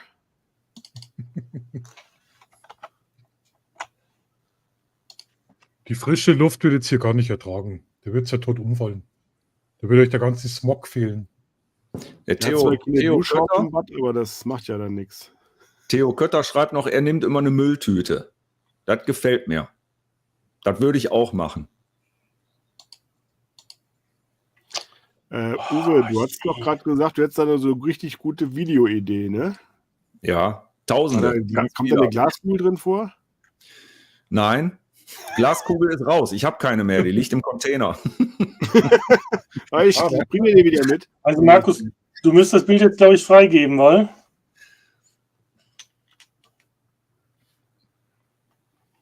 Ja, geil. Was ist?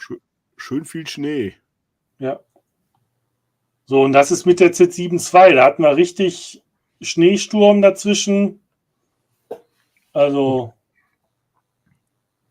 kein Problem mit den Z6, Z7.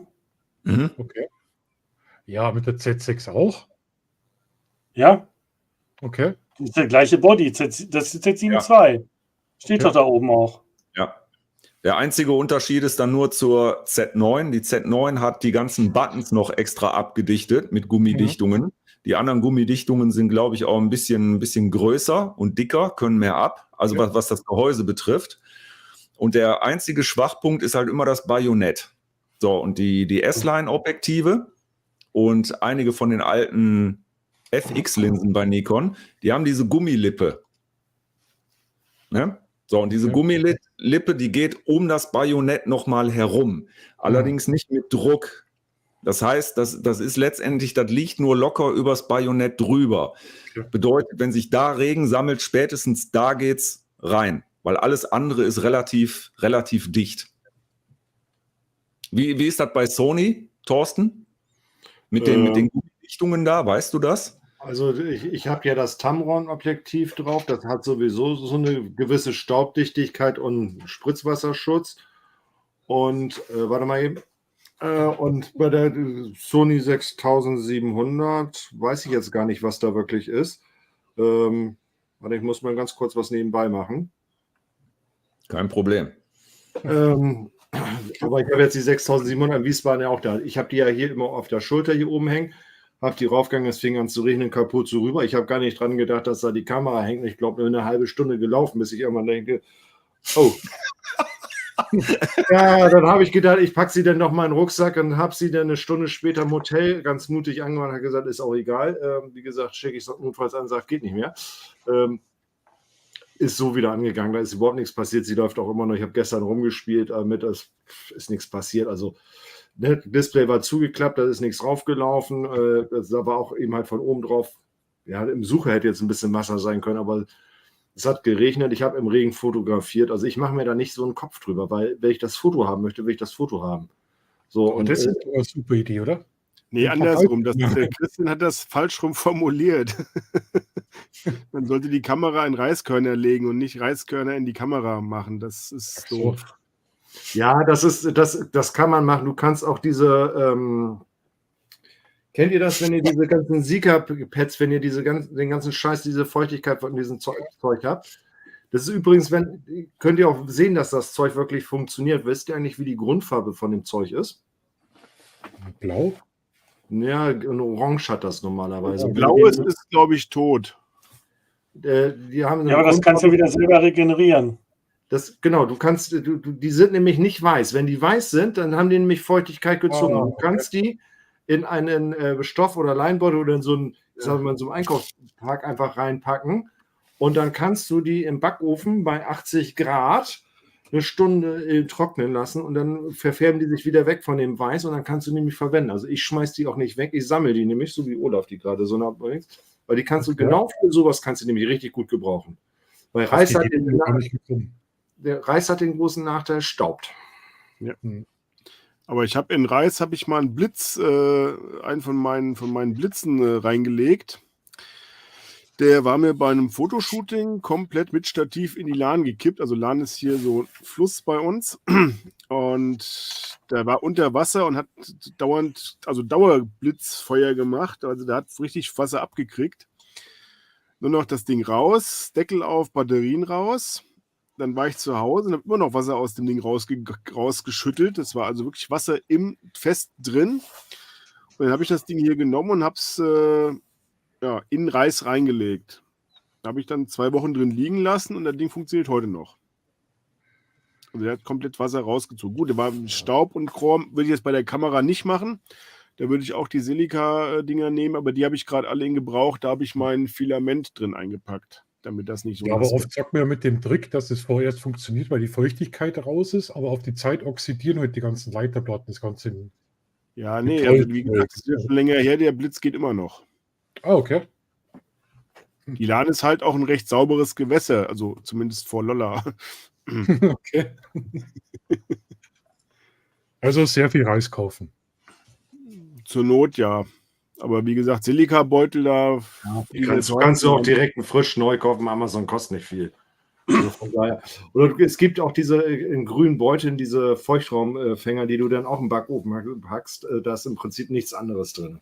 Das ist so eine Die habe ich ähnliche auch. Sache, ne, die du sonst im Winter eigentlich in ein Auto reinlegst, damit die Feuchtigkeit aufgefangen wird. Mhm. Ihr habt doch vorhin gefragt, ob die Pocket aufgeladen wird, während die Webcam ist. Ja.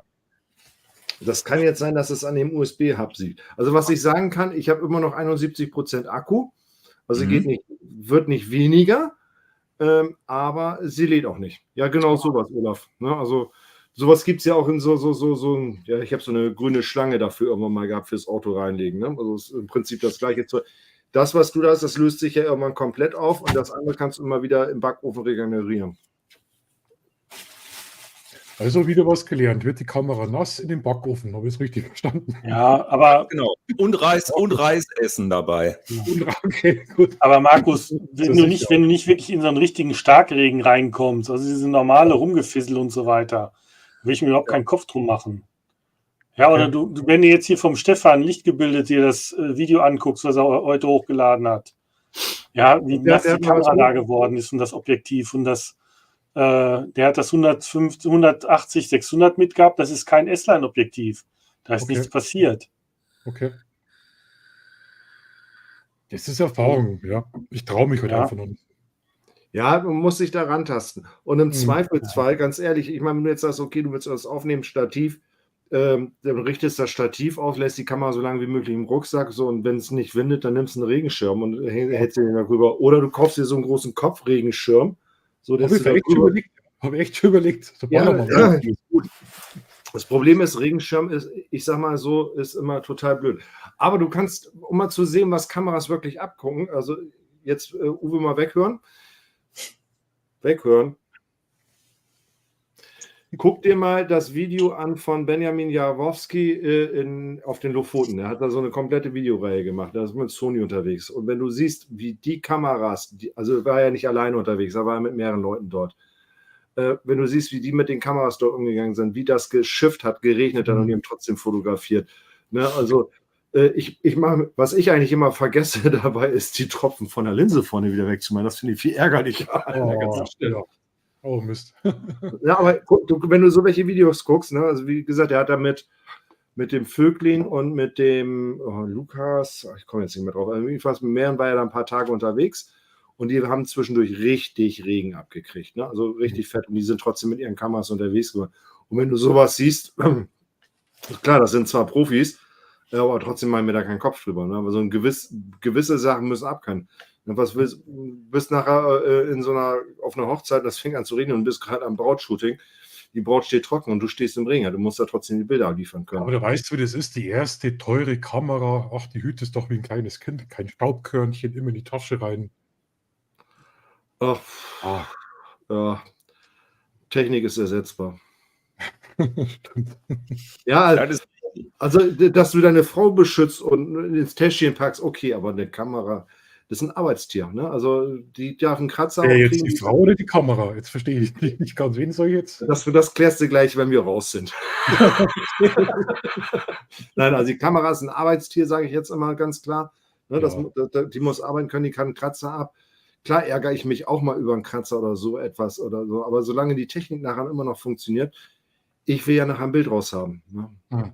Ich will die mir nicht in die Vitrine stellen. Allein die Sensorflecken, was ich schon drauf gehabt habe, weil ich noch nicht gewusst habe, wie man Objektive wechselt. Ich wollte es immer ganz toll machen, wenn ich die Kamera weggeräumt habe, Objektiv wieder runter, Deckel wieder drauf, hin und her. Nein, die bleibt da. Ich wechsle nur das Objektiv, wenn ich es wirklich muss. Ja. Jetzt habe ich ja den großen Vorteil, ich habe 3-mal Sony jetzt hier hängen. Ich bin die ganze Zeit schon überlegen, ob ich meine 3 Objektive an die 3 Kameras mache, damit ich kein Objektivwechsel mehr habe. Das ist das Thema durch. Ja. Na, weil die Dinger wiegen ja nichts, da kann ich auch 3 in den Rucksack packen. Ja, ich habe das nicht gewusst gehabt. Schau.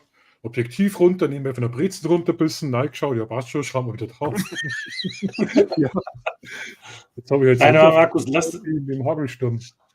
Objektiv bleibt so lange drauf, bis ich irgendwie ein anderes Objektiv brauche. Das ist halt, ja. Ja, ich wollte die heute wieder ordentlich wegräumen. Und am Anfang probierst du es die ganze Zeit aus. 5 Minuten, holst die Kamera wieder, Deckel drauf, Objektiv drauf, ausprobiert, okay. Ja, aber wieder deshalb lass das Objektiv doch gleich drauf, da muss ich nicht mehr hin und her schrauben. Ja, jetzt habe ich es ja drauf lassen, aber jetzt sind die Flecken schon drauf. Aber die Aber Dani hat sich Auch die Dani hat reinigen. auf Empfehlung von Christian so ein Reinigungsset gekauft.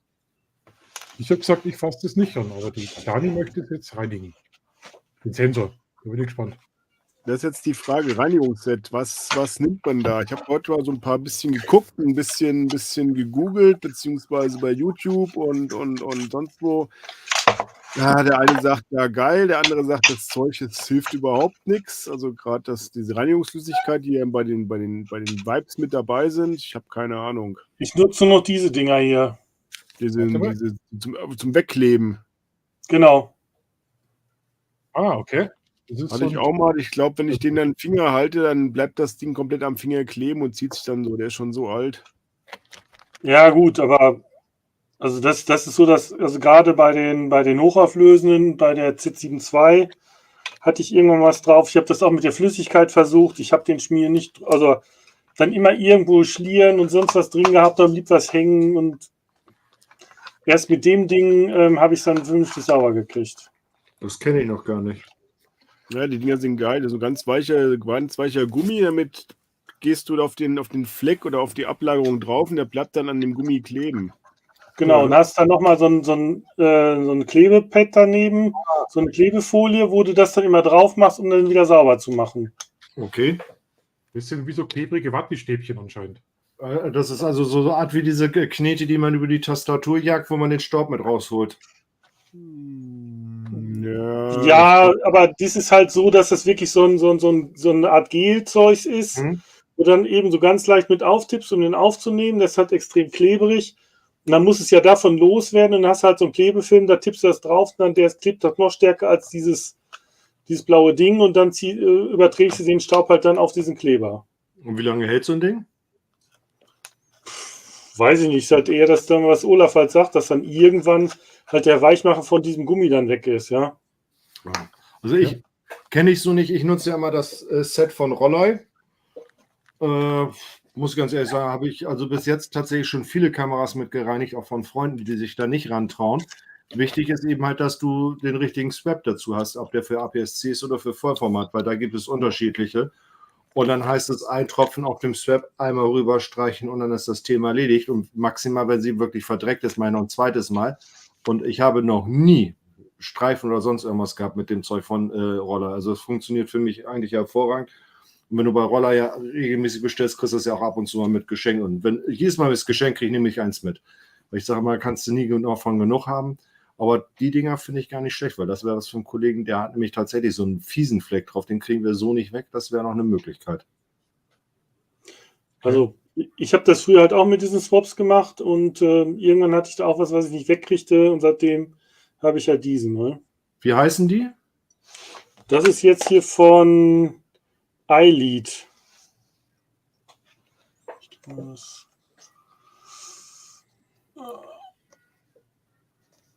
Da, also. iLead-Sensor. Ich gucke mal eben.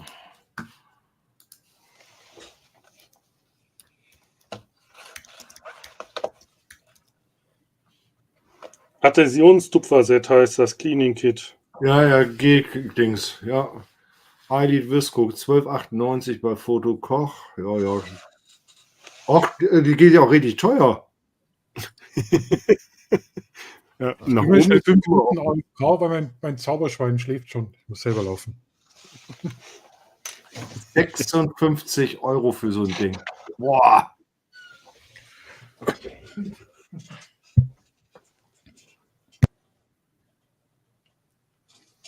Okay, aber das finde ich mal interessant. Ja, das finde ich gut. Gut, du musst halt nur gucken, jetzt gerade bei den IBIS-Sensoren, musst halt nachlesen, in welcher Stellung der verriegelt ist. Weil bei Nikon ist so, die Kamera muss ausgeschaltet sein. Dann ist der verriegelt. weil du halt so leichten Druck auf den Sensor halt ausübst. Oder? Okay. Ja, machst du mit dem Swap ja aber auch letztendlich. Also von daher Ja, würde ich aber auch, deshalb ich würde es im Zustand aus Batterie raus, mache ich eigentlich immer, weil dann weiß ich, da passiert nichts. ja. Ja, im Der Zweifel Markus, probierst der mit der Markus, 6000 aus und wenn die geschrotet ist, ist nicht so schlimm. Markus muss gleich nochmal was einblenden. Ich habe die ganze Zeit was gesucht zum Thema Kamera reinigen, weil die Kamera dreckig geworden ist. Da habe ich vor Ja, kurzem was Witziges gesehen bei jemandem auf YouTube. Ich habe jetzt zig Leute da abonniert. Und Wenn ja, ich das vermute, was du uns gleich zeigst und das ist und du hast den abonniert, dann kündige ich dir die Freundschaft. warum? Glaube ich nicht. Ist kein Deutscher. Na, dann hast du ja Glück gehabt. Ich Ja, dachte, also ich wenn habe du jetzt so einen mit dem Cappy aus Berlin abonniert hättest. Nein. Ich habe viele englischsprachige Sachen auch abonniert. Ich hoffe mal, Skypixels kommt gleich zurück. Aber wie ich das gesehen habe, da dachte ich auch, Junge, ganz schön mutig. Vor allen Dingen das auch mit einer Top-Kamera. Ne? Also nicht mit einer, weil du sagtest vorhin, Technik kann man immer ersetzen, das ist richtig. Aber wenn man so oben in der Top-Liga sowas hat, dann wird es schon teuer. Dann wird es richtig teuer. Ne? Also ich sag mal, alles, was ich hier habe, so, ich sag mal, wenn man bis 2000 Euro, so kann man sagen, das tut zwar auch im Portemonnaie weh, aber das geht noch. Aber wenn ich jetzt, ich sag mal, eine 6, 7, ich schluck jetzt schon. Ja. Aber ich sag mal, genau, wenn ich jetzt eine A1 hätte, Also das ist der Kanal von Pierre T. Lambert. Ja, der ist Und gut. er war hier unterwegs und ihr seht, was er macht. Er steht also am Rand und ein Auto fährt durch eine Matschpfütze. da fliegen auch Steine. Ja. So, und auf jeden Fall, ich zeige jetzt nicht das komplette Video. Also er sieht natürlich auch richtig Das gut steht aus nicht. danach. Ne? So, aber das größte Problem war eben seine Sony Alpha 1. So, mal gucken, machen wir ein bisschen weiter hier. Die sah dann so aus. Wow. So, und er erklärt die Situation dann auch. Er wollte dann nicht warten, bis das alles angetrocknet ist, weil wenn das einmal angetrocknet ist, dann machst du ja das ganze Ding kaputt, ne? Weil das ja wie Sand ist dann. Du zerkratzt alles. Also die einzige Chance war, das unter fließend Wasser zu reinigen. Und das hat er gemacht. Ne, die hatten ja in der Wüste hier einen Jeep mit dabei mit dem Wassertank und er hat wirklich dann hier unter fließend Wasser hat er seine Sony Alpha 1 dann abgebraust, wie man sieht. Uwe, mach Und wir- schnell wieder aus. Aber Uwe, wo du das jetzt sagst, der YouTuber aus der Heide, dessen Namen wir nicht mehr sagen wollen, der macht da auch, wenn er Nikon-Kameras testet, schüttet er doch immer eine Gießkanne drüber aus. Also von daher, Markus, brauchst du dir gar keine Gedanken zu machen. Ja, das denke ich mal langsam. Ja. Ein paar Schneeflocken, ein paar Tröpfchen, glaube ich. Ja. Nee, der schüttet wirklich eine 5 Liter Gießkanne da drüber aus. Ja. Wo kommt der her? Aus der Heide der? Wiesner. Ach, du meinst den der aus Müden kommt, okay, ja.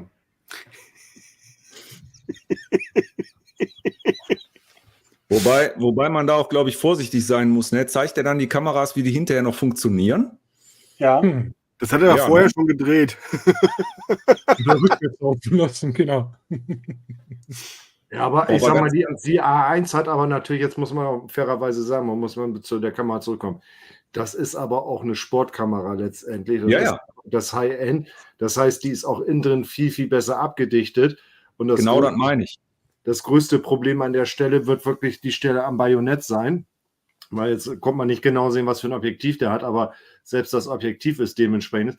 Was ich nicht verstehe, warum er, wenn er schon eine A1 hat, er nicht das passende Gehäuse dafür für so eine Nummer. Weil du da nicht so ein cooles YouTube-Video machen kannst. Ja, ich habe das gesehen, er hat auch über 600.000 Abonnenten. Ne? Also es gibt ja auch Leute, die haben Kameras in Flammen aufgegeben, damit sie Abonnenten bekommen. Ne? Ja. Also, Es gibt auch diese Kanäle, wo jemand immer das neueste iPhone hat und dann mit dem Auto drüber fährt und über andere Gegenstände. Das habe ich letztens irgendwo gesehen. Da gibt es, ohne Scheiß, es gibt einen YouTube-Kanal, da fährt einer mit seinem Auto über Gegenstände und zeigt dann, wie die kaputt gehen. Also nagelneues iPhone 15 Pro hast du nicht gesehen, alles Mögliche wird dann so unter den Autoreifen gelegt, ne? Die kleine Kamera davor und dann fährt er da drüber. Nur nichts anderes, gibt nichts anderes auf dem Kanal, nur Sachen, die kaputt gehen. Aber so hohe Klickzahlen, der kann sich jeden Tag ein neues iPhone kaufen, also dann kann man das machen, ne? Aber der Typ geht wenigstens raus mit seinen 600.000 Abonnenten. Es gibt ja andere, die stellen ja bloß Produkte vor. Also wenn wir jetzt bei dem Thema sind, der mit 200.000, da hast du vollkommen recht, der ist fast nur noch bei Produkten, ist kaum noch unterwegs. Und das muss man jetzt aber auch Benjamin mal lassen. Also man kann ja von ihm halten, was man möchte. Ne? Und ich glaube, der ist bei über 400.000 Abonnenten. Also ich sag mal, ich glaube, der erfolgreichste deutschsprachige Foto-YouTuber. Ne? Und da muss man ganz klar sagen. Aber was der auch unterwegs ist und auch macht und auch produziert, also ne, ich meine, er war in Australien, glaube ich, Afrika, also Round the World, seine Sache. Ich kann dem auch nicht die ganze Zeit zugucken. Aber das, was er dort macht, was er an Entertainment liefert, muss ich sagen, Respekt. Also das hat er sich auch verdient und ich glaube auch hart erarbeitet an der Stelle. Ne? Also klar, muss man, wer so erfolgreich ist, muss natürlich den Spott und den Hohn auch kassieren. Das macht ja sonst gar keinen Spaß. Ne? Also es gehört damit zu. Aber ich habe schon Respekt vor der Leistung, die er da gebracht hat. Ne? Also, und ich weiß auch nicht, wie der vielleicht privat wäre oder sowas. Ne? Also ich kann mir schon vorstellen, dass er ein extrem guter Schauspieler ist, dass der privat vielleicht völlig anders ist oder nicht so überdreht ist. Aber mir geht das Überdrehte dabei ein bisschen an der Stelle. Und wenn ich, dann gucke ich lieber den aus der Lüneburger Heide, weil der ist nicht so überdreht. Ne? Okay. Und da muss man auch sagen, das kann man ja auch sagen, wo ich den gerne geguckt habe, war, wo der Sebastian bei ihm war und die Videos für ihn gedreht hat, wo die wirklich viel auch unterwegs waren und was gemacht haben, auch in der Corona-Zeit. Da hat das richtig Spaß gemacht. Und seit Sebastian nicht mehr so da ist, also zum Beispiel die Dolomiten-Videos, die sind alle top auf den Punkt, geil geschnitten. Das macht Spaß, das zuzugucken. Ja, dreimal darfst du raten, wer die Videos gemacht hat. Ja, nicht Stefan Wiesner. Genau, das war der Sebastian. So, und das ist das, wenn du so jemanden dann hast, das ist natürlich toll. Nur, das ist dann auch passen, ne? Ja, das muss passen. Also, klar, den musst du auch bezahlen können, weil der ist Gold wert. Und dann hast du auch dementsprechend auch die Traffic und dann, ne? Ich sag mal, man darf ja auch eins nicht vergessen dann, Entschuldigung, derjenige muss ja dann auch bei deinem Projekt voll dabei sein. So wie ich das verstanden habe, der Sebastian, der hatte auch andere Ideen, was der machen wollte. Und das war der Grund, warum die nicht mehr zusammengepasst haben. Weil der Sebastian gesagt hat, ich will mehr in die Filmgeschichte da richtig rein. Ja, wahrscheinlich auch beruflich mehr in die Filmgeschichte rein und nicht, ich sag mal, nicht noch Kartons packen oder so etwas. Ne, in so einer kleinen Firma bist du Mädchen für alles. Aber ich sag ja, nicht jeder kann sich einen Oliver Hummel leisten, ne? Hummel leisten. Also würde ich, ne, also nicht jeder ist auch alleine so geil drauf, wie Oliver das zum Beispiel macht. Das finde ich total geil, ne? Das stimmt, ja. Absolut, ja. Die Färöer-Insel, das war klasse. Das hat mir so gut gefallen, das Video. Also er war jetzt in den Staaten, ich habe den Trailer von den Staaten gesehen und ich habe schon gedacht, das wird richtig geil. Also ich hoffe stark, dass das vor Weihnachten fertig hat, weil im Moment hört und sieht man ganz wenig von ihm. Also ich gehe mal stark von aus, der sitzt da wirklich am Schneiden. Ich meine, das gehört ja auch noch dazu, aber alleine vorher, du musst auch vorher die Idee schon im Kopf haben. Ne? Das ist... Ja. Das ist ja irgendwie das Schwierige, wenn du hier mit YouTube anfängst, ein bisschen professioneller das Ganze zu betrachten. Du bist ja eine One-Man-Show, du machst ja alles alleine. Im günstigsten Fall hast du jemanden in der Familie oder Partner, Partnerin, die da mitmachen. Aber es fängt ja schon damit an, wenn du alleine losgehst, um zu fotografieren. Du filmst ja auch dabei. Du machst ja alles doppelt. Du machst ja nicht nur Fotos, du filmst ja auch. Und das verstehen viele nicht, die einfach nur fotografieren gehen. Dann ist doppelter oder manchmal dreifacher Arbeitsaufwand. Vor allen Dingen auch, ich sag mal, ein Foto, klack, ist fertig. So eine Filmsequenz, die dauert schon länger. Das ist die Zeit. Das ist viel mehr Zeit. Und du hast die Ausrüstung. Du musst an die Sachen denken, einpacken, auspacken. Das geht ja noch, ne? Aber alles andere, was da hinten dann noch dranhängt, das immer alleine zu machen. Wenn ich so überlege, ich habe jetzt Sonntag, war ich mit dem Thomas unterwegs. Gestern war mein Video dann draußen. Da habe ich jetzt also Montag, Dienstag, Mittwoch, Donnerstag gebraucht. Gut, nicht von morgens bis abends. Ne? Ich könnte es gar nicht schaffen, jeden Tag ein Video online zu stellen. in der Art. Das schaffst du nicht. Das geht einfach nicht. Das wäre dann nur in schlechter Qualität. Funktioniert nicht. Jeden Tag ein Video. Das funktioniert irgendwann wirklich nur dann, wenn du jemanden mit ins Boot holst. So, und solange du noch kein Geld damit verdienst, das muss dann jemand sein, der erstens mal viel Zeit hat. Also, das macht Ne? Der viel Zeit hat und glücklicherweise auch irgendwie dann Plan von der Sache hat und auch richtig Bock drauf hat. Hm. Ja, wie gesagt, das kann ja auch nur Hobby sein, das kann ja auch nur Spaß machen. Und, ne? Aber ich sag mal, was ja auch ganz klar ist, wir haben es ja eigentlich leichter als vor 5, 6, 7 Jahren.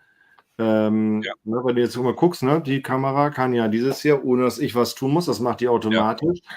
Wenn du jetzt überlegst, dass du so kleine Kameras hast, die du immer in Laternenfall, wo du deine B-Roll, und ich mache ja zum Beispiel so gut wie kein B-Roll. Ne? Das ist ja ganz selten, dass mir das mal passiert, weil ich habe ja auf diese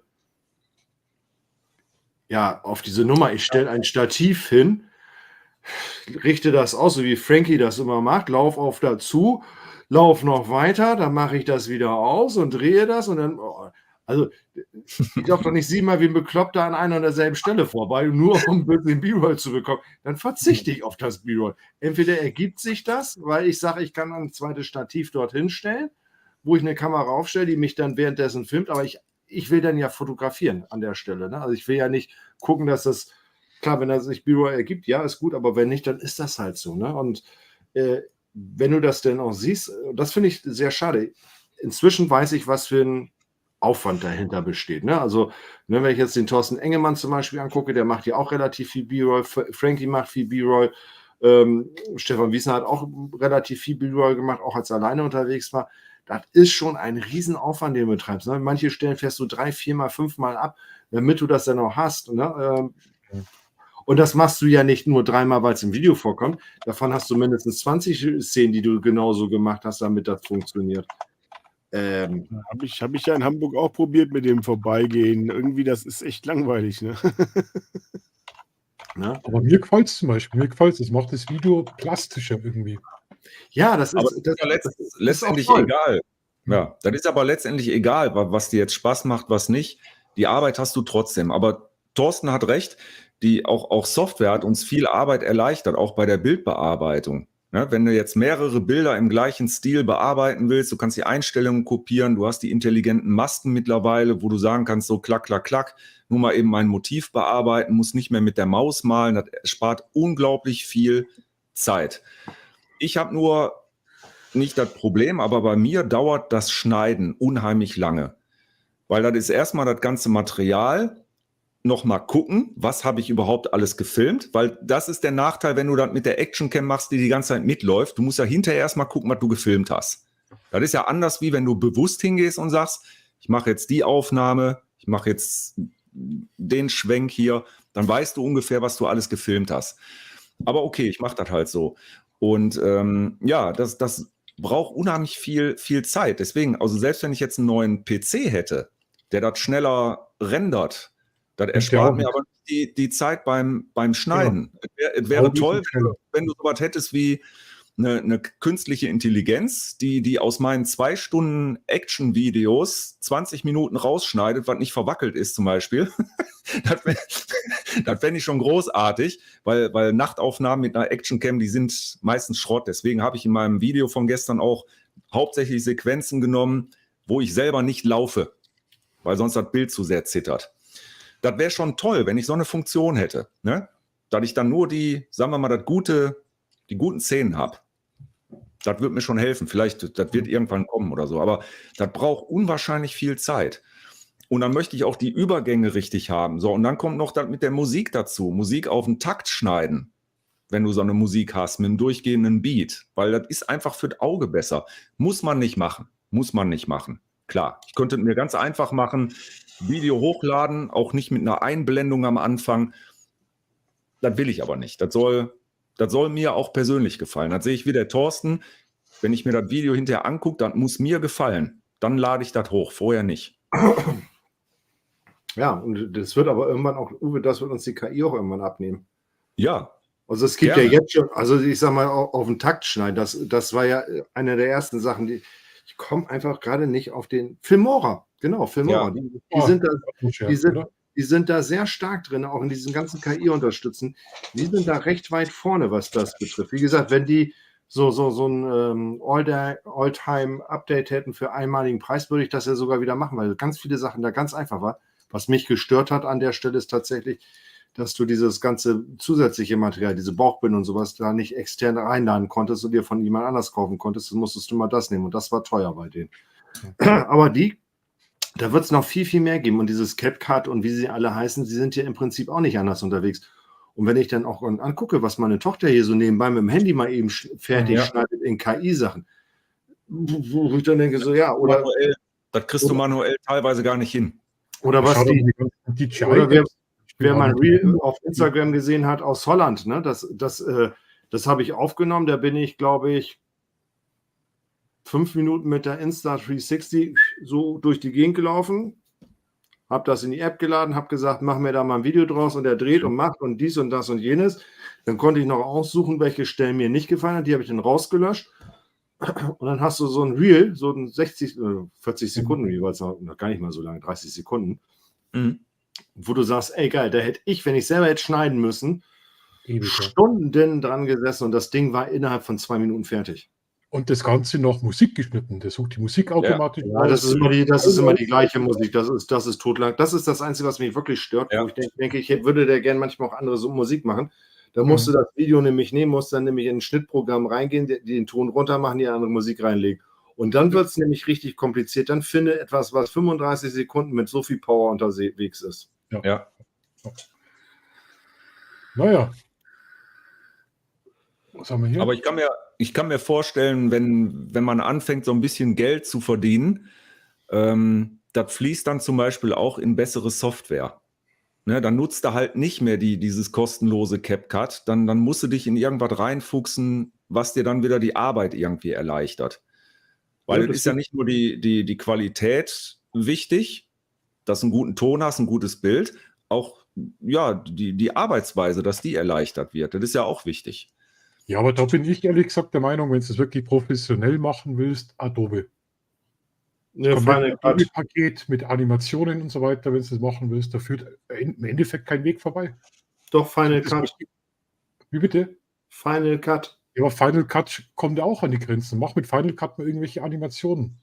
Da bist du schon wieder angewiesen auf Adobe Illustrator. Nee, brauche ich nicht. Wenn ich Animationen haben möchte, nehme ich Motion dazu. Das musst du sowieso dazu haben, weil sonst wird es eh nichts. Also du bist so roundabout 400 € los, musst du haben. So, und ganz ehrlich, bevor ich mich hinsetze und eine Animation programmiere oder mir da hinstelle oder eine Bauchbinde, ganz ehrlich, denke ich zu FX Motion, gucke, was kostet der Spaß? $70, zahlen und gib her das Zeug. Also ich habe mir so ein paar Sachen also wäre jetzt auch wieder, ne, Black Friday, wäre eine gute Zeit, da wieder zuzuschlagen. Ich habe mir dann überlegt, was braucht man? So, dann denke ich mir so, ja, also ich brauche so ab und zu meine Bauchbinden, die habe ich mir jetzt angepasst. Die werde ich mir jetzt nochmal farblich anpassen, weil mir das mit dem Rot nicht so gut gefällt.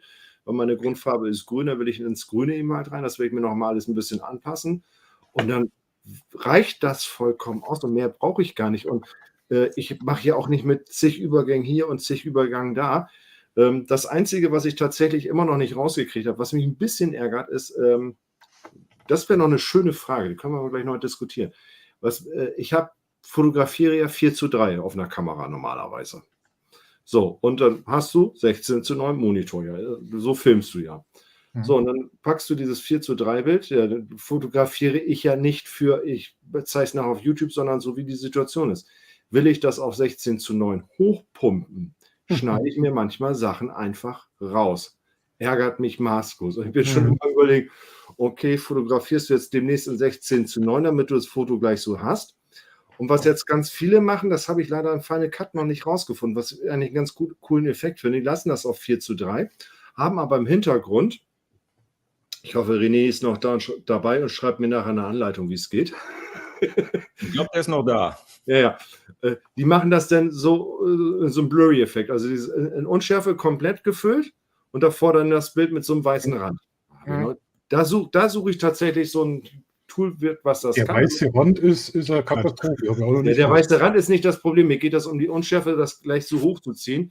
Weil bis jetzt alles, was ich gefunden habe, ist unwahrscheinlich aufwendig. Und ich bin so ein Mensch, klick, klick, fertig. Ne? Also, Also ich habe mir dafür in Photoshop eine Aktion gebaut. ja, ich bin ja aber bei Final Cut. Ja. Achso, Genau. du hast das ja. Ja, gut, mit Photoshop bin ich ja nun gar nicht unterwegs. Ne? Also, mein Ja, aber ist ja im Fotoabo mit dabei, also von daher ist es ja dann kein Problem. Ja, gut, Ja. aber mein Workflow ist ja ein bisschen anders. Ich fotografiere unwahrscheinlich gerne, aber ich habe ja überhaupt keinen Bock auf Bildbearbeitung. Das interessiert mich ja sowas. Gar nicht. Ah. Das ist Aber mir so, bei solchen Fotos, ich habe das so gelöst, ich lasse da hinten eben so ein B-Roll irgendwie laufen. Zoom das ein bisschen an, dass Bewegung hinterm Foto ist. ja, aber ich möchte schon den gleichen Effekt. Also ich will die gleiche Lichtstimmung eigentlich haben, weil das könnte nicht passen. Also bei mir ist es so, ich gehe fotografieren. Ich fotografiere zwar alles in RAW, so dann gehe ich wirklich hin, Lightroom, dann gucke ich hin, okay, als erstes Automatik. Erstmal gucken, was macht das Bild. Das mache ich mit allen Bildern einmal durch, dann bewerte ich die, alle, die mir nicht passen, fliegen raus. Die sind auch gelöscht, interessiert mich nicht mehr. So, dann habe ich ja schon eine Automatik laufen lassen und dann nehme ich tatsächlich inzwischen Radiant. Alle Fotos einmal in Radiant, lasse die einmal drüber laufen und in der Regel reicht mir das aus. Das Einzige, was dann eventuell noch hinten on top kommen könnte, bei Nachtbildern ist das Entrauschen über Topaz. Da kann ich Kaffee trinken gehen in der Zeit, wenn die das macht. Das mache ich, lasse ich aber gleich mit allen Bildern machen und ab und zu lasse ich sie dann nochmal nachschärfen. Aber dann hat ja auch schon jemand geschrieben, so nach dem Motto, ob ich irgendwie ein Scharfzeichen in den Bildschirm geschmissen habe oder sowas, Olaf, ne?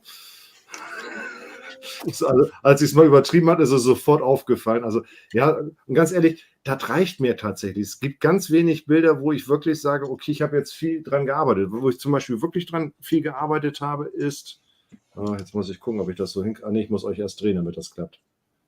Hinter dir, ne? Ach nee, vor dir. Aha. Das Bild da oben. Ja. Da habe ich wirklich lange mit Lightroom, da habe ich Jetzt viele, aber kein Bild mehr. Ach, ich habe hier wieder irgendwas gezogen. Heißt Technik.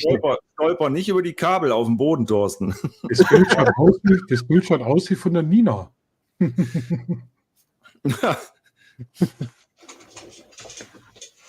Ja, jetzt seid ihr irgendwie raus. Ich verstehe es jetzt gerade überhaupt nicht. Okay. Wir sind noch da. Wir sind noch da. Ja, ich Wir glaube, sind das liegt so ein bisschen bescheuerterweise dran, dass ich hier so. Also an dem Bild habe ich lange gesessen.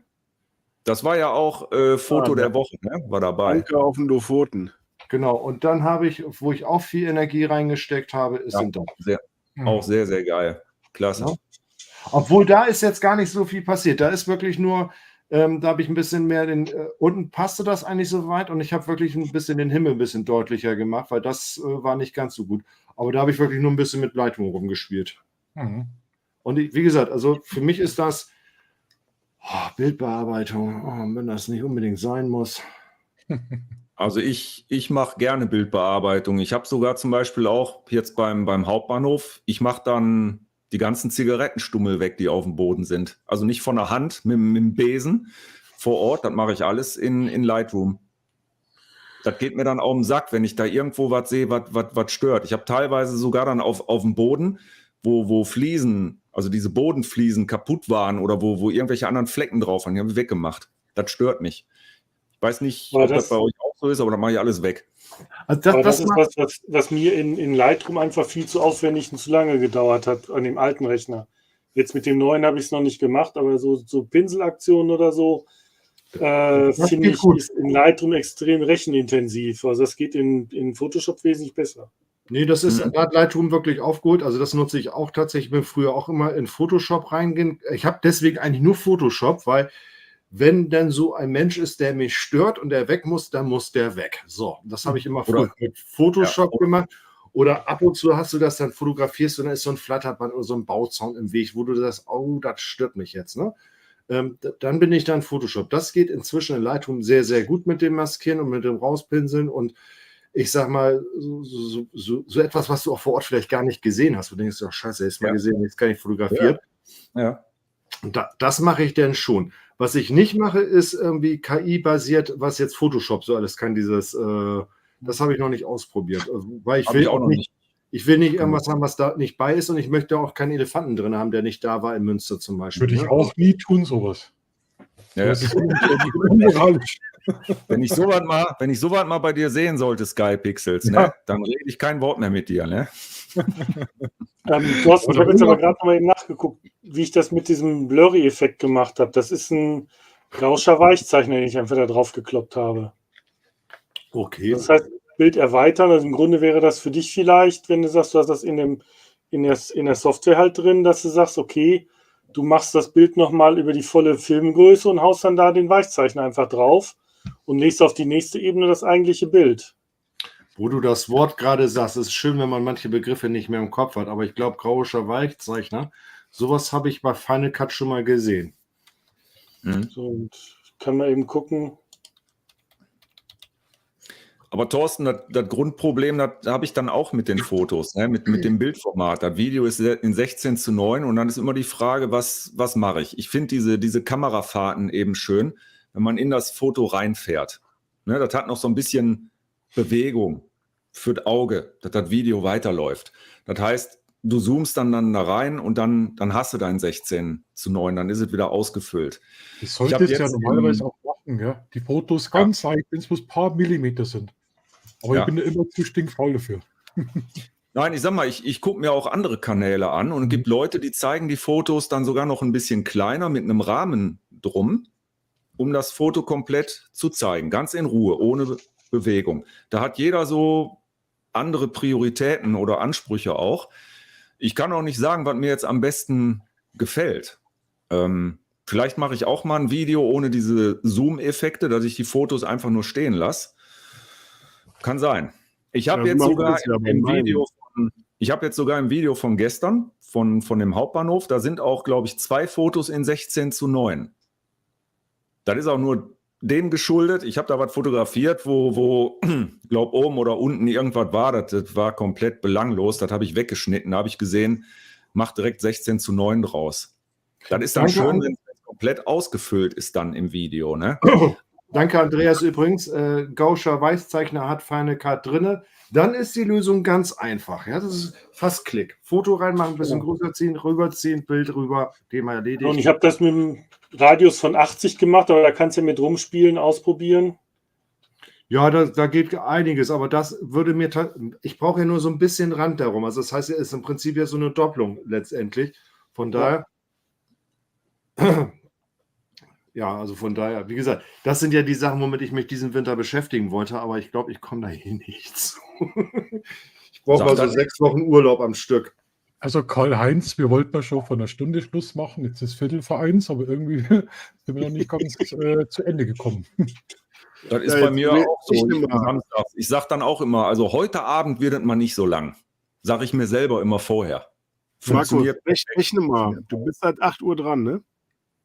Ja, mit kurzen Unterbrechungen gewollten. Ja, ist egal. Rechne mal hoch.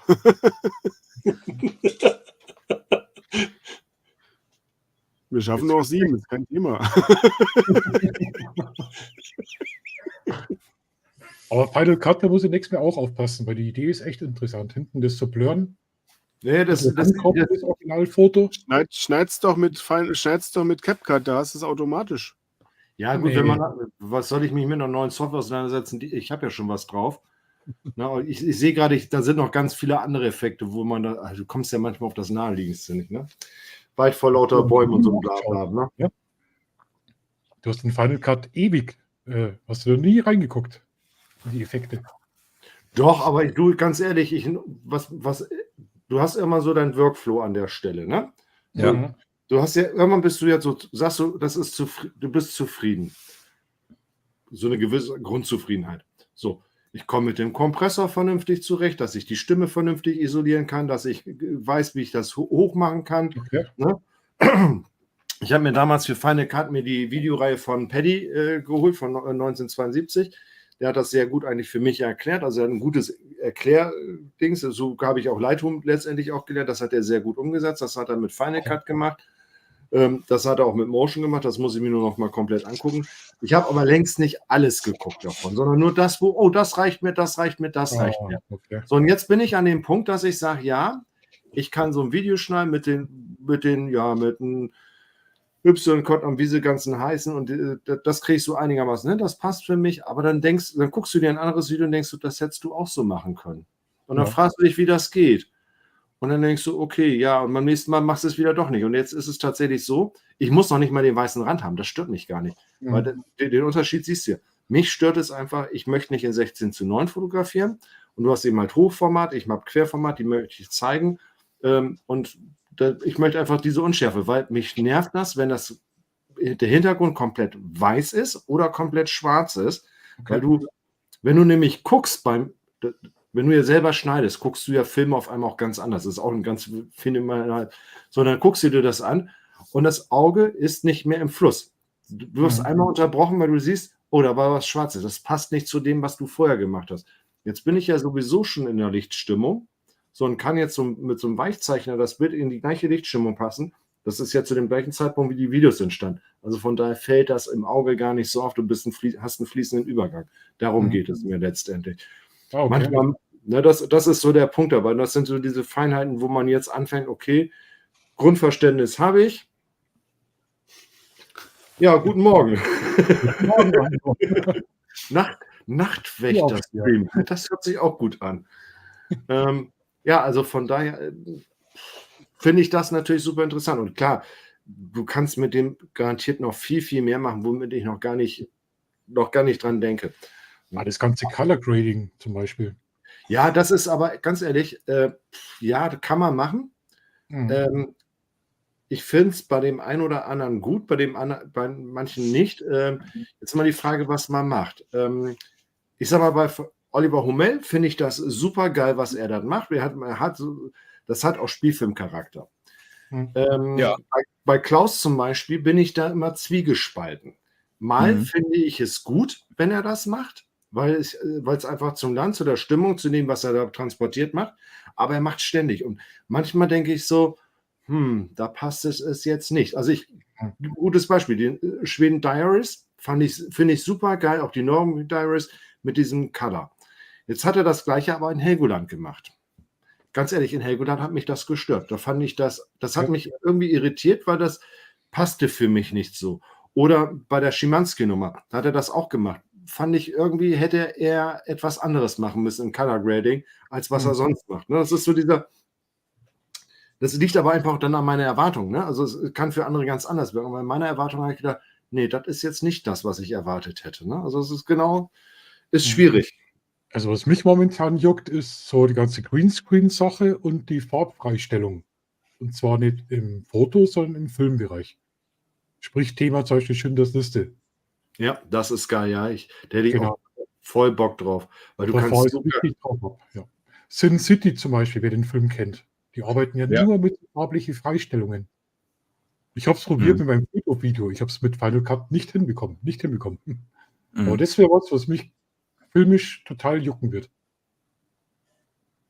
Zum Beispiel, dass irgendwie eine schöne Blume ist. Ja, jetzt aber nicht im Foto farblich freistellen, sondern im Videobereich. Und das ist dann schon richtig schwierig. Das hat sowas Ähnliches, also was richtig geil gemacht. Milo PD hat das mal gemacht auf YouTube. Der hat das mit Filmora mal gezeigt, was mit Greenscreen dort möglich ist. Da muss ich sagen, echt richtig geil. Aber ich weiß auch, du siehst ja auch, was für einen Aufwand der betreibt, wie lange der da dran schneidet. So, jetzt ist das Ding ich sag mal jetzt ganz normal, ich bin in der Woche unterwegs, ne, wie jetzt diese Woche Wiesbaden, ne? Jetzt schneidest du da, ich hab sowieso manchmal nur 2-3 Stunden Zeit. Hätte ich jetzt gar keine großartige. Jetzt nehme ich was auf, spreche ein bisschen B-Roll, so hast du ein bisschen Material, hast jetzt irgendwie 2 Stunden Material zusammen. Grobe Richtung Fotos musst du noch entwickeln und das soll nach Möglichkeit eigentlich in der gleichen Woche raus, damit der zeitlich abhängt. Das schaffe ich gar nicht. Also sorry, da muss ich ja mal sagen, ich kann mich darauf vorbereiten. Ich finde das auch toll, sich damit zu beschäftigen und ich hoffe, dass ich irgendwann in Rente bin und das alles umsetzen kann.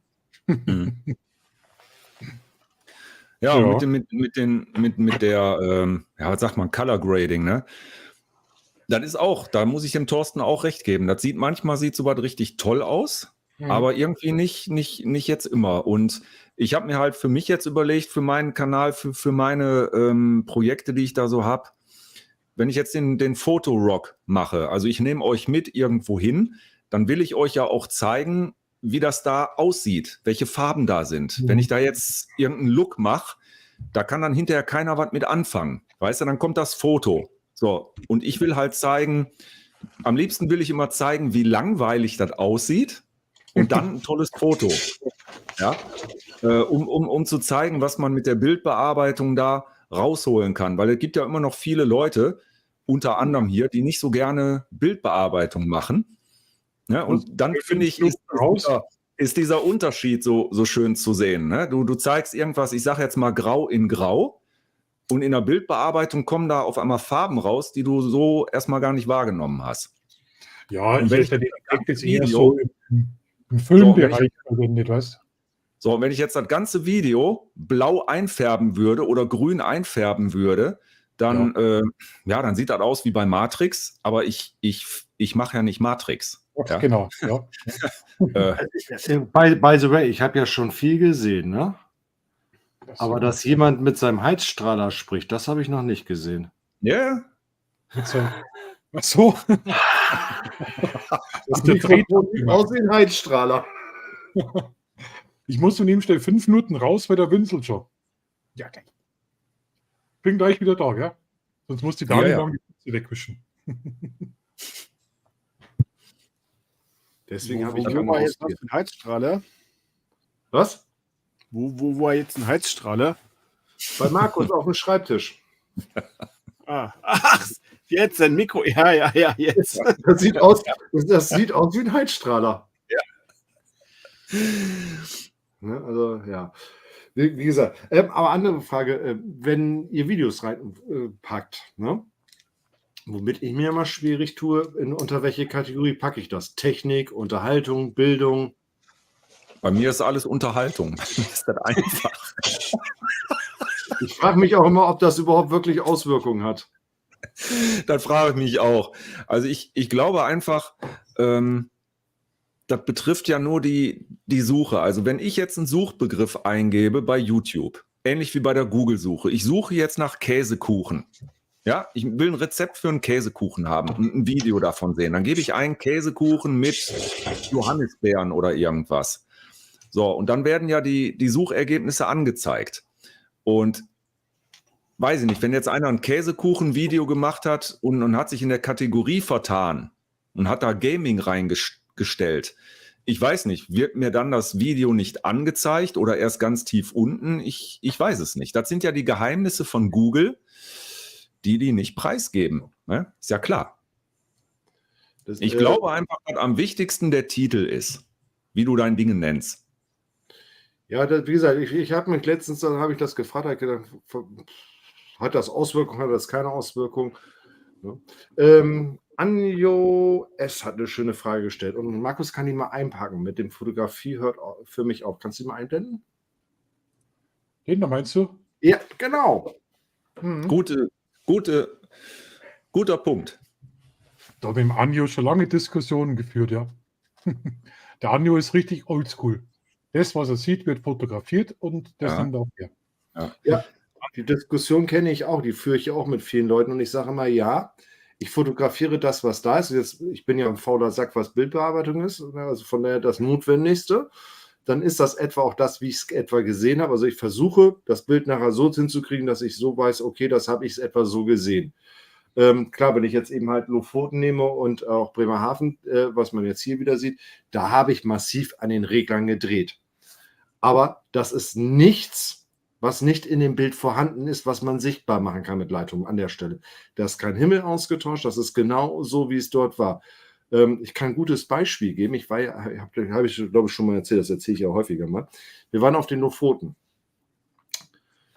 Da fährt man nun nicht jede Woche hin, da fährt man alle paar Jahre mal hin. So, und wir sind da hochgefahren und wir haben relativ wenig Glück mit viel Sonnenschein oder toller Wolkenstruktur. Wir haben häufig auch einen schön gebouncten Himmel gehabt. Das heißt, so eine schöne, milchige Himmelstruktur. Es war kaum was nah und du musst ganz schön an den Reglern ziehen, um überhaupt Struktur dahin zu nehmen. Das ist wirklich wie, als würdest du ins Milchglas schauen. Ja, und einer der Kollegen war dabei und hat dann irgendwann dieses ein Bild bearbeitet und ich sehe das und ich wusste genau, wie das Wetter an dem Tag war, da war nichts. Das Bild habe ich auch. Da habe ich auch in den Reglern gezogen, da kriegst du auch nichts raus. Ja, und er hat da mit schöner Wolkenstruktur und dann habe ich unter dem Bild nachher ihm auch runtergeschrieben, ich so, du, das Wetter war aber an dem Tag nicht so, als wir da gemeinschaftlich waren und ich wüsste nicht, dass du alleine dort gewesen wärst. Na, da muss ich sagen, also Himmel austauschen, das kann man für Werbefotografie machen. Da kann man für Werbefotografie, für sowas, kann man das alles machen. Aber wenn ich, und jetzt muss ich ganz ehrlich sagen, wenn ich auf YouTube unterwegs bin und ich mache meine Fotovox, erstmal ist es sowieso, sieht jeder, wie das Wetter war, wenn ich durch mein Video, das ist das eine. Und das zweite ist, wie Uwe ja schön sagte, ich möchte das ja so zeigen, wie es in dem Moment dort ist. Ne? Also dann darf das auch ruhig ein bisschen schradelig oder dann nicht das perfekte Bild sein. Das erwartet ja von mir auch keiner. Und dann bin ich doch völlig bei. Ich muss ein Bild nicht komplett verfälschen. Ich sage mal, das, was ich in der Entwicklung früher analog mache, was ich heute mit Lightroom machen kann, ist in Ordnung. Sicherlich auch mal bei Photoshop oder vielleicht auch mal was rausradieren. Also so ein Baustellenschild nervt mich wirklich, wo ich sage, das muss nicht sein. Und das sind ja manchmal Situationen, da komme ich nicht hin. Zigarettenkippe kann man diskutieren, ne? Aber ja. Achso, Karl-Heinz schreibt es gerade, ich wollte es noch sagen. Und wenn man jetzt mal Pavel und Mio anguckt, ganz klar, tiefer. Klar, die machen Composing, aber die sagen auch, sie machen Composing. Ne? Das ist von vornherein klar, was ich dort sehe. Das ist mir bewusst. Ne? Ich mag deren Bilder, weil ich weiß, was mich dort erwartet. Ich gucke mir die an. Und da sage ich mir, das ist künstlerische Freiheit an der Stelle. Die darf gerne auch so sein. Und Kunst, es liegt im Auge des Betrachters. Ich finde es toll. Ich würde es nicht so machen, aber das muss jeder für sich selber entscheiden. Wie seht ihr das? Ja, sehe ich ganz genauso. Vor allen Dingen sind ja immer zwei Dinge. Wir sind einmal die fotografiert haben, aber am Ende ist jemand, der nicht dabei war, das ist der Betrachter. Der sieht ein Foto mit ganz anderen Augen. Ja, und das stelle ich ja immer fest, die Bilder, die mir persönlich richtig gut gefallen, die gefallen anderen meistens nicht. Auch hier Freunde, Familie, die gucken anders. Ich glaube, das ist so ein Ding von uns, wenn wir selber fotografieren, dass wir da ganz andere Ansprüche haben auch an so ein Foto. Ja, und hinzu kommt ja, wir waren ja vor Ort. Wir haben ja gewisse Erinnerungen an Atmosphäre, an Gefühle, an Gerüche. Das spielt ja alles eine Rolle, die Emotionen dabei. Aber Thorsten, ich habe auch Fotos von mir, sagen wir mal, ein bisschen verfremdet, auch da am Hauptbahnhof. Ich meinte halt, das Videomaterial, das lasse ich immer unangetastet. Aber ich habe einige Fotos, die habe ich stark verändert, farblich. Ich gehe halt jetzt nicht hin und tausche da irgendwas aus, mache da einen Zug hin, wo keiner war. Wobei das in dem Fall nicht schlimm wäre, weil in diesem Bahnhof, da fahren Züge. Ja? Lasse ich jetzt aber einen Zug über das Wasser fahren, dann sagen alle, da fährt kein Zug lang. Ja? So, das oder ich stelle mir gerade bei euch den Bahnhof mit Wasser vor. Kannst ja alles machen. Ich sag mal, wenn ich dann sage, ich habe ein Foto gemacht, Composing, Surrealismus, Science Fiction, wie auch immer, dann weiß jeder, okay, was jetzt kommt, ist nicht echt, das ist komplette Fantasie. So, wenn ich aber ein Video nenne, Duisburg Hauptbahnhof bei Nacht, ja, da lasse ich ja kein Raumschiff landen. Das ist ja, da muss ich das Video anders schon. Thorsten, was du meinst, ist, wenn der Bahnhof unter Wasser ist, ne, dann ist das ein Hafen. Das kennst du ja von Bremen, ne? Aber jetzt bin ich gespannt. Ich starte nämlich jetzt was Neues und zwar möchte ich jetzt wieder ein bisschen von dem ganzen Trash-Zeug weg. Was mich total interessieren wird, wären Dokumentationen. Da fahre ich momentan total drauf ab. Und da stehe ich jetzt mit 2 Piachtenvereinen bei uns aus der Gegend in Verbindung. Und mein Projekt, was jetzt die nächsten Wochen... Mit was für Verein? Piachten, Krampus, Piachten. Ah. Hörner, Fälle, Glocken, Berge. Ja, das ist der Gegensatz von Karneval, ja, alles klar. Genau. Und dort wird es vor, dass ich so eine Art Doku mache, also Vorbereitung überhaupt über den Brauchtum, bei den Läufen mitlaufen und so weiter. Interviews, das ist jetzt das, was ich so momentan im Kopf habe. Und da stellt sich natürlich auch die Frage von der Technik. Interview allein da schon. Mikrofon, Funkstrecke. Ja, Holzlöffel und Mikrofon, dann mit Tesa, ne? Kennst du ja. Nee, da habe ich was ganz Tolles Neues entdeckt. Warte, ich suche. jetzt kommt das. Oh, mein Chaos. Genau, also Tesa würde ich jetzt sagen, es gibt doch die neuen Mikros, wo hinten dieser Magnet drin ist. Also muss jetzt dann von der einen Seite kleines Löchchen reinbohren, Magnet da reinkleben in den Holzlöffel. Oder gibt doch die mit dem Loch drin, dann da den Also Magnet reinkleben. Also geile Sache ist auch so eine halbe Liter Bierdose zu nehmen und da das Mikrofon drauf und dann die Also es Am gibt Ich auch, möchte mal was Ernsthaftes wieder zwischendrin mal machen. Einfach was Ernsthaftes. Ohne Also, Ja, du kannst einen Maßkrug nehmen. Das wird dir aber nicht gelingen. Das wird dir nicht gelingen, Markus. Das kannst du nicht. Du wirst nach 5 Minuten feststellen, ich muss irgendeinen Quatsch machen jetzt. Ich würde ja zum Beispiel dann mit so einem überdimensionalen Mikrofon würde ich rumlaufen. So ein riesen Ding, wie beim Fernsehen, wie die das haben. So ein riesen Ding, was meistens oben über so eine Gruppe ist von 10 Personen. So ein Ding. Entschuldigung, darf ich Sie mal kurz was fragen? Ich höre da gar nicht hin. Uwe, nein. Nein. Ich werde dir die richtigen Ideen liefern. Ich Nein. schreibe dir gleich noch ein paar Sachen. Ich schicke dir ein paar Fotos noch, dann ist vorbei. Du weißt, wie du bist. Du bist wie in einem Alien-Film, wo so Dinge eingepflanzt werden Ja. und dann brechen die raus, ja. Da pflanzt man wieder irgendeinen Schmarrn in den Kopf. Deswegen, also ganz ehrlich, bei mir ist das vollkommen unmöglich, dass ich wirklich so was richtig Seriöses mache. Mir ist mein letztes Video auch schon wieder viel zu ernst geworden, stelle ich jetzt fest. Nach dem 8. Mal angucken. so, ich habe euch mal eben was in den privaten Chat reingepackt, was dafür hilft, weil ich finde das Teil jetzt hier gerade nicht in meinem Chaos. Ich habe eine Vermutung, aber das Ding habe ich mir geholt, um dann eben halt diese kleinen Dinge ranzumachen. Das Ding ist nur so lang, das reicht, aber dann hast du wie so ein Mikrofon, kannst deine normale Funkstrecke raufpacken und das Ding ist so cool. Also vielleicht kann das einer sichtbar machen für alle oder sowas, keine Ahnung. Das ist ja günstig. Das kriegt der Herr Sky Pixels bestimmt hin. Jo, ist schon drin im Chat. Achso, warte mal. Augenblick. Dafür habe ich wenigstens Gummibärchen gefunden in der Ich wollte Zwischenzeit. gerade sagen, wer knistert denn hier? Schmeiß mal einen her. Ja, danke. Wo ist Ich er? wusste gerade, was voll scheiße ist. Nee, das ist falsch. Ach,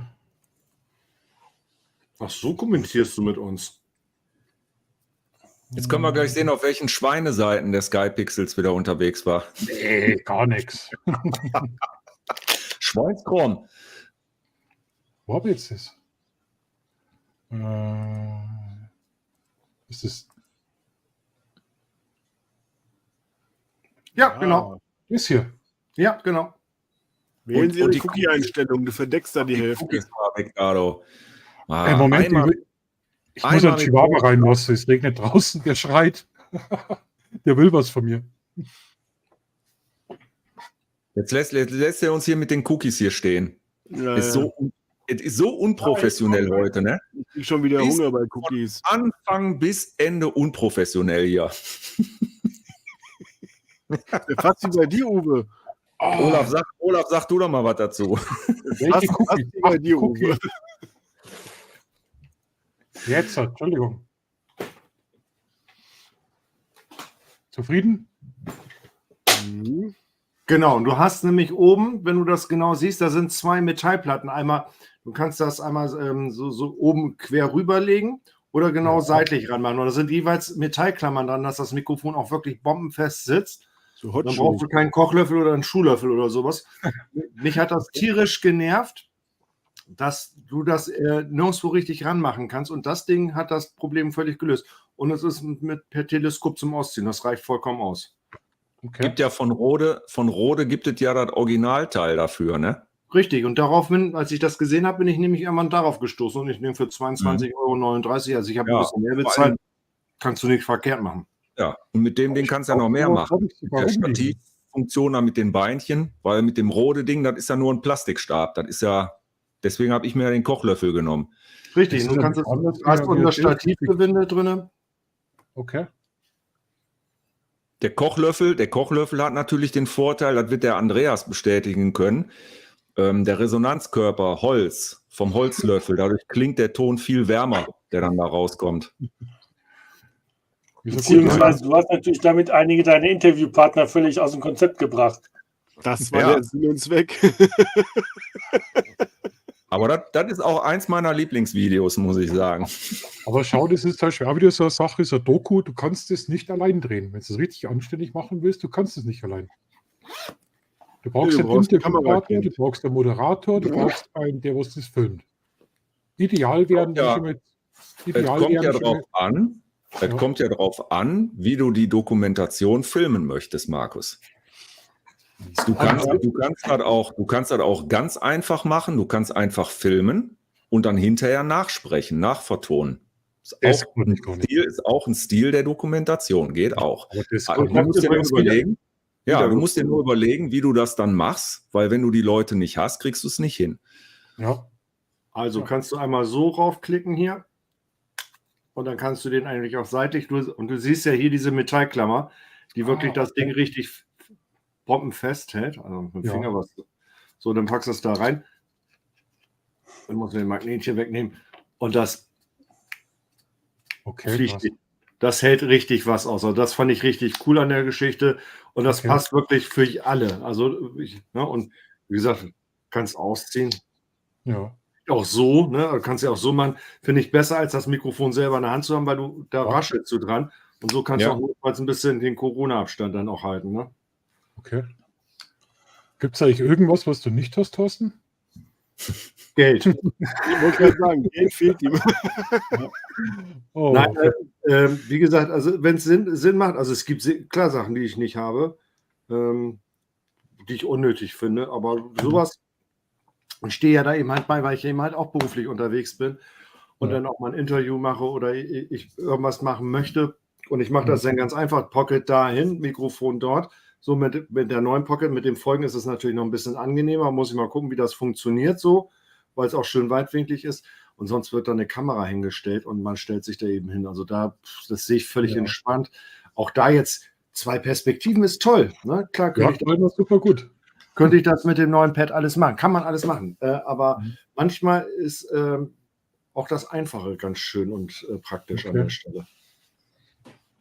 Das Ich ist ja denke, mein Markus, du solltest erstmal anfangen und dann merkst du einfach, was dir dann nicht gefällt oder was, wo du dann denkst, sagt, ja, hier wäre jetzt dann was anderes. Fang erstmal an, bevor du jetzt riesen Gedanken machst. Ja, den Stick kannst du noch besorgen und dann machst du erstmal das Interview, so wie Thorsten gesagt hat, stellst die Kamera dann irgendwo dahin, weißt, welcher Ausschnitt das ist und dann Ja. machst du erstmal und mach die ersten Schritte erstmal und dann merkst halt relativ schnell, was dir gefällt oder was funktioniert und dann musst du halt gucken, wie du das veränderst. Aber das war immer so eine Grundidee, Dokus. Die Richtung, da würde ich gerne hingehen wollen. So, und ganz ehrlich, dein Junior, wie alt ist der? 10. Ja, dann üb mit Reicht. dem. Was macht der? Spielt der Fußball? Nein, der ist Pfadfinder. Jagdverein, ja. Ja, ist doch super. Dann lass den doch von der Pfadfinderei erzählen. Üb mit ihm einfach. Und dann Ja. siehst du, wie er wirkt an der Kamera, gerade auch durch diese unterschiedliche Position. Dann weißt du, wie du deine Kamera einstellen kannst, damit das auch keinen komischen Effekt gibt oder Der so. muss für alles herhalten. Das letzte Mal mit der Funkstrecke durch die ganze Wohnung. 1, 2, 3, 1, 2, 3. Ja, aber Weil ich wissen wollte, ob die durch Mauern geht. mit 10 hat er ja noch Bock. Ne? Wenn ich meine Tochter frage mit 13 oder 16, die sagen immer, uah. Ja, Ja. ja. Das stimmt. Du Also kannst ja motivieren, die Kleinen. von daher, Aber warte mal ab, Thorsten, wenn du dann anfängst, Augen zu fotografieren, ne? Dann kommt deine Tochter wieder und sagt, Papa, ich brauche tolle Fotos von mir. Ja, genau. Der Thorsten hat doch nächste Ach so, Woche, hat er gesagt, hat doch jetzt demnächst hier irgendein Porträtshooting oder irgendwas, ne? Ein Model-Shooting. ja, sowas habe ich ja auch nebenbei. Ja. Das kommt wieder. Glaub mir, Thorsten, dann steht deine Tochter parat. Ja, also meine Töchter, wenn die Kamera sehen, weg sind sie. Das kommt sicherlich irgendwann wieder, aber ob ich da noch Lust habe, ist was anderes. Ja. Ich sag mal ja. Was willst du denn sonst machen? Leute, wie schaut's aus? Viertel nach 1. Tut Autos aus, von mir reparieren aus. könnte Thorsten noch. Ja, von mir aus Markus, von mir aus können wir jetzt anfangen.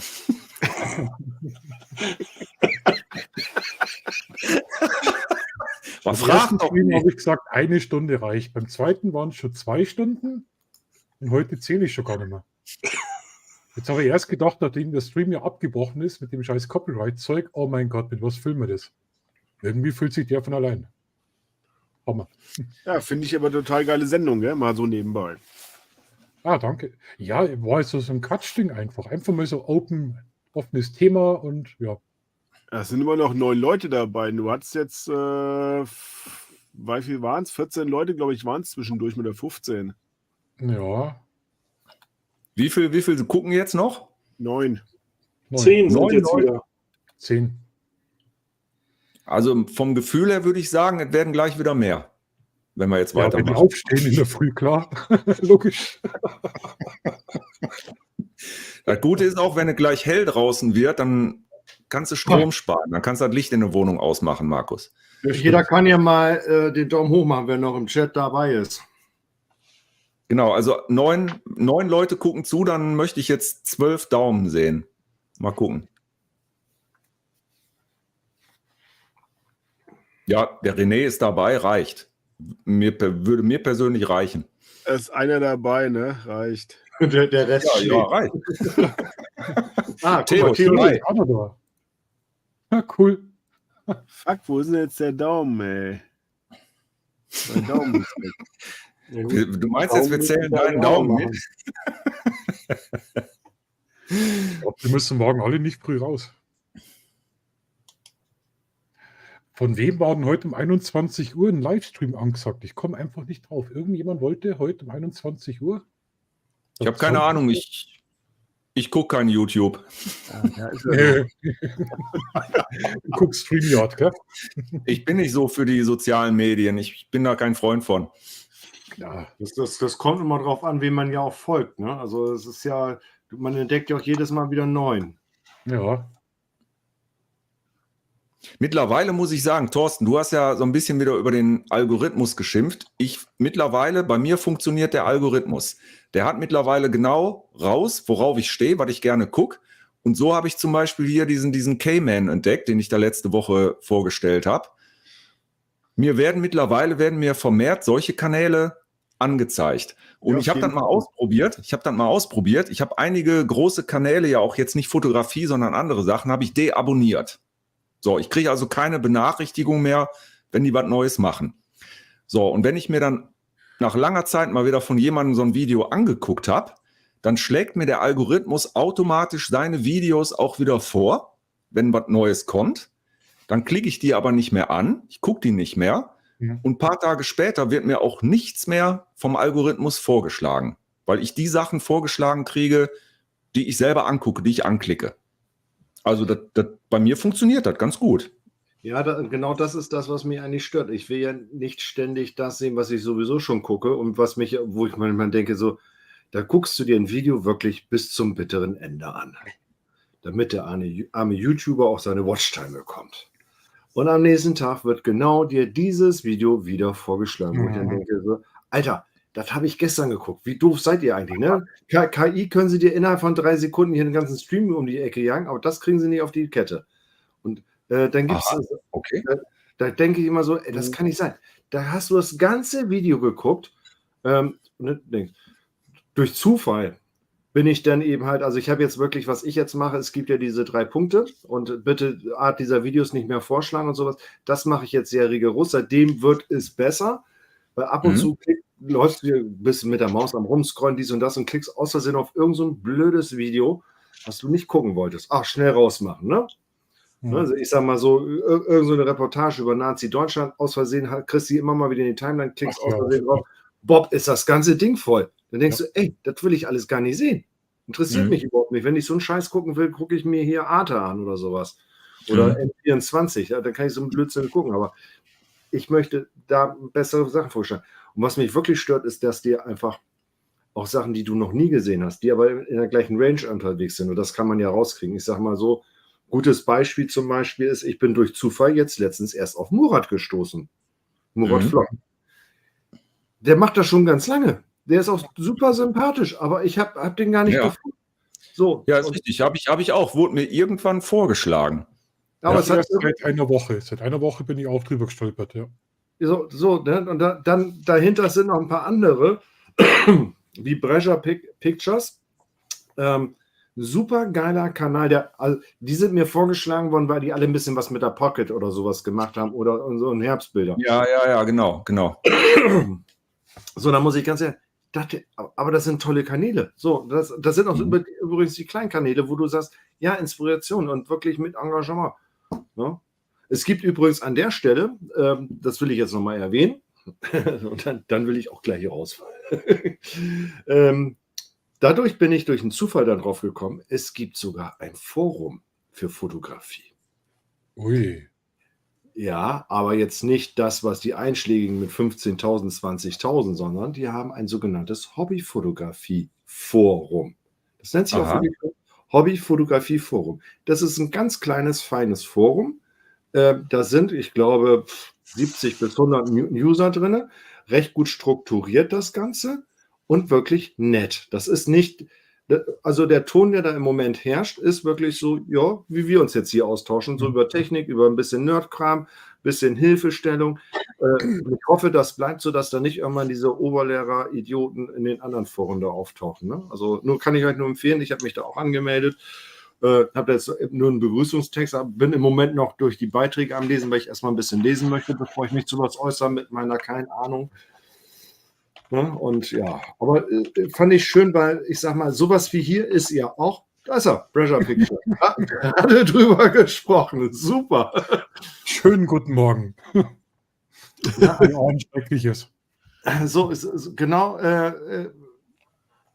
genau sowas finde ich dann ja toll. Dieser Austausch hier ist ein super toller Abend, ne? Also wo man auch sagt, man nimmt mal was mit, man kann sich austauschen, wie man so schön sagt, gegenseitig befruchten.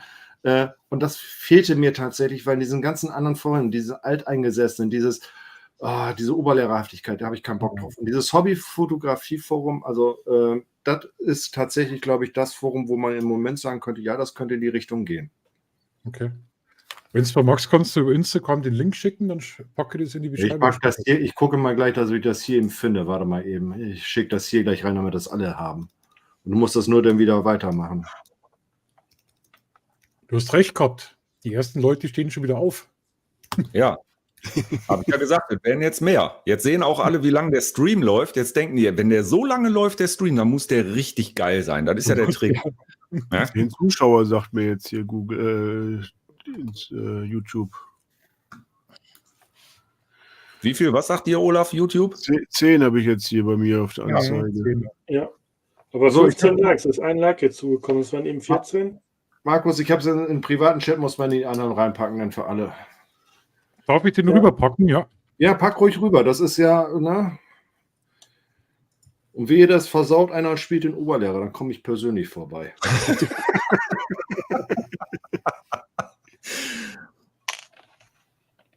Gut, Sternchen dranhängen.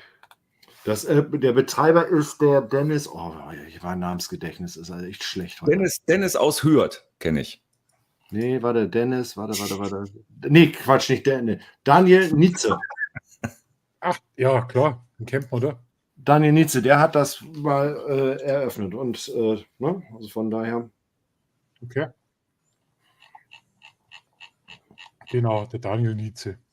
Genau. Ja, aber Foren, man hat doch heutzutage Discord, oder? Nee, genau, ich habe das ausprobiert. Ich bin in so einem Street-Fotografie-Forum. Die machen mir das mit Discord.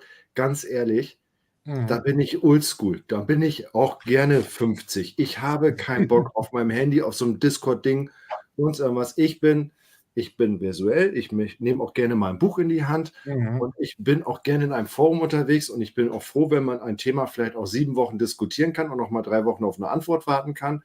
Weil dann denkt man auch nach. Und dieses Discord, dieses schnell, das nervt mich. Ich habe das bis heute nicht verstanden, das Discord, ne? Ich habe da auch mal mich reingeklickt und denke so, wie funktioniert der Scheiß? Keine Ahnung.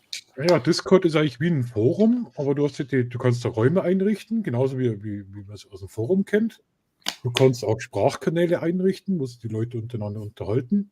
Und Discord kannst du zum Beispiel auch über YouTube anbinden. Also zum Beispiel, wenn jetzt in Discord jemand ist, kann ich den einladen und könnte den jetzt hier zum Beispiel über OBS gleich mit reinholen. Ist ja so ein bisschen die Erweiterung von einem Forum. Ja, aber ich habe da irgendwie noch nicht durchgeblickt. Also da habe ich dann immer irgendwelche Beiträge, die dann in dieser Gruppe kamen und ich so, ja, wie komme ich da jetzt bitte hin? Nicht gefunden oder was die überhaupt? Keine Ahnung. Ah, okay. Ich habe das ganze System nicht kapiert, weil ich habe als Kind auch eher draußen gespielt, ne? Ja, genau, Olaf, so geht's mir. Ich verstehe es nicht. Es ist mir ganz ehrlich, es ist mir zu stressig. Du hast sowieso schon zig Manager. Messenger, nicht Manager. Manager wäre schön. Nee, zu viel ist auch scheiße. Nein, das nervt einfach. Das, was ich ja vorhin schon mal sagte, wir haben diese schnelllebige Zeit und es gibt so ein paar Punkte, wo ich wirklich gerade sage, nö, das möchte ich zurückrudern. Also ich glaube, ich bin über den Punkt hinaus, dass ich jede neuen Technik-Quatsch mitmachen muss. Ich glaube, kann man die Schritte auch wieder zurückgehen. Jetzt würde ich mal gerne was ausprobieren, ob das auf StreamYard funktioniert. Und zwar, wenn ich jetzt auf Präsentieren gehe, machen wir jetzt mit Bildschirm stoppen, präsentieren, Bildschirm stoppen, das hört sich nicht gut an. teilen. Sei vorsichtig, sonst geht bei dir zu Hause das Licht aus, Skypixel. Genau, so schaut Discord aus. Da zum Beispiel. Ja, so und dann, je nachdem, was du halt dann für einen Kanal dann hast, ist das wie so ein Forum. Und das ist wie ein Forum, ja. Da hast du, gut, das sind jetzt die Moderatoren, da hast du so Talk-Chats, da kann man reden zum Beispiel. Und dann hast du hier, schau, die blaue Stunde. Chat 1, Chat 2. Und dann hast du, keine Ahnung, tolle Aufnahmen, wo die Leute dann reagieren drauf. Oder hier euer Social Medien-Content, was man teilen kann.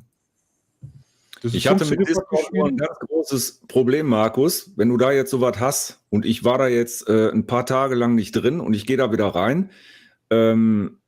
Ich habe da nie durchgeblickt, wo waren die letzten Nachrichten, die ich gelesen habe und was sind die neuen Nachrichten. Ich bin da völlig durcheinander gekommen. Ja. Dann hast du das Problem, weil die alle hintereinander kommen. Ja. Nee, das zeigt dir normalerweise, wenn du so ein Ding richtig abonniert hast, ist da irgendwo so eine Trennlinie mit Datum, wo er sagt, bis hierhin hast du gelesen. Ja, das habe ich auch gesehen, aber ich fand das komplett unübersichtlich. Genau. Ich weiß, Zum Beispiel hier habe ich alles gelesen, da nicht. Und dann kann ich da drauf gehen und dann sehe ich 9 Nachrichten seit. Das Problem ist bei Discord. Genau, da war gerade die rote Linie, da ist die rote Linie, ab da ist alles. Bis da hast du gelesen und dann. Ja. Und im Forum hast du noch feiner strukturiert. Bestimmt schon mit die Antworten drunter und so weiter. Ja, das ist so die Forumsart, wie das wohl früher irgendwie mal war. Also das ist ja irgendwie... Ja, das ist so, das sieht so ein bisschen aus wie die ersten, die man hatte, so nach dem Motto. Ja, genau. Die waren auch scheiße. Entschuldigung. Kennt ihr dann auch von damals, wo das Internet hier bei uns noch nicht, sagen wir mal, öffentlich zugänglich war, diese... Wie nannten die sich? Voice-Boxes oder irgendwas? Die konntest du über Telefonnummern anwählen und dann hast du auch so ganz rudimentär nur per Text was gehabt. So ähnlich wie jetzt bei Discord, nur natürlich ohne Fotos, ohne andere Medien. Also wirklich nur Text. Da haben die Leute ja früher dann schon weiß ich nicht, von der Uni oder von der Schule Hausaufgaben und so ein Kram da und all so ein Kram drüber geteilt. Ja. Da hat jede Stadt ihr eigenes Knotending irgendwie gehabt, so City. Ja. Das war dann so BTX-mäßig, war das, gell? Ja. Das ging über Telefonnummern. Du musstest dich da einwählen. Das war schon James Bond-mäßig alles. Das war schon ganz geil. Das stimmt. Und dann, was ich halt in der Zeit lange gemacht habe, waren diese Newsgroups. Ja.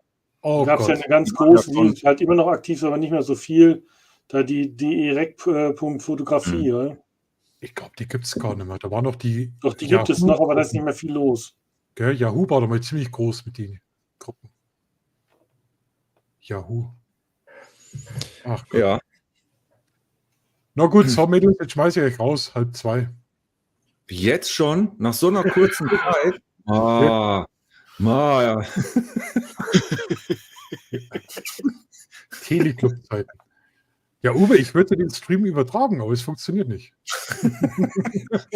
Du warst heute sowieso frei, ne? Also. Ja, habe ich viel von gehabt. Du wolltest unbedingt fotografieren und filmen gehen draußen, ne? Hat super geklappt. Ich habe nur so gesagt, mit Skypixels heute ein Stündchen, 2 Stündchen, ne? Jetzt tut mir der Hintern schon wieder weh, ne? Ganz ehrlich, das Erste, was ich mir demnächst kaufen werde, bevor ich mir ein Objektiv oder irgendwas für die Fotografie kaufen werde, ist ein anderer Stuhl. Das ist die Hölle hier, das ist die absolute Hölle. Ich habe schon ein Kissen drunter gelegt, das ist schon dünn wie Papier jetzt. Sag mal, Thorsten, Ja. wie lange dürfen deine Kinder draußen bleiben? Nee, Olaf, nee, das zählt nicht. Nee. Nein, ich meine, wenn du sagst, es ist jetzt gleich 1:30, wie lange hast du denn deiner Tochter Ausgang gewährt? Die ist auf einer Party. Die feiern, glaube ich, den 17. Geburtstag oder sowas. Und dann habe ich nur gesagt, ja, wann seid ihr wieder abholen? 2:30. Also das ist nicht so, du legst fest, sondern du fragst, wann du holst. Ja. 2:30, ja gut. Ist ja, Ja, gut. geschlossener Raum, ne? Naja, ich muss auch gleich mal los, weil wir wohnen ja hier auf dem Dorf. Das sind mal eben kurz 25 Kilometer, wo sie da gerade ist. Also da fahre ich Wie weit? 25 Kilometer. Ah, okay, das geht. Das Ja, braucht aber Markus bis nach Rosenheim vielleicht. das ist bei uns relativ schnell, Markus, weil wir sind ja flach eben und fahren geradeaus und nicht über Berge. Also es ist was tatsächlich ein bisschen schneller. Also Also keine das schaffe ich so eine knapp halbe Stunde. Ab morgen gibt es bei uns Schnee in den Bergen. Wenn ich raufschaue, auf 800 Meter ist alles weiß. Freue mich. Denk richtig. dran, pick or it doesn't happen, ne? Wir wollen Fotos sehen. Also ein Schwein oder ist wie? Achso, Pick, okay. PIC. Du kannst auch ein Schwein im Schnee fotografieren, geht auch. Lass ich durchgehen. 5:36 von deinem Grundsding da. Nee, Grundding da. auf den Blick voll jetzt nicht mehr rein. Außerdem haben wir jetzt eine Challenge bekommen, Uwe. Ja? Ja, Du weißt vielleicht schon, dass der Thorsten dann küren muss, wer besser war. Nein. Nein. Besser gibt es nicht. Beziehungsweise müsst ihr noch festlegen, dass wenn ihr es nicht macht, was ihr dann auf der Foto und Adventure machen müsst.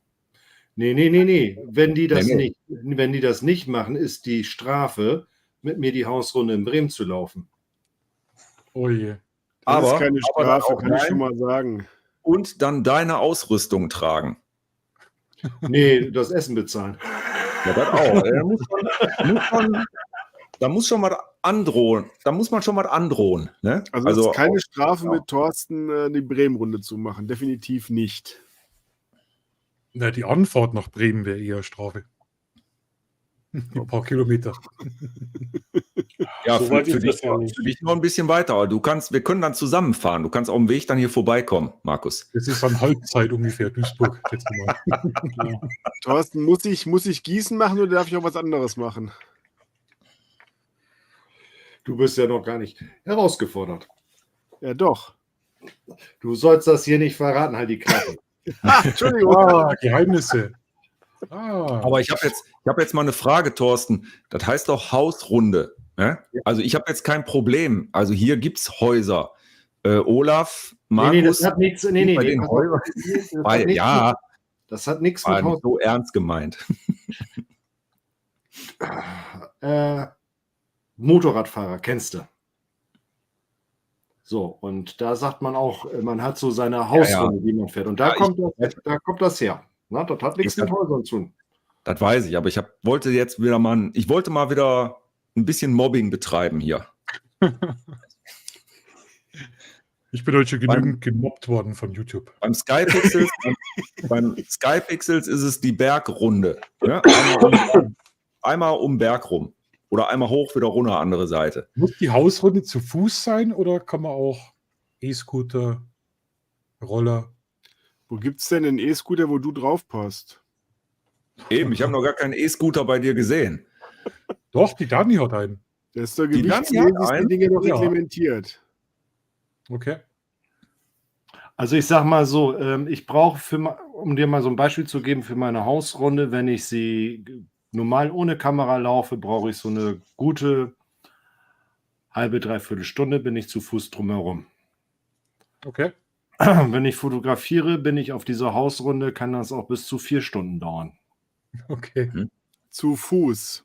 Zu Fuß. Markus, zu Ich Fuß. bin zu Fuß. Und ich sag mal so, es geht ja nicht darum, etwas schnell zu fotografieren und schnell mal eben mitzunehmen, sondern bewusst zu fotografieren. Das heißt, etwas, was ja dir ganz vertraut ist, was du schon zigmal gesehen hast, letztendlich. Das ist so ähnlich wie 5 aus 36. Du siehst irgendetwas, Genau.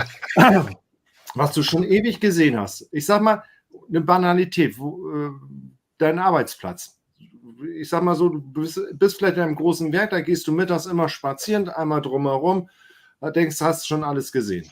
So, wenn du sagst, okay, dann mache ich jetzt mal eine Hausrunde draus und dann weißt du, dass du keinen Roller brauchst und kein Fahrrad brauchst, weil du wirst das nicht in einer halben Stunde schaffen, weil du wirst nämlich Details suchen müssen, um natürlich, ich will ja auch interessante Fotos sehen. Ne? Das ist ja nicht so ein Gartenzaun einfach nur, sondern ich möchte dann schon andere Perspektive. Also es geht ja bewusst darum zu schärfen, eine andere Perspektive als das, was du normalerweise siehst. Und da kann man sich, das ist auch so ein bisschen Blickschulung, sage ich immer so, ne? Den eigenen Blick, weil ich mache das zum Beispiel ganz häufig, dass ich, wenn ich irgendwo stehe, ganz häufig in die Hocke gehe oder auf die Höhe meiner Tochter gehe. Und das habe ich auch von meiner Tochter gelernt. Weil, als ich mit der durch den Wald gelaufen bin, habe ich Fotos gemacht, habe gedacht, wie toll Fotos. Und dann sagt die Papa, da ich auch mal, mach denn Fotos. Und ich gucke abends so auf der Kamera und denke so, ey, Alter, die Fotos habe ich jetzt aber nicht gemacht. Genau das habe ich jetzt hinter mir. Ich war mit dem Kleinen unterwegs, Fotowalk. Ganz andere Perspektive. Der hat Sachen gesehen, der war am Boden viel näher. Der hat so viele tolle Sachen am Boden unten gesehen. Ja, das hat nichts mit dem Boden, das am Boden ist, sondern du hast ja, jetzt wird es ein bisschen hoch. Pass auf. Du hast ja im Prinzip dein Auge, so wenn du das jetzt mal so ganz genau betrachtest. Und das, was dein Auge wirklich sieht in dem Moment, ist stecknadelgroß. Das ist ein ganz kleiner Teil von dem, was du an Informationen hast. Und den Rest dieser Information setzt dein Gehirn dir zusammen. Ich sehe jetzt vielleicht von dir nur dein Zipfel da mit dem Gummibändchen und den Rest habe ich mir aber schon gespeichert. Das heißt, ein Bild, was ich jetzt von dir da links sehe und den Schal, der da oben rechts ist oder so, das habe ich vorhin schon gespeichert und das setzt mein Gehirn zusammen. Der Blickwinkel ist ganz klein. Wir haben ein großes Auge, aber sehen ganz wenig. So, und der Vorteil ist, dass Kinder etwas machen, die haben noch nicht diese Informationen, die wir im Gehirn haben. So, das heißt, die müssen diese Festplatte erst füllen und dadurch gucken die anders und gucken sich die Sachen länger, intensiver an und auch wirklich rauf, runter, um einfach ihre Gehirnplatte zu füllen. Und deswegen haben die einen anderen Blick. Und das habe ich festgestellt, ja. Und diesen Blick haben wir nicht mehr, oder beziehungsweise den müssen wir immer wieder trainieren. Das heißt, wir gehen durch eine Situation, erfassen die, sagen, ja, habe ich schon mal gesehen. Ja. So, wenn haben wir uns versaut über die Jahre, ja. Genau, und dafür mache ich meine Hausrunde. Jedes Mal, wenn ich da lang gehe, laufe ich auch anders lang. Also ich gehe nicht immer in der gleichen Runde, ich gehe auch mal andersrum oder mache das bewusst anders zu laufen und jedes Mal zu gucken. Und jedes Mal kann ich auch jemand anders was anderes erklären, weil ich wieder was entdeckt habe. Was ich vielleicht vor 20 Jahren schon mal gesehen habe, das spielt gar keine Rolle. Aber ich sehe es dann auf einmal am Blick. Das Wetter ist an dem Tag anders. Das Licht ist anders, die Menschen sind anders. Es sind so viele Sachen, die da reinspielen. Und dann musst du dich wirklich darauf einlassen und sagen, okay, jetzt gucke ich mir das Ganze nochmal neu an. So, wenn ich natürlich hetze, als würde ich zur Arbeit gehen, zack, zack, zack, zack, zack, ja, da weiß ich, da sitzt immer der Straßenmusikant, da ist immer der Zeitungshändler, der weiß ich, wie der aussieht, den habe ich aber morgens gar nicht gesehen. Der geht vorbei, moin. So, und diese Gemütlichkeit, diese Gelassenheit, die hole ich mir mit dieser Hausrunde raus. Ne? Das ist auch, wenn ich woanders bin, gucke ich ja ganz anders. Wenn ich jetzt in Wiesbaden war, ich ganz neugierig, habe in jede Ecke geguckt, habe überall geguckt, habe Lichter gesehen. Ich glaube, die Wiesbadener in dem Moment gar nicht sehen würde. Ne? Und genau darum geht es, etwas was man schon immer mal gesehen hat und wo man immer unterwegs ist. Das kannst du im Prinzip bei dir auf dem Dorf vor der Haustür machen. Das könnte ich auch hier machen. Das spielt keine Rolle, wo man das macht. Aber wie gesagt, mich hat das fasziniert. Mich hat das wirklich fasziniert. Vor allem haben wir das halt so einen kleinen Wettbewerb. Also wir schauen uns echt dann die Fotos an. Der hat echt teilweise Motive, wo ich sage, oh, da kacke ich aber ganz schön ab. Ja. Deswegen kommen so Sachen her. Ja, kein Wunder, du bist ja viel näher am Boden. Ich kann es gar nicht sehen. Von 2 Meter Höhe. Nee. Das ist, also meine Frau kann das auch. Die läuft irgendwo ran und sagt so, du musst mal das fotografieren oder das fotografieren. Das sehe ich manchmal gar nicht. Ne? Ja, genau. Das finde ich auch so faszinierend. Es gibt ja Leute, die zum Beispiel nur im Wald fotografieren. Da gucke ich mir dann auch Videos an und dann fliege ich jedes Mal weg.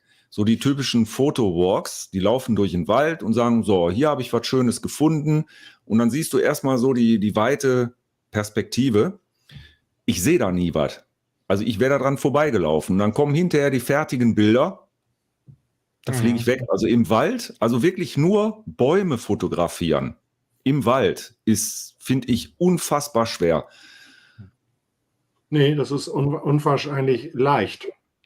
Aha. Weil ganz ehrlich, im Wald gehst du eigentlich rein, wenn du, ich sag mal, ich gehe mal im Wald rein, wenn ich keine Kreativität habe.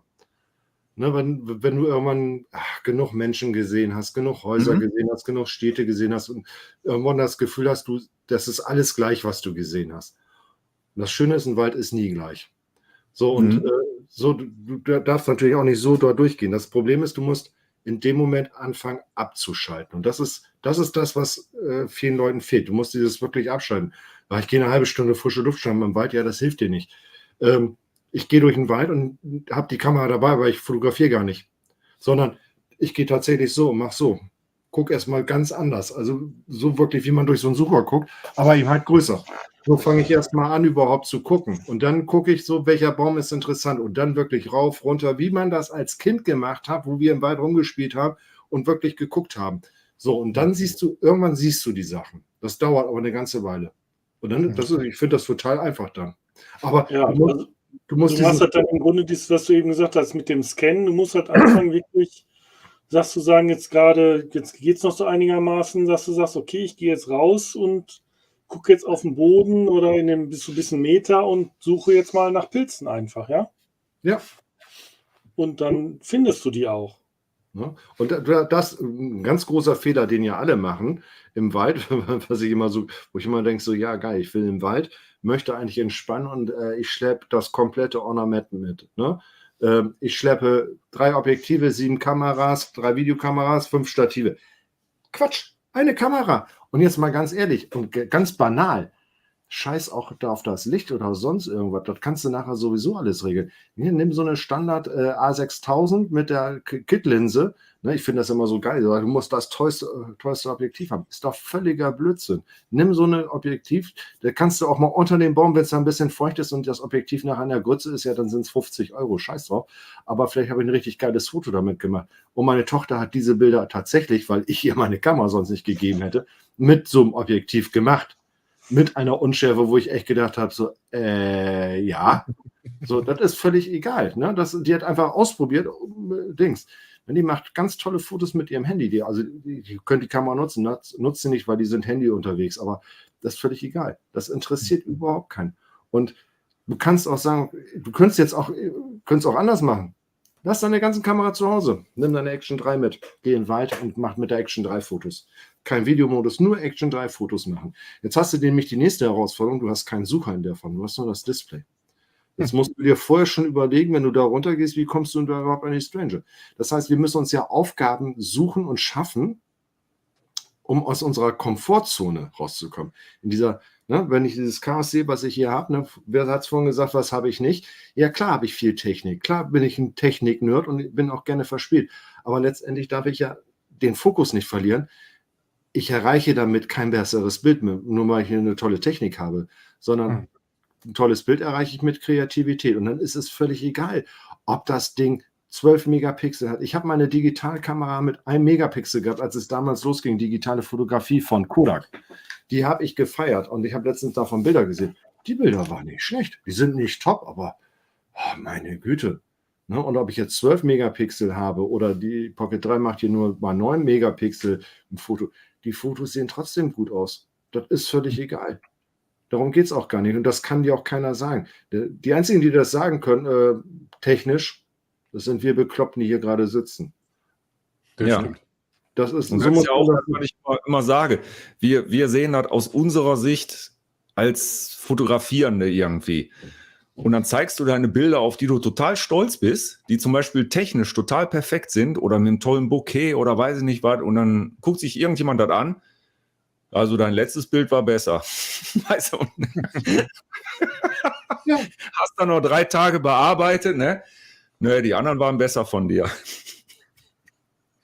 Aber Jungs, ich finde, das war vom Thorsten jetzt ein schönes Schlusswort. Absolut. So moderiert man ja ab, oder? Habe ich irgendwo mal gelernt. Jetzt machst du wirklich Ende hier, oder was? Jetzt wird es ernst, genau.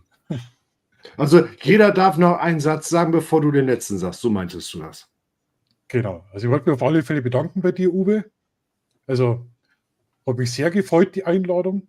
Thorsten war ich auch komplett überrascht. Ich habe gedacht, ich sehe nicht richtig. Andi, ich werde auf alle Fälle dein Instagram unten verlinken. Eure Kanäle natürlich. Und Olaf, vielen Dank, dass du da warst und dass sich dein Mobbing heute in Grenzen gehalten hat. Weil das, was YouTube heute abgezogen hat, war am Ende. Natürlich auch komplett an den Chat, wirklich saugeil. Jetzt haben wir immer noch 9 Zuschauer, aber trotzdem ist es 2:15. Genau. Ja, Jetzt würde wir ich euch 5 einfach und nur- 4 andere. Der Theo ist auch noch da. Wahnsinn. Jetzt würde ich euch einfach nur mal ein Schlusswort zukommen lassen. Und ich lasse StreamYard dann laufen. Ihr könnt dann immer noch quatschen. Ich komme dann morgen um 10 vorbei und schaue mal, wie weit das ihr seid. Kein Problem. Bitteschön. Ja, die berühmten letzten Worte. Erstmal vielen Dank, Markus, für die Einladung. Danke für den netten, kurzen Abend. Und ja, ich verbleibe wie immer mit den berühmten Worten. Vielen Dank fürs Zuschauen. Bis zum nächsten Mal. Ja, also ich sage auch vielen, vielen Dank, Markus, dass du mich hier reingelassen hast. Haben wir einen schönen kurzweiligen Abend gemacht. Ja, und an alle, die zugeschaut haben, vielen Dank, dass ihr zugeschaut habt.